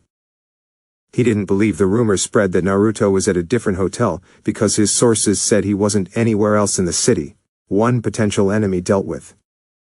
"So, shall we get this meeting started?" Blake asked. "I'm sorry, Mr. Carrington, we're just waiting on Mr. Wayne to join us. He should be here momentarily with a guest." Mr. Fox told him. "Shouldn't these meetings be kept private to the parties involved in the transaction? No offense to Mr. Wayne, but I think his guest can wait." Blake pointed out. True enough. Everyone heard as Bruce Wayne walked in with Naruto, Namikaze and Jiraiya, all dressed up in their fancy business suits. "Then it's a good thing I'm a part of this meeting then, isn't it?" Naruto nodded to Gaara, who smiled and nodded back. "Sorry we're late, we hit traffic." Bruce told everyone as he took his seat next to Lucius. "Yeah, it's been a bit of a nightmare week." Naruto winked at Fallon, who smiled back. "But it's a good thing that it's going to end on a happy note." "That it will." Mr. Fox stood up to address everyone. "First off, I would like to thank both interested parties for their patience and for the worthwhile presentations. The board and I have had a lot to discuss over the last few days regarding the future partnership possibility for Wayne Enterprises. After much deliberation and some input from Mr. Wayne, Mr. Namikaze, on behalf of Wayne Enterprises, we look forward to a long and fruitful partnership." "As do I, Mr. Fox." Naruto got up and walked over to Lucius before shaking his hand. "I know that together Wayne Enterprises and Star Labs will do great things together." "Terribly sorry that things didn't go the way you were planning, Mr. Carrington," Bruce said, as Blake and his team got up to leave. "I think, Mr. Wayne, that a simple phone would have been enough to prevent this embarrassment." Mr. Carrington told him. "Well, Mr. Wayne didn't want you to think that he was deliberately wasting your time," Lucius added. "No, just accidentally wasting it," Blake commented as he and his team left. To say he was in a bad mood would be an understatement. The elevator arrived, which his team and daughter quickly occupied just as Naruto walked out of the boardroom. "Mr. Carrington, a moment if you please," Naruto said, getting him to stop for a moment. "I'm sorry that things didn't go the way you were planning. Guess even the best laid plans have their faults, but there was something I wanted to give you." Naruto reached into his pocket and handed Blake a fancy watch. "Am I supposed to understand what this is?" Blake asked as he looked it over. "You don't recognize it? I figured you would since it was the same watch you were wearing during our meeting at City Hall in Central City. If anything, I thought you'd remember a FP Journe's solid gold watch with platinum inlay worth about $100,000. Then again, you probably have a dozen just like it." Naruto told him. "Funny thing, you'll never guess where I found it. On the wrist of a thug who tried to mug me my first night in Gotham. Are you insinuating something?" Blake questioned while Naruto kept up his charade. "Me? Oh no, I just find it interesting that a mugger would try and rob me when he had this watch on his wrist, not to mention he had a gold and sapphire ring on his finger. Plus, I called the police, and Lieutenant Rene Montoya told me that the mugger was bailed out of jail after only 30 minutes. Clearly someone didn't want him talking." Naruto pointed out. "I don't have time to indulge your little childish detective work. Now if you'll excuse me, I have real work to do." Blake turned to leave only for Naruto to grab his arm in a vice and squeeze. Blake's security guards would have stopped him only for Naruto to give them a death glare that made them freeze in their tracks. "Let's cut the crap. I know you sent your thug after me the first night I arrived in Gotham, and I have a gut feeling that you had a hand in the trouble I've experienced the past week. I've kept my mouth shut and minded my manners out of the kindness of my heart, but no more." Naruto squeezed harder to the point where Blake groaned in pain. If Naruto squeezed any harder, then he likely would have fractured a bone. "I'm going to give you one warning. The next time you come after me, you better pray that they kill me. If they don't, then let's just say that your world, your company, and your name won't live to see your retirement." "Are you threatening me?" Blake warned him only for Naruto to tighten his grip and definitely bruise his arms before pulling him dangerously close in a look of anger that gave the Carrington patriarch momentary pause. "You're damn right I am. You have no idea who you're messing with, and you better pray you don't find out," Naruto warned before letting go so Blake could cradle his arm. "If I were you, I'd start thinking about being a better person." Blake cradled his arm and walked into the elevator to leave. The doors closed and his lawyers began talking about suing Naruto, but Blake told them to forget it. Whether it was out of not wanting to draw attention or the fear that Naruto left him in is a matter of opinion, but Blake Carrington would do nothing for now. "How'd that feel, kid?" Jiraiya asked as he and Gaara walked over. "That felt good," Naruto replied. "I bet it did. I'm guessing Blake Carrington will think twice about messing with you," Gaara added. Maybe, but it won't be long before he tries something again, and I'll be ready, Naruto assured them. Alright, time to smile pretty for the cameras. There was a small press conference outside Wayne Enterprises to announce the new partnership with Star Labs. Lucius Fox spoke about the partnership and the untold opportunities and benefits it would provide for the city along with both companies. Naruto gave a few words as well, mostly about how this partnership would help Gotham into the future and improve the quality of life for all of its citizens. Naruto and Lucius shook hands for the cameras, along with a photo op of him and Bruce. Now this wasn't Wayne Enterprises acquiring Star Labs by any means, it was a business partnership. Behind closed doors, Naruto spoke with Bruce and Lucius about the partnership and what it would entail. Wayne Enterprises would be Star Labs' sole producer and distributor for all its products for the time being. Naruto knew that Star Labs had the knowledge to produce revolutionary technology but just lacked the means for mass production with just him, Dr. Wells, Caitlin and Cisco. It would take some time and capital until Star Labs could expand to encompass more of the production design. The partnership allowed the items like the icers and improved body armor to be manufactured and distributed via Wayne Enterprises and its subsidiaries. Wayne Enterprises would receive partial payment for all goods it developed for Star Labs, but Star Labs kept sole ownership and patent control so the board or anyone couldn't adjust his designs for their own purposes. To keep the board happy, Wayne Enterprises would be the sole refiner for Sterium. Considering that tantalum was used for circuit boards, capacitors, resistors, and is pretty much a critical element for the technological age. Even with Star Labs controlling the patent and a majority share, Wayne Enterprises would still end up making millions in the deal. And to top it off, Wayne Enterprises would start construction of a Wayne Enterprises, Star Labs collaboration lab to house an arc reactor and the monitoring station. All in all, it was a good path forward, and given that Naruto and Bruce shared certain hobbies, then the future of both companies were in good hands. After the press conference, Naruto returned to the hotel room to finally relax after what was a stressful week. He had a feeling he'd be having more of them. He walked onto the balcony and called Linda to check on her. The phone rang for a bit before she picked up. "Naruto, are you okay? Jiraiya told us you were awake but you were busy," Linda said, the worry in her voice being very evident even though they were on the phone. "Yeah, I know and I'm sorry. I'm fine though, believe me, I am. In fact, I've never felt better," Naruto assured her. "What happened? Jiraiya said you were attacked." "Yeah, by Scarecrow. One of his goons attacked the charity event we were at and hit me with his fear toxin. I was out for a few days after that to recover and face my inner demons," Naruto explained. "You sound almost relieved," Linda commented. "I do, facing my deepest fears and regrets. It's made me stronger. And after I woke up and recovered, I helped Batman take down Scarecrow and the rest of the major bad guys in this city who would have come after me," Naruto said. "All in all, I'm a lot better. I'm sorry for not calling sooner, but it's been pretty crazy." "Believe me, I get it. It's been pretty crazy around here," Linda told him. "Does this have anything to do with Weather Wizard?" Naruto asked. "Weather Wizard? Oh, you mean Mark Martin. That was taken care of with ease." "Really? Because last we spoke it sounded pretty serious," Naruto commented. I think you must be remembering the wrong conversation. He showed up once and then Barry took him out quickly. I mean, he found out where he was staying and then whooshed him into the pipeline. It was over in a matter of minutes," Linda explained. "Really? I don't remember that." Naruto recalled their conversation, and he didn't remember it going at all like Linda explained. "I remember calling to give you an update, and then you said Mark Martin showed up and Cisco was working on something to stop him." I don't think so because he was taken care of before Cisco even created anything. Are you okay? Did that fear toxin screw with your brain?"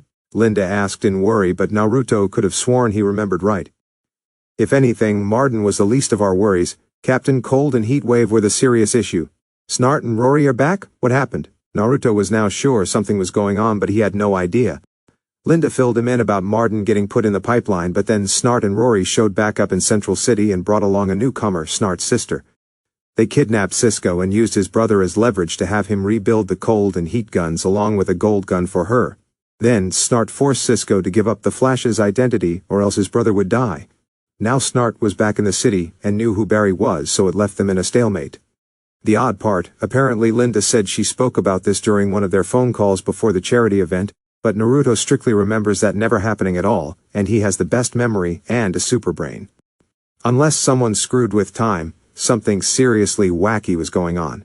After that, Things quieted down and Snart was playing along, but Linda noted that Barry was acting a little weird and high-strung. Guess he missed out on a lot. Naruto relaxed for a few hours, did some designing and went over some logistics stuff with Gaara. Now that things would be picking up and the larger magnifying glass they would have on them, Naruto needed to figure out how to move forward. If he wanted to run an actual company research lab and bring in more people, then he needed to do that somewhere other than Star Labs.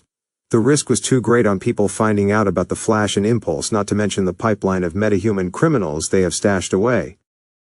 Guess he needed to find a secondary site in the city, and then Gaara's job would really start up. Back in the Batcave, Bruce was compiling some new data on a file he started just after the particle accelerator explosion. It was labeled Enhanced, and was Bruce's data on all things abnormal that occurred outside of Gotham. Most of them were about the Flash and Impulse, but there were some other items such as still images of a flying green blur over Coast City and in orbit, along with mentions of Merman in the Pacific stopping whaling operations and saving sunken ships. Plus, he had a lead on a mystery woman who kept popping up every few years going back to the 40s. Alfred came down from the manor with a tray of tea and snacks. "No rest for the wicked, Master Bruce? Not even after a few successful days as this?" Alfred asked rhetorically. "There's still work to be done, Alfred." Bruce told him when a small alarm went off, only for a crimson and white blur to whoosh into the cave a second later. "Dear God!" Alfred jumped in fright, nearly spilling his tea on himself. "Sorry about that." Naruto took a napkin and cleaned up the mess quickly. "Well, that must come in handy," Alfred commented. "Sorry again for the scare, Alfred, and thanks for helping to look after me." Naruto said, "My pleasure, Master Naruto. After all, it's not the first time I've looked after an injured man in this cave, and it certainly won't be the last," Alfred remarked, which made Bruce smirk a tiny bit. "If you need anything, just let me know." Alfred gathered his things and went back to the manor. "He seems nice." "I installed a new security system to see if it could keep someone like you out," Bruce commented. "Yeah, then you're gonna want to get your money back," Naruto told him as he took a cup of tea and sipped it. "Or you just need to learn how to knock," Bruce told him. "I thought I'd save you the trouble," Naruto said, seeing Bruce save everything his special file before putting it away. "So, any update on Roulette's phone? Other than the long list of people she does business with, nothing concrete as to who set the bounty on you. And she made bail, though from what Oracle tells me, she's pulled the plug on your bounty." "Roulette afraid of me coming after her again?" Naruto wondered. "Someone like her doesn't scare that easily. Most likely the person canceled the bounty after what happened last night," Bruce theorized. "And it just so happens to coincide with my warning to Blake Carrington," Naruto added. "Blake Carrington is a lot of things, but I doubt he would go that far," Bruce said. "Does the world's greatest detective say that with 100% certainty?" Naruto wondered, and Bruce's non-response was his answer. "Whether it was Carrington or someone else entirely, they're gonna try again, but next time I'll be ready. Thanks again for all your help, Bruce. I know it couldn't have been easy."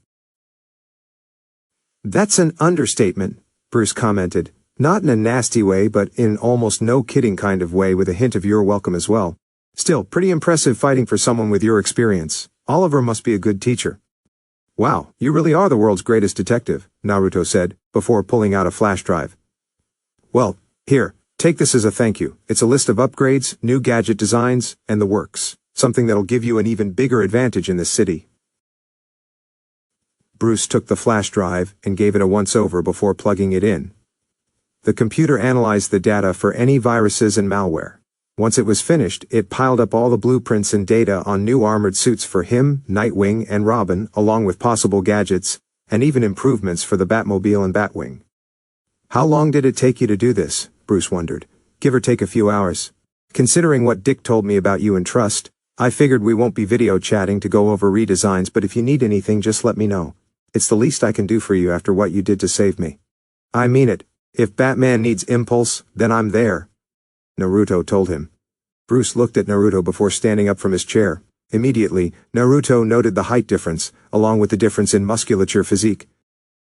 Bruce kept a neutral face before holding his hand out so Naruto could shake it. "Thank you. Don't mention it. Heroes got to stick together," Naruto told him when he remembered something. Given he was here with the world's greatest detective, he figured he'd give it a shot. Still, if you're the world's greatest detective, then you've got to know a lot of things that most people don't know. "It comes with the territory," Bruce told him. "In that case, Is there anything you can tell me about the League of Assassin? Naruto questioned. Would this have anything to do with what's going on with Oliver? Bruce added. Naruto would have asked him how he knew that, but then again, world's greatest detective. Yeah, Oliver's found himself on the wrong end of Ra's al Ghul and could use all the help he could get. He sees Oliver as his heir and wants him to take his place. Naruto explained, and despite Bruce's neutral expression, even he twinged a bit. Given your facial twinge, you know what that means.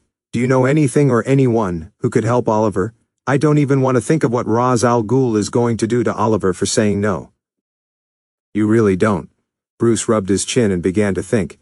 He knew from experience just how unrelenting Ra's could be, and given the prophecy of the heir to the demon, it wasn't looking good. Is there anything you can do to help Oliver? Naruto asked. Ra's has been around for years. He's skilled, determined, strong-willed, and ruthless. He won't think twice of doing the unthinkable. Bruce informed him. Great. A psycho who's been around for years. How do you stop someone like that? Naruto asked, both rhetorically and literally. Not easy and not without help from the inside. Even then, it won't be easy and without its downsides. Bruce told him. Something is better than nothing. Do you know someone on the inside? Naruto wondered. In a manner of speaking, Bruce said, bringing up an old file and giving Naruto what he needed to know. Time would tell if it would work. And guys, this is the end. I hope you guys enjoyed it well. Until next time, peace.